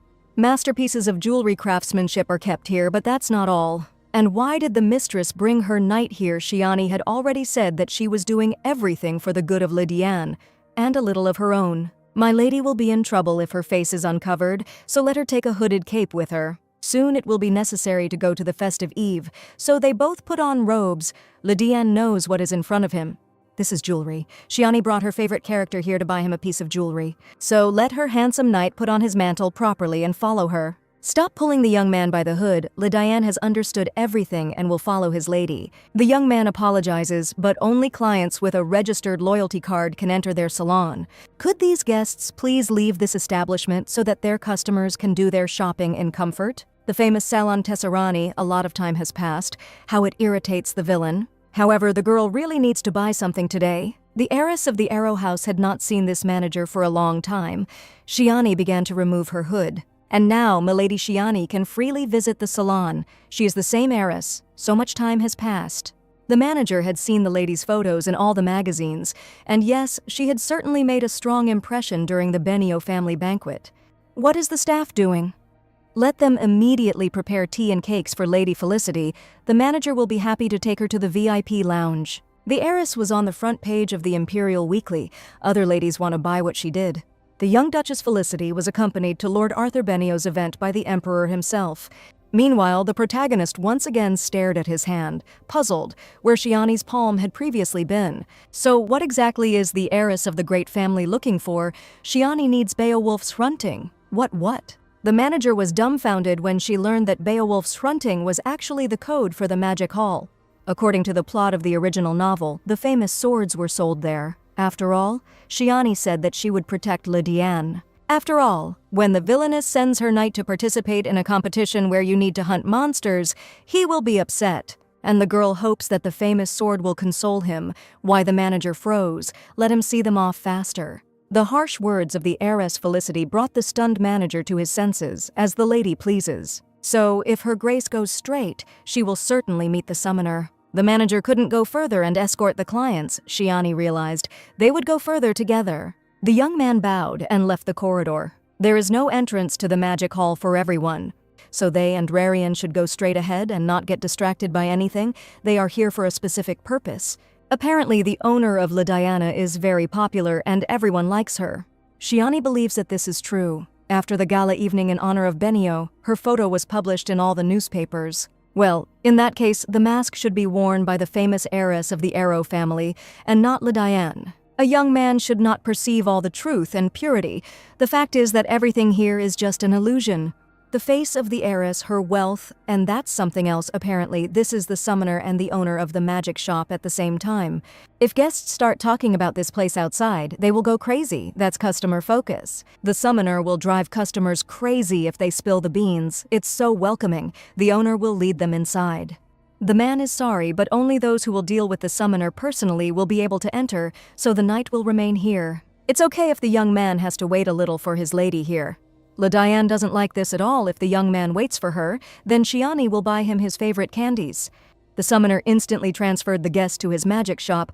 What does the young lady want to find here? Shiani needs a sword that must be more powerful than Fafnir's tail and more protective than any hero's armor. In that case, the heiress thinks about the sword of Lablov's. Otherwise, this weapon is also called the Wolf's Eye. What? The Wolf's Eye? But it was this sword that the main character received when he became the Crown Prince, because it was not time yet. This is too much for Milady Felicity's knight for now, so what about this sword? The summoner snapped his fingers, and the magic shop was immediately filled with blinding light. A sword appeared among the purple magical waves, a weapon with a unique hilt. This is Rivel's sword. It will fit perfectly. Why did the owner's voice become childish? What is this? This is the specificity of the sword. It hides the true appearance of its bearer. The sword is called the Tongue of the Viper. Its combat power and defense meet the mentioned conditions, and it also has spiritual power. Maybe Milady wants to check. The weapon definitely looks unusual. Shiani sees the dark red hilt for the first time. That's right. That's why the summoner thought that the Viper's tongue would suit Lady Felicity's knight. The girl froze in front of the sword hovering in the air. It looks mesmerizing and frightening. But what did the owner of the magic shop mean? But the hilt of Rivel's sword is very dark. So what? It's a truly rare shade for some combat weapons. But doesn't such a dark and deep shade suit the black eyes of the girl's knight? The summoner immediately noted that the young man's eyes were incredibly dark, and that was what they kept repeating. And what should these words mean now? The man tried to insult the heiress of the Arrow House. This is the second person who has told the girl this. Everyone knows that such dark eyes are a sign of the devil. Well, what is Milady saying? How dare the summoner insult her? Well, maybe he doesn't have a spare life on the counter. To be honest, it's hard to take your eyes off the heiress Felicity herself. What is he doing? In fact, Milady Felicity reminds a man of a goddess who sealed the devil. What he would take away, the goddess had to disappear. This was the only way to drive out the devil. However, even after the seal and disappearance of the goddess, the devil did not leave her alone. The devil, possessed by her, tore his soul into pieces in order to collect the scattered parts of the goddess's soul. The devil lived over and over again 1,000 lives. For the sake of love, few are ready to go through the circles of hell again and again. What kind of love are we talking about? This is a completely sick obsession, and what are all these ballads for? Shiani resembles a goddess who could melt even the devil's heart, which is why the summoner recommended this sword to her. The stated price for Revel's sword is 2 large ones, or the owner will give it to him for a lock of Shiani's shiny hair. He's a fetishist or something. 1 strand of her hair is worth more than any amount of money. She shouldn't leave traces of herself in places like this. And in general, this is all suspicious. It is not very noble to put a price on a girl's body. Shiani would rather pay for a weapon. Why did this psycho need a lock of the villainess's hair? She doesn't like it. Rarian will have to wait a little. The heiress will give him the gift when he is brought to the mansion. The main character is so cute and confused. Apparently it's all because this is his first time out in public. LeDiane is admiring the painting here, so yes, this canvas is beautiful. The young man has a very unexpected interest. The girl looked at him again and began to blush. Away with all these thoughts. She took the handsome knight by the hand. She can't look at LeDiane for too long, otherwise he will suck her in and swallow her up. They need to hurry.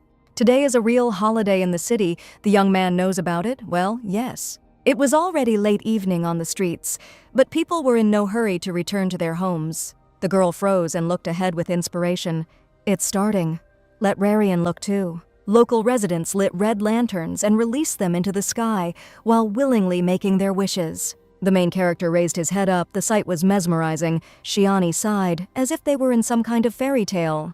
It was so beautiful, the girl had goosebumps. Time seemed to stand still around her, and inside she was filled with genuine delight. How incredible it is. Rarian is looking at this beauty together with her. The young man is also looking, but not at the sky.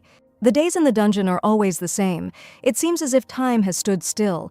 It is a boring and emotionless life. But next to her, the soul, which has been locked up for so long, seems to break out. It is so beautiful here, isn't it? Yes, it is beautiful. The heart beats faster, reminding that time, like everything else, does not stand still, and Rarian knows how to smile. This is because he is also a human being, and there is the very place that Shiani wanted to take him to. And what kind of place is this? There's a sweet shop on that street. LeDiane is also a man. These words echoed through his soul. Let the young man not lag behind, otherwise he will get lost. There is a whole crowd of people here. The main character can easily lose sight of them. The beloved character caught up with his lady. The girl sees Rarian's favorite candies on the display case. The young man doesn't like them. He's lying. He liked the candies that the heiress gave to Rarian. It says here that the candies have the taste of paradise. I wonder what it tastes like. And there is one with the taste of love. The knight wants to try it. No, of course, LeDiane looks like a child or something, just a little bit. Although, in reality, the beloved hero mostly behaves like a little child. The main character pouted and turned away from his mistress in resentment. All residents should disperse immediately. A whole swarm of guards appeared on the street. Everyone cleared the way for Archduke Benio's carriage. The guards have been ordered to clear the way for the carriage, so everyone must immediately move aside. There's already so much room here, then there'll be a crush, what the hell, as if a war had started. Let Rarian come here quickly before he is washed away by the angry crowd. Why is this guy pushing? Didn't they teach him to walk properly? Enough already. Let the residents take a few more steps back. Some stranger crashed into the main character. These people are like locusts. The young man cursed. He couldn't break through this damn crowd to get to my lady, and the heiress clearly couldn't hear him anymore. The main character abruptly rushed towards the female silhouette in a red robe, which was flying away into the distance. It's so strange. Even without being able to measure her feelings, LeDiane somehow acutely feels Shiani's absence. Cold sweat began to run down the protagonist's face, and where was his milady? He began to call her even louder. Where did the heiress disappear to? Why can't Lydiane see her anymore? She was just in front of him. Meanwhile, the girl was coming back to consciousness. What the hell? Where is she and why is she lying on the cold ground? If someone really dared to kidnap her, then we need to quickly find a knife or something sharp. And it's definitely her. Well, they were told that the princess would be in a scarlet robe, so it must be her. These idiots kidnapped the wrong girl. The Scarlet Witch's rage meter reached 100%. Oh, guys, they cut in line for their death, not for wealth. Did they even fake the informant's identity, passing him off as an ordinary maid? They need to make sure that this girl is their target. They need to bring her to her senses. One of the bastards kicked the lying girl with all his might, and everything sparkled before Shiani's eyes. That's why you shouldn't trust important matters to stupid commoners. The girl was once again hit with heavy blows. It's been a long time since she's been beaten with such ferocity. Many people hate her character, but no one has ever stooped to such baseness. The young master will come when they finish the job. Some freak sent a maid to spy on the princess. She had similar clothes and they were confused with Shiani. Let your partner guard the door. The second kidnapper will keep an eye on this bastard so that she doesn't kick. Just don't let that idiot overdo it. If she dies, the performers will have problems. What kind of kidnapper doesn't know his victim's face? Is this the first day these idiots have been on the job? How painful. Where is the main character, or at least her maid? What is this girl talking about? This girl at least understands what is happening here now. Unlike them, Shiani understands the situation. So these useless and stupid degenerates should figure out the situation themselves and pray. Here, the stunned scoundrel flew up to his victim and grabbed hold of her. He drank, of course, but not that much. Their target had green eyes after all. And this girl definitely has ruby-colored eyes, that's for sure. Then who is this girl? Wait, did that idiot Ben grab her without even looking at her face, bingo? The enemy is two strong men, and her heroine will not be able to handle both of them at the same time in any case. There was no one else in the cloak there except her.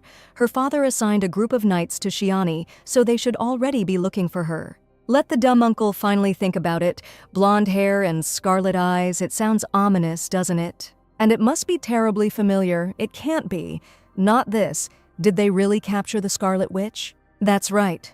Shiani Felicity herself is in front of them, and their master has just crossed the Scarlet Witch's path in vain. So the maid and the princess were kidnapped on Benio's orders so that the talentless son could appear as a hero in front of everyone and save them. All Arthur has to do is find the missing girls. Even a child can do that. Arthur has been useless and talentless his whole life, but at least he doesn't create new problems for them and follows his father's orders. Arthur's entire reputation rests on the family name and the delight of young and naive girls, for which his son has no merit. Or perhaps the heir has already forgotten what an insult Benio suffered at his own celebration. The emperor himself publicly announced that he would like to entrust his daughter to the heiress of the Arrow family. This is quite unexpected, and something needs to be done about it urgently. The Benios can't just sit back and watch as Felicity's house gets closer to the imperial family. And of course, the son knows well how this can be changed. Arthur nodded. It is necessary to push Duke Felicity away from the ruler. And how can Benio's family accomplish this? Through his daughter, Shiani Felicity. Will Arthur be able to change her attitude towards him? Father, did he forget that in the last years of her life, the heiress of the House of Arrow relied only on Arthur? Benio's heir is absolutely everything to this girl. He can make her do whatever he wants. Arthur, as always, was unjustifiably and ridiculously self-confident. Shiani looked at her son as if he were looking at dirt on her shoes. Was it really only the stupid and pompous son who didn't notice the disgusted and mocking look with which Shiani measured him? The excrement of pigeons on the road is looked upon more favorably. Arthur broke out in a sweat, so success is clearly not in his favor. This is all just another empty bravado from the little boy, but now everyone is only talking about Shiani Felicity and that boy. And Archduke Benio loves to surround himself with expensive and unique items, so he needs Shiani as a daughter-in-law. Arthur rode to the main square. He would take the little one from the mercenaries and become a hero. Stop. What? The heir of the House of the Shield sharply pulled the reins of his horse to stand. Arthur wasn't imagining things just now. The young man jumped off his horse. He was glad to greet Her Highness Princess Moriana. Didn't the princess recognize him, Arthur from the House of Benio? He learned that Her Majesty was in danger. So Lord Arthur immediately rushed here to help Princess Moriana, who dared to kidnap the little lady's maid. What, the princess's maid immediately pulled her little mistress away from the unpleasant heir? What is the Archduke even talking about? And how does he know where the princess is, so that nasty uncle was following them? How disgusting. Didn't Her Highness's maid disappear? What's going on here anyway? We're talking about Lena or something. That maid went to buy candy for the princess. Maybe the ladies don't know yet. And here comes a maid named Lenny. Fortunately, the store hasn't yet managed to sell out the blue sky-flavored candies. Here, the girl with a bag in her hands froze. And why is everyone looking at her like that? What kind of strange guy is this? And why is he so persistently trying to curry favor with Her Majesty? What Arthur doesn't quite understand is that if Princess Moriana wasn't kidnapped by her father's men, then who did these idiots take prisoner? The maid covered her mistress with herself.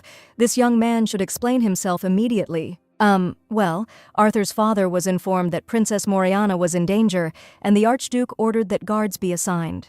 Well, this all sounds completely unconvincing. That's disgusting. And how can the Lord get out of this situation now? The princess looked at the vile air with interest. That's how it was. Moriana walked up to Lord Arthur and took his hand, in which case she really wanted to look at these death row prisoners. The princess wants to see with her own eyes the kidnappers who dared to kidnap her and signed their own death warrant. Meanwhile, worried Arrow Clan guards were combing the streets and the main square everywhere. We cannot rule out the possibility of the kidnapping of Felicity's heiress. Send all people immediately to search for her. Let the soldiers take their guns and swords and go in search. All guards are better off moving along the street in groups of 4. Here, the main character stopped the running guard with one movement of his hand. "What's the matter?" Rage flashed in the beast's gloomy eyes. "Let the soldier give him his gun." Very little time has passed since Milady's disappearance, and if Lediane moves quickly, he will be able to catch up with the girl's kidnappers. Not far from the place where the young man last saw Milady, there is a narrow and deserted alley. But because it was a holiday, there could be many witnesses, so the kidnappers acted quickly and did not have time to eliminate evidence. These suicide bombers could not cover their tracks in time. This is where the trail ends. What does it mean that the kidnappers turned off the street at this point? What the hell? And why is his entire neck covered in blood?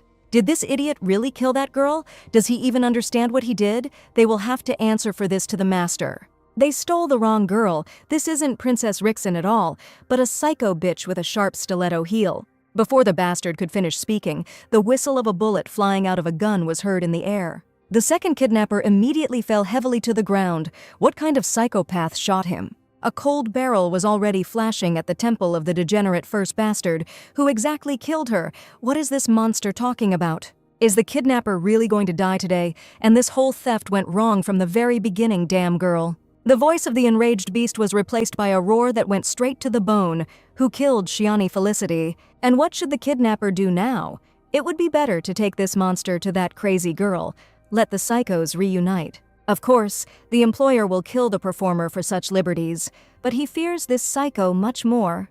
The gloomy eyes were already little like human ones, and this monster could tear off his skin and break all his bones with one platoon. That's it. The kidnapper has decided who he fears more. Let the psychopath with a gun follow inside. From the last door came women's screams and pleas for mercy. Here they come. The main character hit the bastard with the butt of his gun, after which, in one leap, he covered the distance to the door that separated him from the villainess. While this monster is busy with the kidnapper's partner, he himself had better get out of here. Meanwhile, a woman's scream was heard in the room. How painful it was. Lediane froze in the doorway, so it was not Milady who screamed. Heiress Felicity doesn't feel any regret or remorse in this blockhead's words. Let him try again. The kidnapper won't do it again. He's very ashamed. Let Milady not beat him anymore. The young man threw down his gun and rushed towards her. Oh, Rarian found his mistress. Her handsome knight must have been very surprised by the disappearance of the girl. She's alive, alive, alive. That's all that sounded in the protagonist's mind. Lediane immediately grabbed her hand. And with one strong jerk, he pulled the heiress towards him. She is alive. The handsome hero grabbed the girl in his arms and hugged her tightly, his heart beating so hard. The cheeks of both heroes immediately turned red. Shiani did not expect such an impulse from him. She would go completely crazy. Rarian was probably very worried. That's true. The young man was very worried about Milady. The main character began to touch the girl's face and examine her carefully. Shiani was not injured. Rarian found the heiress sooner than she expected. Shiani knew her knight would find her. Well, that's enough of enslaving your mistress. She'll lose control over herself like that. The villainess learned something interesting, by the way. They assigned a spy to the princess instead of her mistress. They were going to kidnap her on the orders of some freak. And these worthless people also have two masters. Families with two masters are not at all difficult to figure out. So, which of these families have enough influence to quietly send a spy into the imperial palace? The Beskers and Eclipso are very rich, but they have scores to settle with the emperor's family. Maybe it's the rotten Benios. No, the owners of the performers are the Beskers, which means this is Benio's order, because Shiani just invented the other families. What a relief that the bastard managed to escape while that psycho was distracted. I need to urgently inform the owner about everything. The gentleman will definitely understand that they had no choice because that Scarlet Witch is really crazy and dangerous. That girl, like an enraged fury, grabbed my throat and pierced it with her hairpin. Although the kidnapper suggested that this lady calm down and talk normally because everyone makes mistakes. This pathetic rat talks too much for someone who is worried about his life. The young lady is probably speaking emotionally now and doesn't want to kill them for real. Now she's even ready to ask for it for Christmas. Does this trembling scum really think that the Scarlet Witch has never killed anyone before? Or maybe this idiot thinks that just one language is enough to be considered cursed. Well, at least somewhere a false, bad reputation helped the villain. The damn witch can curse the scoundrel. The young gentleman will definitely think of something, and here comes Sir Arthur. Something like this happened there. The master had to help his servant, and then the scoundrel's throat was cut by a blade. The mercenary's body fell heavily at the employer's feet. Didn't he know that witnesses don't live long? Well, Arthur is covered in blood. We need to quickly hide this idiot's body before the princess sees it. The king seems like an invincible card, but with the ace his position changes. So this order makes sense given the original plot. The relationship between the House of the Golden Sword Rixen and the Shield Benio is like the relationship between the ace and the king. They are intertwined. The emperor has recently shown interest in Heiress Felicity, causing Benio concern. And for the ace claiming the throne, the most important thing is the help of the king's close associates. And that's why the ace needs Felicity's support now more than ever. In essence, the villain is a joker, in whose hands real power and strength are now concentrated. Let this degenerate's body be hidden immediately before the princess sees it. We need to find the kidnapped ones. Yours truly, the heiress of the House of Arrows cannot blame the degenerate Benio for everything, based only on the words of this scoundrel. She needs irrefutable proof, and this is definitely a lady, and where does a fragile lady get so much strength and fury from? Ledian stared at his lady in shock. Why was this crazy woman undressing this man? Enough of this twitching. She needs to examine this idiot's body, as expected, a black scorpion tattoo. The black scorpion serves as an identification mark in the afterlife, according to the original. Heiress Felicity could have asked her knight to undress this scum, but not do it herself. They don't have time. The steps of Arthur's men were heard in the corridor. The villainess put her finger to the lips of the protagonist quietly. There are traces of blood everywhere, which means the Duke's daughter Felicity must be here somewhere. Well, Ledian needs to hide somewhere and quickly, otherwise it could be dangerous for him. The three main orders of the Empire form the Order of Eunomius, but the order on this chessboard is broken. As soon as the head of the Rixen clan ascended to the imperial throne, the scales of power tipped in his favor. Kneeling down in front of Rixen, Benio was furiously eager to take his power for himself, since he was also one of the leading trio. However, the Benios were always cowardly and low, acting on the sly, so Benio silently bowed his head to Rixen. Benio bet everything on Rixen having no heirs, then the next in line for the throne would be the House of the Shield. That's why Benio fears the union between Felicity and Rixen the most. Shiani can't reveal all her cards now. It is dangerous to do this prematurely, then people will say that Felicity's line is turning Norn into the crown prince. Any action by Shiani Felicity that could be perceived ambiguously would give the vile and greedy Benio a chance. The soldiers were able to find Milady with the help of the Imperial Army and Lord Benio's guards. How is Heiress Felicity feeling? Judging by her bruises and wounds, these bastards treated her cruelly. Milady needs to be examined by a doctor urgently. By the way, the main goal of these scoundrels was not Shiani at all. Mistress Felicity was kidnapped by mistake, being mistaken for Princess Moriana, which means they wanted to kidnap the baby. Mori was being hunted by villains. It was horrible, but a goddess saved her. You can't call a lady a goddess. Princess Moriana is so glad to meet the goddess. Well, the heiress of the House of Arrows too, but why is she a goddess? Her Highness simply read newspapers with photographs of Milady. Let the goddess come to visit. Everyone wants to see her.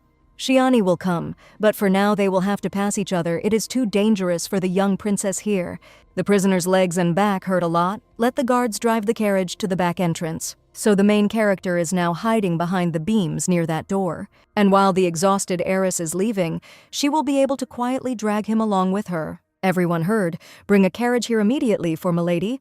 Let the Imperial Guard take the princess to safety. And it would be great if some of the Imperial Crown Guards inspected this place. The guard bowed politely, grateful to Heiress Felicity for her tip. No, let the soldiers of the Emperor and Felicity's house allow Benio's guards to finish everything here. After interrogation, the perpetrators will be handed over to the Emperor's guards along with the evidence. So the Imperial Guard better take care of Her Majesty the Princess, and Arthur's men will take care of this place. And let Benio's soldiers detain anyone who seems suspicious to them here. So the rotten degenerate decided to rewrite all the credit for saving the poor lady to himself, failing his mission. The Imperial Guard has personal motives or is poorly informed about the current situation. Shiani Felicity suffered the most. Despite this, she held off the kidnappers until the guards arrived. And after all this, the soldiers dare not consult with her. Nothing of the sort was meant. It was just that the Archduke had been so actively involved in the mission from the very beginning, who would have doubted it? Since Lady Felicity is so concerned, why don't they both stay here and finish their business? Ugh. Let the guards quickly take the princess to the palace, and they will finish everything here themselves. The Archduke is so kind, but it's nothing. Lord Arthur is only doing his duty, a pathetic and empty poser. So this obliging fatherly stump doesn't even admit the thought that Shiani beat the truth out of his mercenaries. The conversation will be interesting. Arthur immediately turned to the girl. She met him with a contemptuous look. What a disgusting and rotten guy. Even garbage in a landfill causes less rejection. The bastard grabbed the girl's wounded shoulders. Shiani Felicity, how dare she put herself in such danger? And what was the girl going to do when she was left alone with her kidnappers? She couldn't decide anything on her own.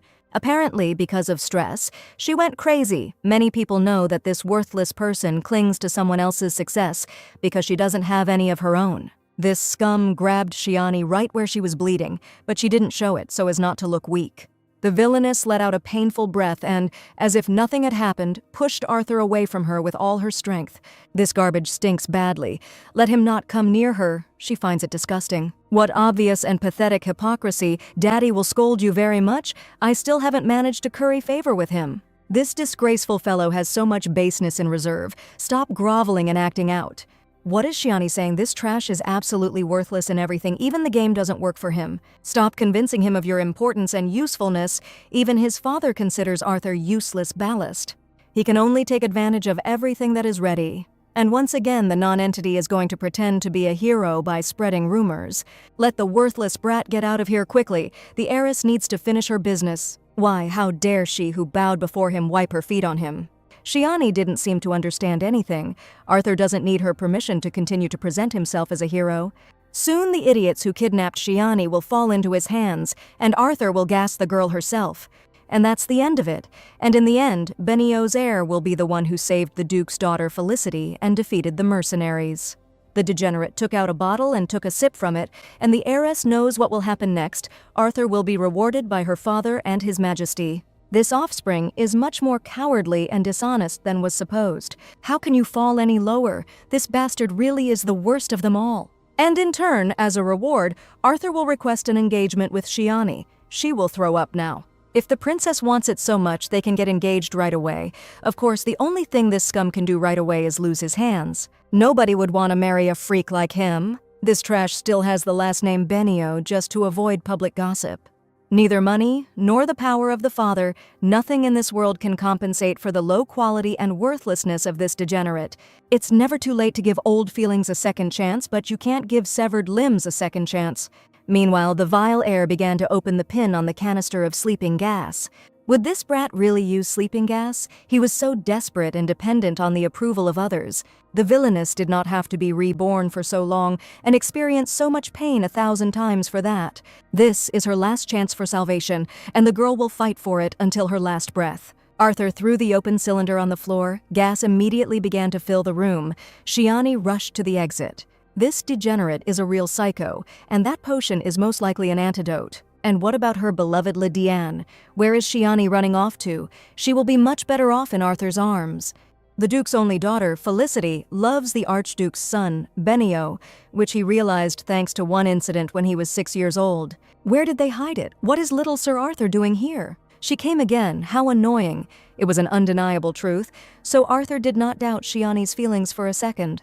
How did this girl come in here? No one is allowed in here except for people from the Archduchy of Benio, but they haven't seen each other for several days. This was Shiani's punishment. She couldn't go out, which means the girl can't establish relations with the knights. Let Shiani then at least behave like her father's adopted children. Where is Arthur going? It's dangerous, and he should be more careful. What does Shiani want from Arthur? Let him finally leave him alone and not dare tell him what to do. This wardrobe won't support the weight of the little heir and is about to fall over along with him. The frightened girl's face reflected genuine horror, and she immediately rushed towards Arthur. The overconfident boy fell to the floor and yelped in pain, while dishes from the family set fell next to him. The heavy wardrobe began to lean forward, and the girl immediately realized that Arthur would not have time to jump aside. Then Shiani rushed to his aid and covered him with her body. She was a lonely and hunted child, and Arthur was the only one who sometimes spoke to her almost without disdain. Shiani did not understand that he did this for his own benefit. Therefore, this was enough for the little girl to become devoted to him. The maid gasped at what she saw. The girl, who knew only pain and fear, confused true kindness and beauty of the soul with the cheap profit of interests. Love is in the little things. Then Shiani demonstrated complete submission to Arthur and blind sacrifice. The heiress of the house, Felicity, began to worship the worthless and fake Arthur since childhood. Then Shiani stood over him covered in blood, but continued to protect him at the cost of her own life. So Arthur's father cannot be right. Shiani loves him more than life, and if not, then he simply cannot exist in this world. So why does the one who is ready to give her life for him now see him as nothing but trash? Why is his slave so disgusted with him now? It's all nonsense. This simply cannot be. The sleeping gas began to dissipate. And where is Shiani's humble body? The girl rushed to save not herself, but the one to whom her heart truly belongs. Why is the young man sitting here? There is another exit here. Why didn't Diane go through it? First, the young man needs to cover his mouth and nose with a handkerchief. They need to get out of here quickly. The main character was worried about Milady and did not dare to leave here without her. Then the disgusting voice of the rotten heir was heard. Who is this guy, and why did Shiani rush to save him, risking herself? Why the hell is his faithful mongrel looking at this guy like that? Who the hell is this degenerate? Arthur was familiar with that look. How dare she? Could it really be the same one that Luna Levy mentioned at the banquet? Then the greedy and low-class relative of Shiani ordered her brother to maintain power in the dungeon at any cost. So it really isn't a rumor. Shiani is targeting the Felicity Duchy's dungeon. Apparently, this mysterious dungeon gives some kind of power and authority. Only for this reason could those village degenerates be interested in it. Apparently, owning a dungeon gives the right to inherit the Arrow family, which is why Eric is so greedy for it. Arthur can make the Duke's only daughter Felicity his wife, so he will prove his usefulness to his father. Shiani's happiness was only possible with Arthur, and he always used this to his advantage. Even when he humiliated Shiani and threw her away like trash, she continued to confess her love to him. The girl definitely said that she could not survive without him, that only he could save her. Arthur always loved to feed her fear of losing him, loved to see the despair in her eyes. It elevated him, and the meaning of his manipulations was this total worship and sacrifice on her part. When the Lord extends his hand to her, she will throw herself at his feet at any time. Whatever the vile heir did with this persecuted girl, no matter how he mocked and hurt her. If Arthur tells her to go to her feet, she should be there. But now everything is really different. If the vile heir of the Shield House fires now, the entire guard will come running to the sound. However, since Benio's men are stationed everywhere, they will be the first to burst into this room. The mercenaries also work for Arthur, who will suspect and accuse him of killing the guy in the mask. The sound of a gunshot rang out in the air, and the smell of fresh gunpowder filled the room. The damned degenerate decided to take the life of the main character. For this, the villainess will burn out all of the guy's internal organs. Arthur has no idea how this bastard got here. Let Shiani leave him immediately. Damn it, it seems like the damn gas has started to work. If we stay here for long, it will become really dangerous. Diane can deal with this trash, it's not worth it. What can you do against a gun? Her knight is hidden from this idiot's eyes, so it will be difficult for him to hit. As soon as the chance appears, let Diane immediately run away from here. The main character will be able to open the door right now, yes. Let the cowardly stub put away his gun. Otherwise, Shiani will speak out against him on behalf of her entire family. Arthur is simply trying to save her from a suspicious guy in a mask. This problem wouldn't have arisen if the annoying girl had been standing next to Lord Benio. Enough of this nonsense. It's disgusting even to look at this worthless thing. Then a second bullet flew past the girl. The damned degenerate has completely lost his fear. He is tired of living. Let LeDiane respond. He is fine. Arthur is worthless in everything. He is also a pathetic shooter, but his bullet could have bounced off her young man. To be honest, Shiani was sure that this idiot wasn't stupid enough to shoot. It was her mistake. The bullet hit the board and barely touched the main character. The next bullet will hit Shiani if she doesn't get out of the way. This is the last chance for the heiress Felicity. Let her immediately go to Arthur and stand next to him. She can't stay here any longer. The side effects of this gas are unknown to her. If LeDiane's identity is revealed, it could backfire on the Arrow House, so they can't return to the carriage. Let her favorite character be patient for just a little while longer. They will soon return to the dungeon. The guards started running at the sound of the shot. Arthur saw the light of the teleportation portal. What the hell? Why is Lord Arthur Benio holding a gun? Where is the smoke coming from, and where has Duchess Felicity gone? Why? How dare Shiani Felicity risk herself for another young man? How dare she just leave Arthur here and go away, while the villain and the protagonist were already far away? Apparently, the young man is in a lot of pain now. Shiani will immediately call a doctor to him. The villainess immediately shouted Mads's name, and her guard hurried to the call of the entire mistress. "Milady didn't go to the festival today. What happened? Where did all this blood come from?" The girl immediately growled at the guard. Mads lost the ability to hear. The heiress of the Arrow House ordered that the Devil's Healer be brought to the dungeon immediately. The guard rushed in fear to run after the doctor. It will be done. The wood splinters did not penetrate deeply, but LeDiane's wounds were very painful. If the young man does not have a fever, then disinfecting the wounds will be enough, and he will recover quickly. Let Milady Felicity call the doctor immediately if complications arise. The girl was so scared for him. The feeling she had denied caught her off guard today, and she was angry. Why didn't LeDiane run away as soon as he realized that the situation was becoming dangerous for him? Why was Milady so angry? The young man was waiting for a signal from her, and how could he leave her there alone? The lady herself appointed him as her accompanying knight. Is that how knights act? Besides, the mistress protected LeDiane as she promised him. Stupid, he is so stupid. It never occurred to the girl that her hero would obey orders and not think about himself at all. Well, if Milady Felicity thinks the young man is stupid, then that's how it is. And here's how to be angry at this charm. LeDiane is entitled to a consolation prize.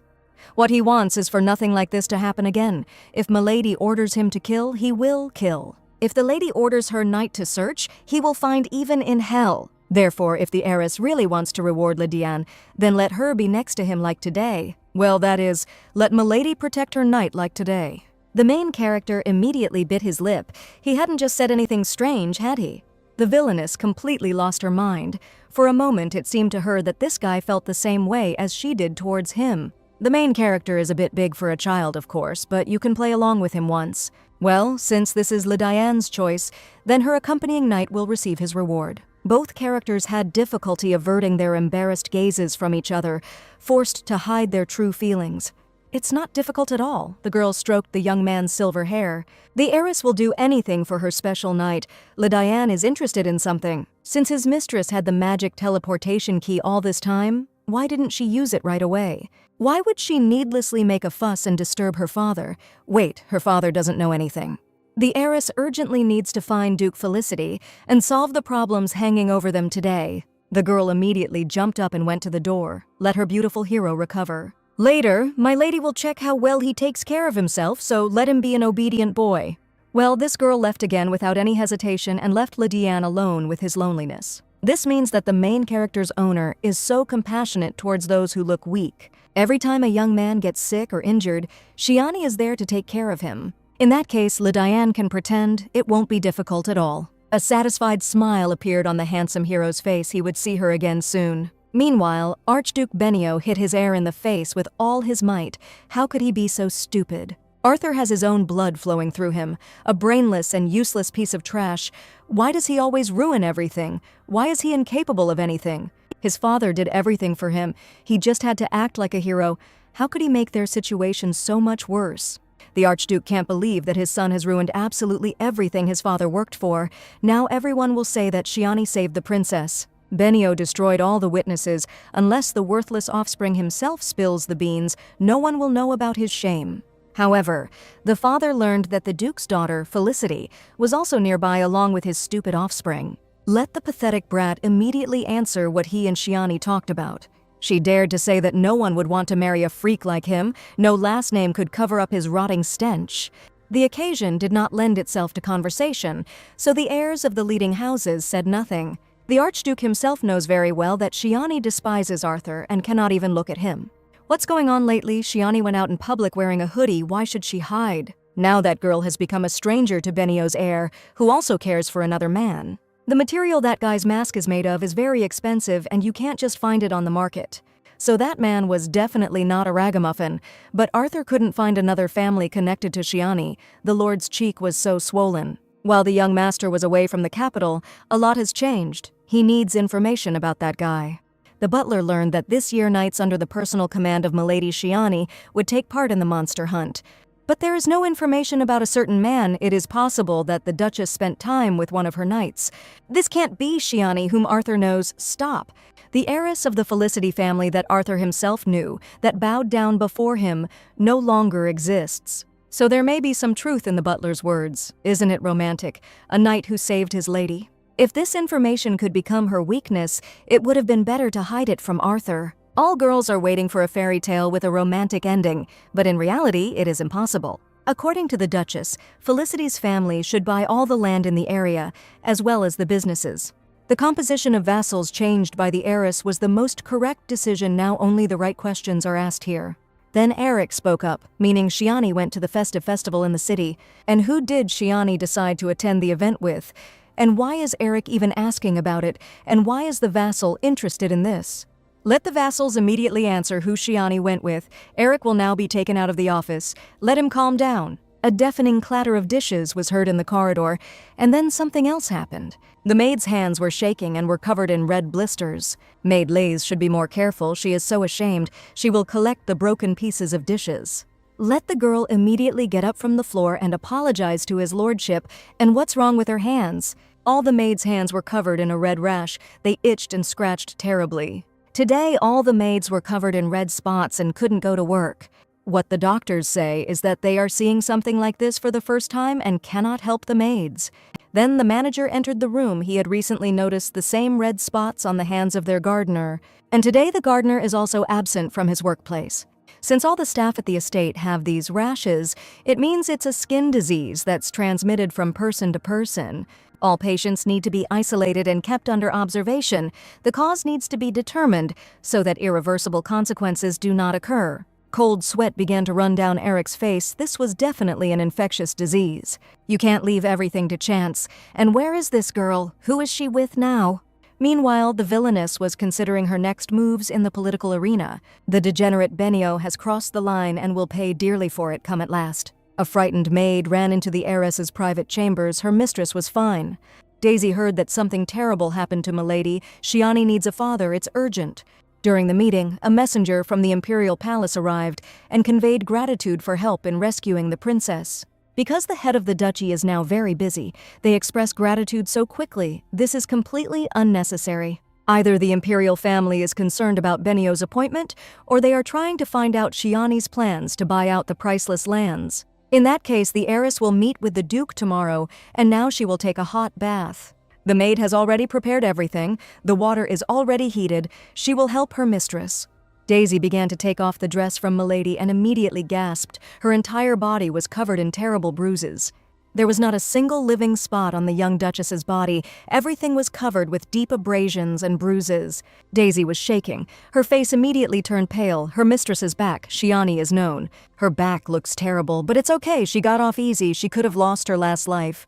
We need to call a doctor urgently. My lady is in pain. Everything will go away on its own. There is no need to call anyone. But the back of the heiress Felicity is one big wound. How can Daisy not worry? The villainess doesn't want to make any unnecessary noise now. Too much has been happening lately. How's the water temperature? Could Milady at least bring some ice or some soothing herbs for the bath? All's well. Just in time, Shiani had to report everything to her father, so she was in a hurry. But the main character did not let her go until the very end. He becomes so soft and obedient. But from the beginning, Lilian was like a proud and lonely wolf who did not recognize humans. But now the girl has managed to tame this charming predator, and it seems he even likes it. And a maid can do something for her mistress, of course. The warm water pleasantly warmed her skin and washed away the remnants of the day. Daisy needed to go underground. Night had fallen in the Empire. Shiani walked along the corridor of the castle. He should have arrived by now. The heiress has already even ordered the servants to prepare a tea ceremony. Shiani also asked to prepare sweets because Lydiane loves them so much, and who is standing behind the column. What is Eric doing here, and what is wrong with his face? How did Shiani even come up with this? She is fine. Why can't the girl calm down? Why does she have to risk herself and get into trouble every time? Eric pressed on the most painful wound, and Shiani instinctively howled. Did those freaks really dare to hurt her?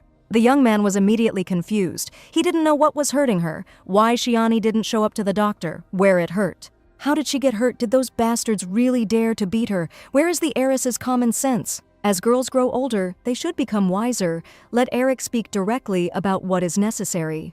Eric's face immediately changed. Shiani left with that same Norna, he's right, what? What was this guy even doing around Shiani to let her get kidnapped and beaten? How tired the girl was of endless showdowns about what was going on with Eric, with Arthur. Wherever Shiani goes, it's none of Eric's business. Let him stay out of her way. She should be so kind to the wrong guy. And as for Eric, what is he even talking about? Why should she suddenly be kind to him? Everyone has gone crazy today. Here, the young man boiled with resentment. Why didn't she understand anything? What was wrong with his face? Nothing. Okay, Eric just wanted to make sure that the heiress was okay. He and his sister hadn't been bullying for years, so it wouldn't be that easy to break her. If something bothers the girl, let her tell Eric, but why would she do that at all? Something the villain does not understand at all. His behavior is different from usual. Eric looked worried. Well, maybe the heiress is suffering from some kind of infection. Her skin has started to itch, or a rash has appeared. No. What was that all about? What kind of strange questions and flow of emotions were these? The plot of the novella has long since departed from the original line, but not the essence of its characters. So why did some of the heroes become less like themselves? Meanwhile, Shiani's maid escorted her beloved hero to the tea room. The main character's attention was immediately drawn to a painting that hung on the stairs in the east wing of the castle. This painting has been hanging here for so long, even before Daisy began her service to the duchy. The gloomy eyes immediately sparkled with interest. It felt like he had already seen this painting. The picture seemed very familiar to the young man. A girl similar to Shiani stood at the deadly gap, he remembered. A similar painting hung in the shop, a blonde girl looking at the raging elements. However, in that picture, the heroine was looking at the waves and turned away from the audience, but here she is looking straight at Lydiane. Moreover, the heroine of this picture is exactly like the young man's mistress. The beautiful Norn's thoughts were interrupted by the maid's voice. The knight should hurry. The lady is waiting for him. It's so strange to hear this. Now, Lydiane is waiting for her mistress, and not the other way around, because it was he who always counted the moments until her return. And usually after meetings, Shiani did not visit her demon for a long time, but here not even a day had passed after their trip. Maybe something happened. Apparently my lady is still washing. Let the young man sit down. Daisy will call Miss Shiani. The lady asked very much to call the young man and prepare all this especially for him. Why did the heiress call Lydiane at such an hour? Something happened. Well, my lady announced that the young man would represent her during the monster hunt at the festival. They will have to work hard day after day, so her handsome knight must be well fed. That's what the heiress Felicity said. The maid can't say anything more. The protagonist clenched his fists. What does this all mean? What does it mean to work together day after day? Something the young man doesn't understand. Is this really what he thinks? A man and a woman are working hard in the same room? What is being discussed? So today everything was really extremely strange. The Arthur Benio that was described in the original story was certainly a scumbag, but he was not a possessed psychopath. And Levi's half-brother had never felt any awe for Shiani, but now it was obvious. The important thing here is that any change in the original storyline can lead to unpredictable consequences. And the girl cannot ignore this because her life already depends on it. Arthur shouldn't have fired the gun, but he seemed to have gone crazy and put his ego even above his position in society. In the novel, this empty and cowardly nonentity remained with Shiani to fabricate his public image. We need to be more attentive and careful, but first we need to take care of Lydiane and how her wonderful hero is feeling. And what was the young man doing all this time? Lydiane began to look away in embarrassment. Nothing, absolutely nothing. That's why the young man needed to at least eat. The heiress specially asked the staff to prepare food for him.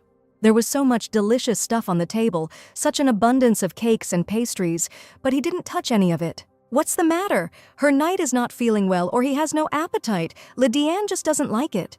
Shiani sat down tiredly on her chair, in which case she could give the knight his favorite candy. However, the main character turned away, embarrassed and displeased what was happening. Everything was fine with them.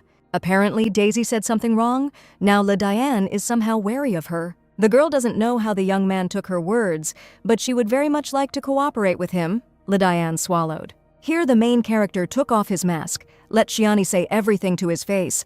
Wow, she had already forgotten how perfect his face was. Simply incredible beauty that enslaves and subjugates, so you need to collect your thoughts. So why is Lydiane all sweaty? Apparently he has an open wound or an inflammation. He needs a doctor. She needed to examine him urgently. Shiani immediately barked. Let Lydiane immediately undress and lie down. Well, the main character knew it. That's what that maid meant. The handsome hero's face immediately turned red, which meant the lady really did call him for this. What's wrong with the young man's face? Why have all the guys gone crazy today and are behaving so strangely? Let Lydiane quickly take off his clothes and lie down. The hero sighed resignedly. Where should he lie down? On the bed, of course, or Lydiane sees another place here where you can lie down, damn it. The young man got into trouble. She truly desires the body of the strongest Norn, will tie him to her bed and use her power. And why is the main character still sitting there? What is he even thinking about? So the heiress of a rich family longed for the body of a young man from the very beginning, and what should he do now? After all, the main character doesn't even know if she likes him, but there is a way to find out right now. And why is the young man looking at Shiani like that? He is obviously very worried. But her handsome knight has absolutely nothing to worry about.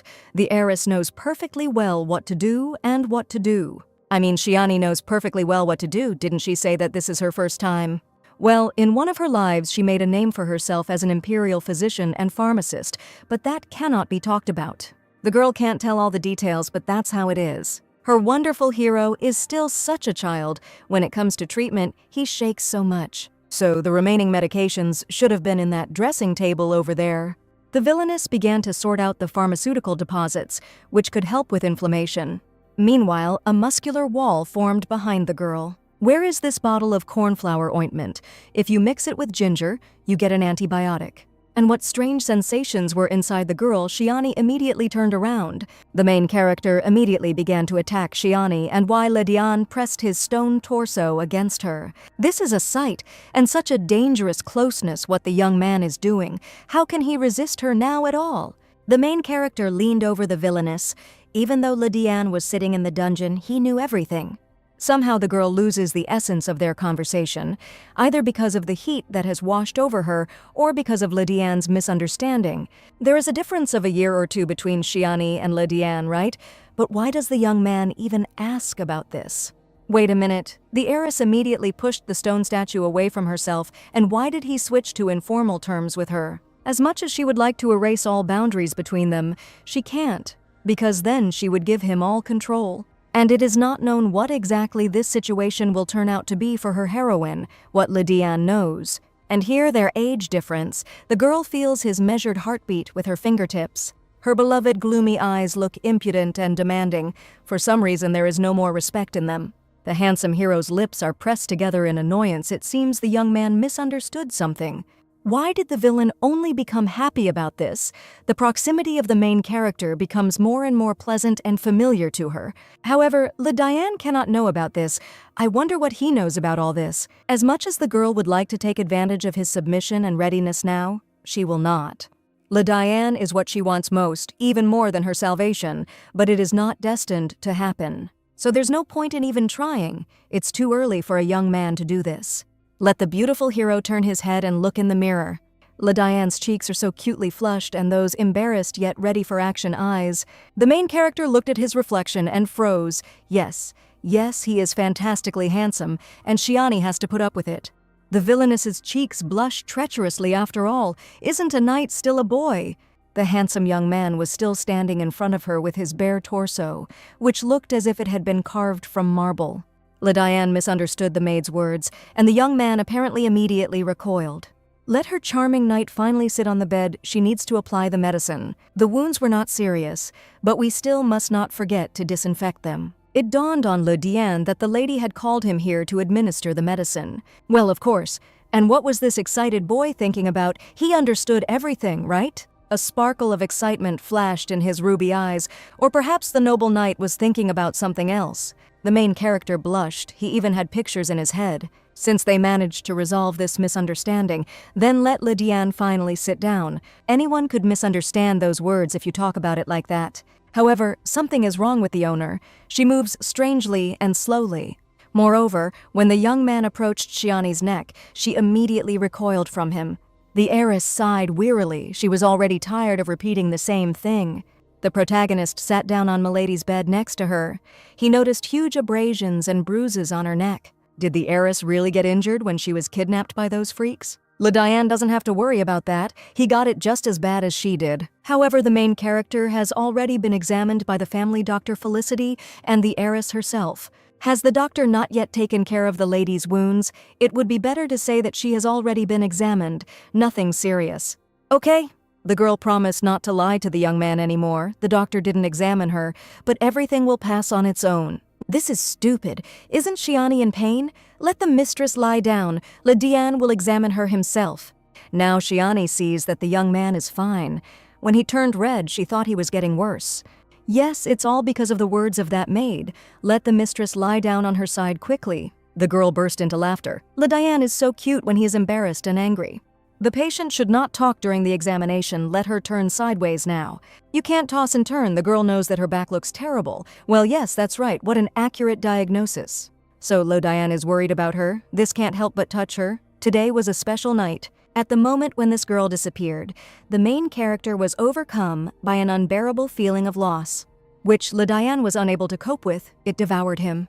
And at that moment, the wonderful hero realized that he could not and did not want to lose her anymore. All the strange things that happened to him, they were all because of this girl. The main character does not want to miss a single moment, even the strangest and most unfamiliar to him. Diane wants to live like this forever, wants to always look only at her. The heiress was so tired today that she fell asleep immediately after finding herself on her bed. The protagonist gently ran his fingers over her skin, then over her golden hair. She was like the sun, and he was like the silver moon. For the first time in her long history of reincarnations and rebirths, the villainess slept so peacefully. The protagonist's consciousness was covered by a painful wave and a certain voice. Diane can handle everything, as he always did. What the hell is going on with him? Where is the young man? Why is Diane standing here in chains? What does it mean, how he always did it, what Norna did and with whom? Who owns this ominous voice? Mr. Fidion's fortress is now just ruins that have no meaning. He doesn't need to be told again how to work. Let Diane bring everything that seems suspicious to him. It will be done. The main character followed the command of the commanding voice as if nothing had happened. The young man walked confidently and precisely, as if he had already done this 100 times. The castle was pitch dark, and the young man could only see through the light of the single candle in his hand. Diane hit a wall. This is where the path ends. How was this fortress designed at all? What is this all-consuming darkness? Even the light from a candle is not enough to get rid of it. Perhaps it was all the magic of illusion. Who did this voice belong to? To which the young man immediately obeyed. Diane should not have been born. Who is saying all this? The voice moved behind the hero. The main character was cursed from birth. He is the curse and must die. That girl will leave him. Like everyone else, he will forget about something black and distant. Diane will see everything with his own eyes. The cursed youth sees his castle, which has turned into lifeless ruins. It can't be. Ever since that girl sealed him, he's spent countless amounts of time here. Why does this voice belong to the darkness, which is exactly like Diane himself? He spent so much time in captivity for his goddess, darkness like Diane. He realized what this place was. The unconscious is like an abyss. Diane is constantly running away from the abyss that pursues him. It is a terrible dream. But before, his unconscious simply plunged him into impenetrable darkness. The dirty and damned Le Diane will be abandoned. That girl will simply use him and then get rid of him like trash. Le Diane would be left in the endless darkness all alone. Enough, the young man begged for it all to stop. No man can give freedom to another. Let Le Diane count to 10, then it will end. The lady's voice releases him, the warmth spreading from her fingertips and throughout his body. She will become the salvation of the main character. Her warmth, Le Diane is ready to bow before her as before a deity. With this girl by his side, his nights will pass peacefully. Meanwhile, the villainess managed to get enough sleep and began to wake up from her sleep. How good. It was as if her sleep washed away all the heaviness of the previous day from the heroine. Wait a minute. The girl immediately jumped up from her pillow, and when did she manage to fall asleep? At night, Le Diane said he would apply the medicine, and she lay down for only a couple of minutes, which means she fell into a deep sleep. Could it be that her handsome hero lay at the head of her bed all night? Here, painful wheezing and groans were heard. The young man is clearly suffering from nightmares now. He needs to be woken up. Le Diane began to bang his head against the bed, his teeth clenched nervously. These terrifying sounds and convulsions remind the girl of that terrible day when she found Le Diane covered in blood. Then the main character bent over and began to spew pools of blood from himself. He asked to bring him water. Le Diane said that this often happens to him after waking up from sleep. Could it be because of the slow detoxification of the sedative? Let him count to 10, then his nightmare will end. Let Le Lion hear Shiani, she is nearby. From a conversation with the kidnapper whom Shiani was tormenting, she was able to find out important information. The villainous and greedy Benio family is behind the kidnapping of Emperor Rixier's only daughter.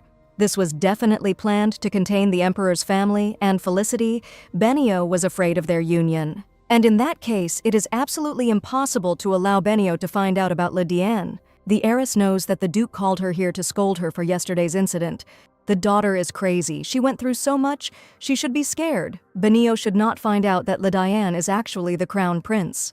Then the main character will become their main target, so everyone needs to be convinced that he is a Shiani knight. And not just a knight, but a Norn, so that there are no questions about his lineage. They need to start preparing for a monster hunt. Daisy came to report that Sir Mads was waiting for the lady in the living room and that the knight was still sleeping in her room. Well, I'll be damned. It's almost lunchtime, and the main character is still sleeping. Let him gather his strength. This is for the best. And what about the maid's face again? My lady already knows this expression by heart. Let Daisy tell us what happened at the estate again. On behalf of her mistress, Daisy went to the kitchen and asked the chef to prepare dinner for her knight. However, in the kitchen there was only the maid Becky. There was neither the chef nor his assistants. The maid was in shock and clearly very worried when Daisy called out to her. "What's going on here? Where is all the kitchen staff? Why is Becky working here all alone?" Hadn't Daisy heard about the infection that was spreading throughout the estate? Everyone was in panic. They began to suspect that the problem might be in the food, so they called the chef from the kitchen in for questioning. When a person is infected, their body becomes covered in red spots, but Daisy is completely healthy. By the way, Daisy and Becky cooked yesterday's dinner without anyone's help. They are great. The dinner was truly wonderful. They deserve the praise. The conversation between the heiress Felicity and her personal assistant was overheard by a rotten relative. Well, wow, was it really Valentin who made all these magic potions? And in such a short time, too.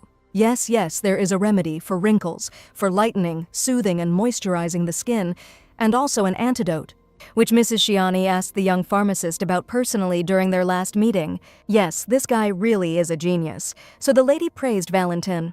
When she learned that Valentin had done more than Milady had asked, she said that she did not know a man so phenomenally. Well, if the young man is such a genius, then why hasn't the lady gone down to the dungeon lately? Milady used to come down here to watch Le Diane train, but now she keeps him close to her.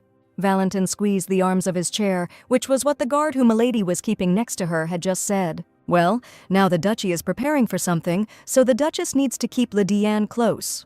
And where is Le Diane now? Mads was told that he was sleeping, so they met with the lady in the living room. The atmosphere in the laboratory immediately became oppressive and threatening. That is, Le Diane was sleeping in the heiress's room. Mads wants to say that Shiani doesn't pay attention to him because she's having a great time with Le Diane. Valentin clearly asked to be loved more. Favoritism is now clearly in his favor, something Mads wanted to leave. The lady is truly no less surprising than Norn, having tamed the strongest of them with a disgusting reputation. Diane has become so obedient next to Milady, and Miss Shiani also keeps Valentine, the second on the list of especially dangerous, on a leash. The power of her persuasion is, of course, amazing. This is the first time Mads has seen something like this. Who is even capable of making it so that the strongest Norns cannot take a step without permission? Or maybe the ladies simply got these two hooked on love, since they are both young men with hot blood who have never seen women. The pictures started coming. How disgusting! And why does Mads have such a wild imagination? We need to quickly complete Milady Felicity's assignment and get out of this demon's laboratory. Heiress Felicity said that she would call Valentine to her very soon. That's how it is. They can't seem to find the cause. It's becoming a serious problem. Without the source, they can't stop the spread. How a skin disease that was common only among the lower classes found its way into their palace. The butler himself heard what the doctor said about this. The maid's words may seem careless, but a few days before the infection, the entire staff gathered in the kitchen to try the cake that Luna Levy made. If you think about it, the staff living in separate rooms are healthy. But if the cake was the cause, then Luna would have been infected too, isn't that right? Why are the servants so harsh with her? Luna had been eavesdropping on their conversation the whole time. They had upset her so much. Everyone knows that Luna loves to cook desserts, so what's wrong with her deciding to treat the staff? Besides, she ate the last cake herself and also her brother Eric. They are fine. This is just one of the versions that was voiced during the investigation of the epidemic. The infection has already reached the common bedrooms. Luna should go to her own, but she is so worried about the servants. She is especially worried about Susie, who was so exhausted after the attack at Archduke Benio's reception. In fact, only Luna Levi's maids were infected. This can't be a simple coincidence. Maybe Luna has some guesses about this. Well, she's not sure, but all her maids had recently been using some new ointment.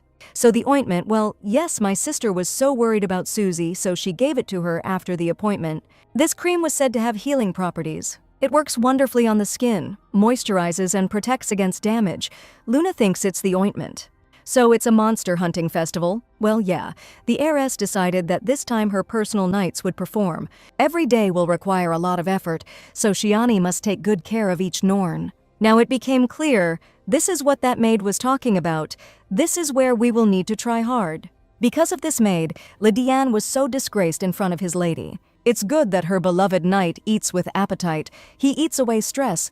Lydiane should take part in the hunt. When talking about Norn's squad, the heiress also means the other guys from the dungeon, right? The rest are not as talented as Lydiane, but they will be trained, and that, we need to lure 2 more Norns to our side. Nothing is impossible for the main character. They will pass this monster hunt. And my lady will also take part in this, of course, but as a spectator, not a knight. Of course, the girl promised to protect her dear hero, but not in situations like this. There is nothing to worry about. The boy's restraints will be connected to the girl's necklace. That is, the heiress will be able to immediately find her knight, wherever he is. They will be able to communicate further over a long distance. It remains to be done. It would be within Francis's power. Francis was one of the 4 surviving Norns and became a court advisor, meaning Lydiane can find Sheehan at any time. In general, it is important for a girl to be able to find her knight at any time. The protagonist slowly repeated his mistress's words, as if tasting them. Lydiane looked down at his hands, the hated shackles digging into his skin under his white shirt. However, since these chains can connect them to this girl at any time, he will wear them constantly. The main character is grateful for the meal. He is already full. The young man quickly. Maybe the young man will stay and finish his dessert. He doesn't have time. Neville is arriving today. Here, the gloomy eyes fixed on the sheet of paper on the hostess's table, the name Valentina was written on the paper. The young alchemist gave what Milady asked for, and a couple more potions that were obtained by accident.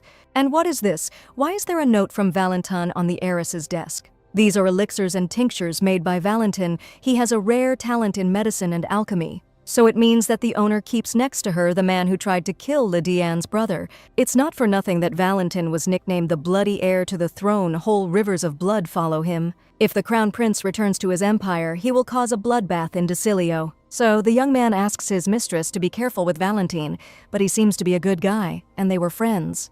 It was before the protagonist's fists clenched, and besides, the heiress doesn't care at all about Valentine's nature. There is great benefit from this Norn, and this girl is more than enough.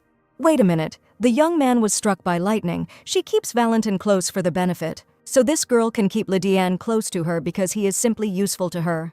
The main character grabbed the piece of paper because he had already warned Milady. The scum who have lived in darkness all their lives will never forget the warmth they once felt. They will cling to this ray of light with their fangs and will never let it go, no matter what it costs them. Like the protagonist himself, Lydiane will follow his mistress even into hell to find her. And how does an ordinary person intend to cope with such irreversible consequences? The training arena was already filled with the sounds of crossed swords and rapiers. Lately, neither Lydiane nor Valentin have been seen at all in training. And what needs to be done to attract the attention of the heiress of the House of Arrow? What impressed her so much about these two Norns? Apparently, one must be not only strong, but also handsome. If only the young man knew what it would be like for him here. Then, Norna would never have run away from the Count. Why is Francis standing there? And where is Norna with purple hair going? Doesn't she want to have fun with everyone else? Now is the time for personal training, as Francis says. After all, in any case, all the coaches are only worried about Lydiane and Valentin, and they don't care about the other Norns. I need to think about how to attract that princess. It's easier to just give up and die in peace. Francis is content to live as if he is not here. He only has a roof over his head and food. Did poor Norna really think he could be on par with them? Even though Francis was quite handsome. Those damn voices in his head, such a pretty face might get a lucky ticket. No matter how hard Francis tries, he will only tarnish his father's name. He is the son of an earl, and he is only a bastard born of a servant. That's right. His mother is some kind of servant from a closet who is ready to do anything for money. And where would a bastard get pure blood from? Why did Francis freeze, or did he even think of complaining? Or the loner Francis decided to join the other Norns, quickly realizing his situation. Steel flashed in his purple eyes as he said to join. Francis to these Norns, how can they even rewrite him to themselves? Let the boy not say such vile things again. Francis hates people like them more than anyone. So in this bag is everything necessary for Lydiane's quick recovery. Let the young man tell Mads to apply the ointment to him 3 times a day. The guard will be happy. And something else very important. The heiress noted the main character's sleep problems. They bother her a lot. Let the handsome young man take the blue medicine instead of the sedative. They are already prepared in a bag, and there are also Lydiane's favorite candies in there. If the hero takes all this with him now, he will not be able to come here again for a long time. If this is indeed the case, Lydiane refuses to take all these medications. Well, what is he saying? As soon as hunting training begins, Shiani will come herself. It will be more difficult for him to train with wounds. The girl doesn't want her beloved knight to get sick, so let him take good care of himself. The main character intercepted his mistress's hand and again he goes into the dungeon. But if Lydiane gets better, then Milady will stop coming to him. Stop stirring up Shiani's heart, it's already breaking her ribcage. This means that the young man does not want to wait for the heiress. Her knight does not want and cannot wait for her any longer. And in general, if Lydiane will wait for the lady again, and she suddenly does not come, then the hero's voice broke off. Why did her handsome knight suddenly become silent, and why was he so worried? The main character always seemed so cold and distant because of the shadow hanging over him. Lydiane has absolutely nothing to worry about. The girl will always protect him. Shiani worries about the young man all the time when her knight talks to someone. The heiress is worried about how Lydiane ate today, whether he slept well, what is bothering him. Therefore, almost all of the girl's thoughts are occupied only by the main character. She always thinks about him. It's clear to him. So the idea that the heiress would suddenly stop worrying about her knight is impossible. There was a pause between the two young people, letting the young man feel her words. Lydiane is glad to hear this and will always remember this, and what should this mean? Shiani needs to run to her room quickly. She will be back soon. So let her handsome knight wait for her in the corridor for a little while. But Lydiane must cover his perfect face, and here is the treasure of the moon, her main trophy. It's a good thing Shiani left this phenomenon completely alone in this corridor. Luna is so happy to see the much-talked-of Lydiane. She is irresistible today. He will definitely notice it. However, the main character only snorted with disgust towards Shiani's vile relative. Surprisingly, it only communicates well with her. But Luna doesn't care about this. All men are the same anyway. All Luna has to do is play on their feelings. This is the most aggressive and strongest Norn. If Shiani managed to tame it, then Luna can too. There is nothing special about the sister, but Luna is a dream for anyone. In fact, she came to see Shiani. Luna heard what happened to her sister and her knight in the main square. She was beside herself. She was so worried, it was gratifying to see the brave knight safe and sound. The moon began to move towards the young man. The vile girl stretched into a poisonous smile. Sometimes Shiani does such reckless things. The gloomy eyes immediately flashed with rage, and a growl was heard in the protagonist's voice. Next to Le Diane, this slippery snake should not speak ill of his mistress if she values her poisonous tongue. After which the beautiful beast disgustedly pushed the moon away from himself and walked past her. What the hell was that? Luna is really fed up with this heiress. Why should she have all the best things? This is a mistake. This is all wrong. Luna should have the best, so why is he so devoted to her alone? There have been no special training sessions lately. All the Norns spend their free time as they see fit. How about the list of trainers and research workers that my Lady Felicity asked for? Of course, Mads had already managed to fulfill his mistress's order and prepared everything. Miss Shiani would take a look at the list right now. Mads wanted to clarify why my lady needed this list. There is no point in keeping those who are useless. These vile scavengers thought that Shiani had forgotten everything, but they were just waiting for their turn. By the way, Mistress Felicity asked Mads about the other Norns. Francis is sitting over there. Yes, this Norna is still just a child. Lavender hair, marble skin, purple eyes, they are all so beautiful. And Francis is the very personification of youth. He's like a scared kitten, so cute and gentle. My lady is definitely looking in that direction. The girl misses the times when Le Diane behaved like a cute little boy, as if it were yesterday. Well, Le Diane is the cute little guy, and Francis is the stubborn one from the original story. In the plot, Francis was not a leading character, but he played a very significant role. So the greedy and rotten main character took the place of the Crown Prince's wife instead of Shiani. One of the characters in the novel had an uncontrollable and destructive feeling of hatred and disgust towards the aristocracy. And this very minor character helped the main character of the novel.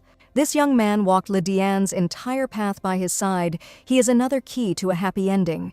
The young character also wiped off the face of the earth the entire central council of the court nobility of the empire. This strong political figure was Francis, and he had no equal. The Count's bastard, a prisoner in the dungeon of Felicity's house, became the chief court advisor. However, the villainess could not even imagine that this Grey Cardinal was so young. Let Sir Mads wait for his mistress here in the shadows. Shiani will be back very soon. Francis is definitely not the type of person to try to get into the spotlight.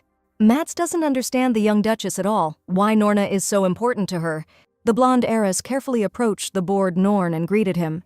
The young prisoner slowly looked away from the book and looked at his interlocutor, his pupils widening. Well, Francis looks like a surprised cat, he's just adorable. But there is nothing to treat Shiani with. Maybe he will give him chocolate or candy. Francis turned away from Shiani with a bored look. He doesn't like any of this, he only recognizes jelly. Next time she will treat the young man to jelly. Apparently Francis is reading something interesting. He clearly loves books. So this time it was Francis's turn, which Norna slammed his book shut with a loud bang. So he will get straight to the point. Everyone knows that those who are chosen by the Duchess become free. And this boy is no slouch. And what did the heiress expect from the wisest and most cunning figure in the kingdom? To date, there have only been 2 Norns who have captured the attention of my Lady Felicity. Le Diane and Valentine, both youths, are the strongest among the rest of the Norns in the dungeon. And thanks to the heiress's attention, all the guards only watched the size of these 2, and the dungeon even became quieter. But no matter what anyone says, Francis likes it here because you can become a leader thanks to your skills and strengths. And for this reason, Norna no longer sees the point in attracting the attention of some authority. Francis tried so hard to escape injustice. Did he have to go through it again? The sarcasm is pouring out of this guy. He thinks that Shiani has disturbed the order of the entire dungeon. Such an ambitious and ingratiating young Norn requires a different approach. The heiress understands what he means. So my lady doesn't like Francis so much. Then there's nothing to be done. She won't force him. As for the young man's book, it's a novel by the murdered Otria. Miss Felicity has his biography. Francis's face immediately showed interest, but even his father couldn't find it from where. Of course, since this biography is the only one, the knowledge-hungry Norn can only be attracted by a new portion of it. After all, it is in this knowledge that Francis draws his strength. The only copy is in the possession of the heiress of the House of Arrows. Well, it's time for the girl to say goodbye, so as not to bother the young man even more with her presence. Now let's see how many seconds Francis has the patience and will to hold back his curiosity. 1, 2, 3. Let Milady Felicity linger a little. The boy did not resist for long. What is it? Dear Norna looks so worried. Francis wanted something from the lady. Let the heiress of the Arrow House lend the young man a biography. He will read it and return it immediately. And why should Shiani do this? After all, Francis is not one of her people. If he were, he would have received such a precious book. So young and sweet. What fun it is to tease him. And besides, Francis doesn't like my lady, that's true. What a little bastard. The lady only loves the strong and beautiful. Apparently we are talking about Lydiane and Valentin. Of course, looking at those two, you would certainly come to the conclusion that Francis does not consider himself their competitor. Now Francis is a sweet and neat boy, but in the future he will become an influential politician, before whom all the aristocrats will bow.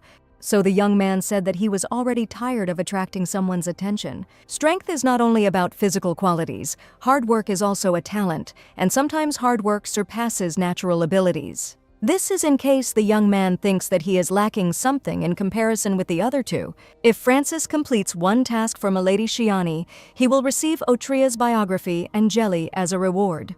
The young man will try. This is the right decision. Later the heiress will contact him herself. So everything went well with Francis. 3 out of 4 are already in the hands of the villain. The last Norn remains, Li Nain. Nothing is known about his past life. Absolutely nothing. The Duke found him on the road. There are also notes in the library that this guy was almost sold at the slave market. So Li Nain was found on the road, and in the original, the origin of this Norn was difficult to establish. The novel only said that Li Nain was one of Norn's survivors, not a word about his character or injuries.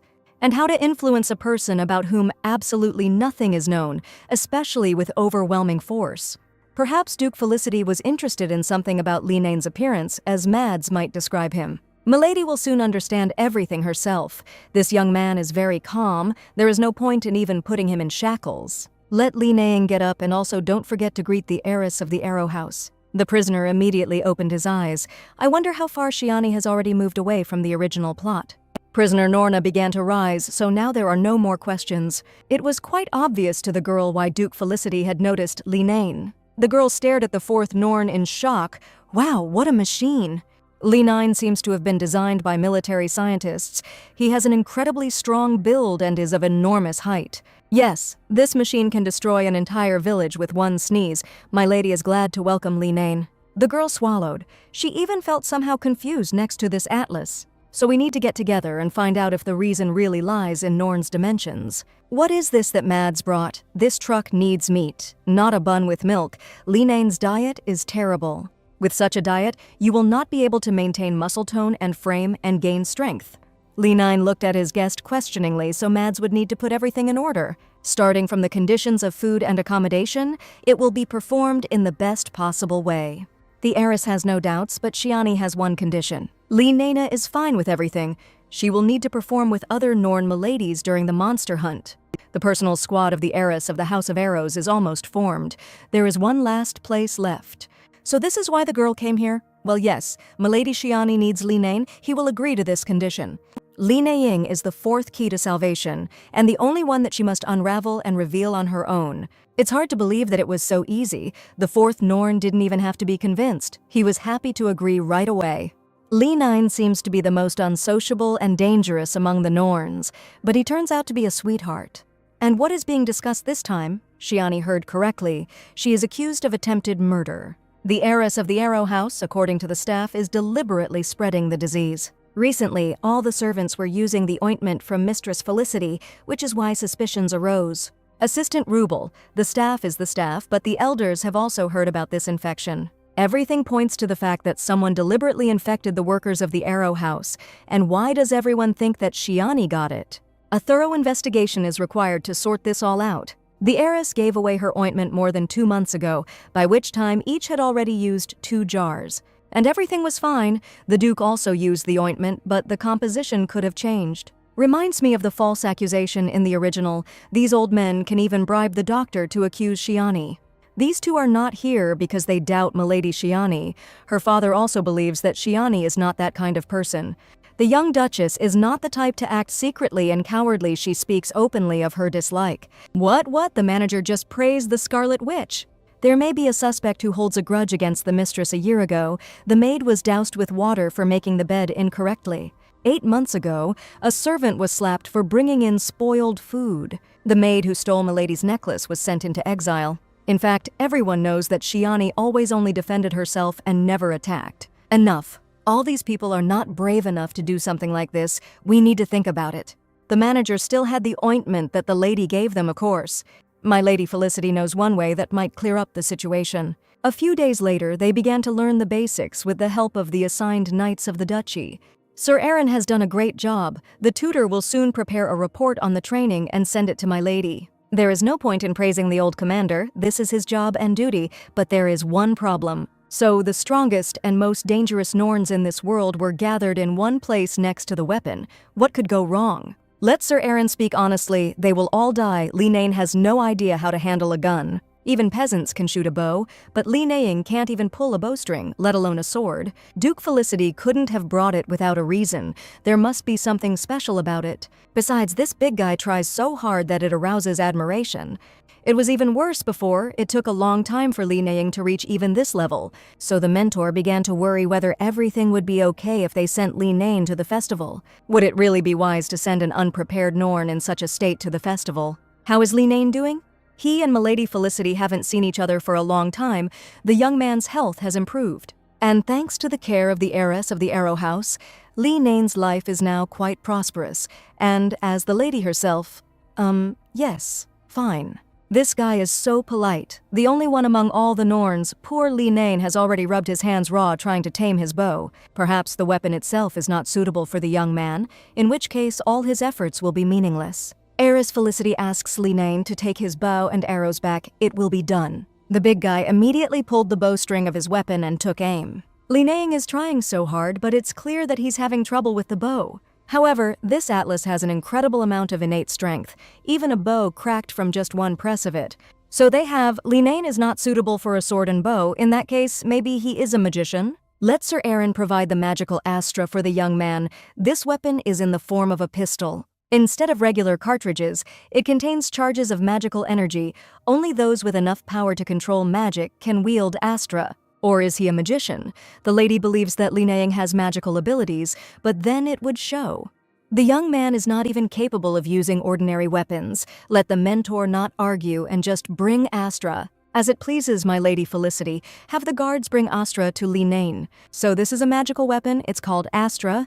It resembles a pistol. It's not difficult to operate a weapon like this. You just need to pull the trigger here. Not everyone can use it. Only a natural-born magician, Li Nain, will try it. Norna gripped the handle of the magical weapon and took aim. Now he needed to pull the trigger. Li Nain fired the astra without much effort, as if the magic weapon was an extension of himself. What the hell? A bullet from a pistol flew out with incredible power, which is capable of destroying an entire city. Discharges of devastating force began to spread through the air. It can't be. This is incredible power. So this whole time, Li Nain had been suppressing an unimaginable power within himself. Norna looked at the hot barrel of the gun, from which smoke was coming. He was doing everything right. The villain is swallowed. With such strength, one could destroy an entire village with just one sneeze. Li Nain is simply magnificent. From now on, let the mentor make sure that Li Nain only trains with magic weapons. Now all the Empire's mages are in service exclusively to the ruling Rixen family. That is why all noble houses dream of having their own magician. There were already so few magicians born in the Empire, so each of them was so valuable. And the Emperor took every single one of them, so that it was impossible to even see them. Li Nain is priceless. It will be necessary to sign a contract with such an incredible talent. Let the young man rest. The mentor must ensure that this information does not reach the magic department before the hunting tournament. But when the tournament begins, Li Nain's abilities will still be revealed, and then the imperial court will not be left out. Shiani would argue that Norna came to her himself. She didn't take him by force. A mage not under the control of the imperial family is an unprecedented case. That's right, but it's not forbidden. Whoever finds it first, it belongs to him. And where are the rest of the heiress's knights right now? All three of them are at an away training session in the eastern forest. Where is this? It's on the left banks of the duchy. There are a lot of monsters there. Squads are often sent there for control. The distance is not too great. There are few people around, so no one will detect Norn. In that case, let Mentor Aaron accompany the heiress there. Now the boy's training should be coming to an end, but how is Francis lately? He's a very smart guy. His basic skills are top-notch. Let them assign Francis a personal tutor. Let them pay special attention to political science. In this case, Francis will achieve even more than in the original. I wonder if Le Diane understands that this is a plan for the sake of the future villain. How does Francis feel on the battlefield in real conditions? What a sight. On such a sweet and charming face, there are stains of someone else's blood, but at the same time there is no sense of danger in it. What brought Lady Shiani here? She came to observe the training of her knights. Francis has already read all the books that my lady recommended to him. He is so pleased. The library in the Duchy's castle is truly impressive. There are so many amazing publications there. And where did Francis get the blood on his face, by the way? My lady has nothing to worry about. It's not his blood. The blood must have spurted from the artery of the monster the young man was chasing. A completely ordinary conversation. To talk about death so calmly, Norna is Norna. And what about the tasks entrusted to Francis? They are quite interesting. How about starting training from tomorrow? The young man will start with political science. Then Shiani will find him a mentor in any subject. Even his father did nothing like that for him. I mean, the Count, well, Milady Felicity said that she would do whatever her people wanted. In this case, the young man will make every effort not to disappoint the lady. Then Francis will become the pride of the heiress of the House of the Arrow and will surpass Le Diane and Valentine. All Norns are truly prone to obsession. And what is happening there in the depths of the forest? Why is there some kind of dangerous aura coming from there? The heroine went towards the threatening ravine, so what? On a steep hill sat the bloody Prince Desilio, and why was there such a frightening atmosphere here? Wow, the whole earth was soaked in blood. How many monsters were there? Did the beautiful and terrible Valentine really kill them all single-handedly? Well, I'll be damned. This precious person has bestowed such an honor on Valentin. His smile is so attractive and dangerous at the same time. There was so much sarcasm and causticity in his voice, the prince was offended by Shiani again. Valentin has a conversation with Milady Felicity. That gentleman mentor is too scary. What? This beautiful beast left rivers of blood behind him, and now Aaron was afraid. Let them be left alone. Valentine is important to her. He is one of the keys to her salvation, so Shiani will indulge him for now. And what did the bloody prince want to talk about? After all, the contract didn't say a word about Valentine having to participate in the hunt. Hunting monsters is a waste of his talent, and during the tournament they will also need to put on a mask. The heiress pulled the capricious prince out of the dungeon. She will soon change his status. Let him try at least a little for her. Only at such moments does the lady honor him with the name Valentine. The villainess's skin crawls from such dangerous proximity to this boy. This hunting tournament is a great opportunity for the young man. Wouldn't victory in the Imperial tournament be a strong trump card for Desilio's ascension to the throne? That is, Valentine can become king. Well, he is a pure-blooded heir to the throne. If Valentine's compatriots heard Milady Felicity now, they would die laughing. So that's how it is, and Shiani would have bet all her fortune and family name on the prince becoming King Desilio. After all, unlike everyone else, the villain read the novella and can say this with certainty. If Valentine becomes king, then Milady Shiani will have to go to his kingdom. After all, the future ruler will take the heiress of the House of Arrows with him one way or another.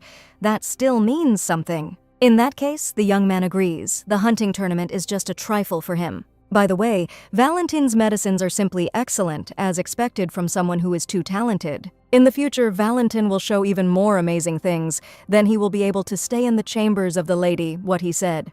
Milady kept Le Diane so close to her, even walked with him at the fair. It was unfair.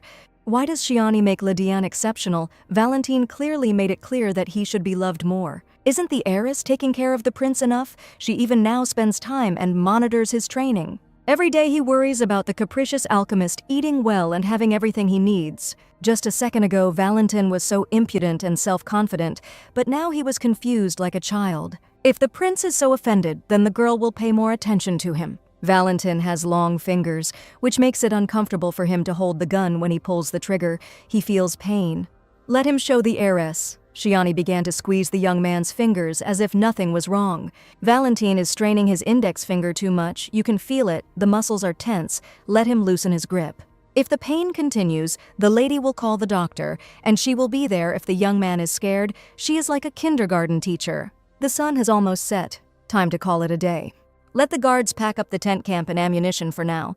The watchman will gather all the Norn trainees and announce the return to the dungeon. What is that sound? A chilling roar came from the thickets of thorns. 2 huge eyes of a monster appeared from the shadows. "Your ass." What is the guard so worried about? This roar was emitted by a small monster that was accidentally crushed by another guard. Has the guy gone blind or something? What is this terrifying and oppressive aura?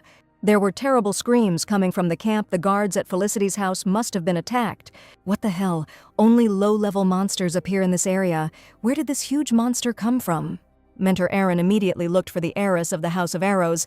My lady urgently needs to hide in a safe place. And here there are such people. What an ugly offspring. Let the lady go. Valentine will sort this out. The Blood Prince is, of course, also a very strong character, but even he alone cannot cope with this creature. If you use a bow, you can try to hit the monster's weak spot. The girl just needs to stall for time and use Olivia's power. What the hell? What the hell? This creature appeared in front of the girl. A second ago, she was in another place.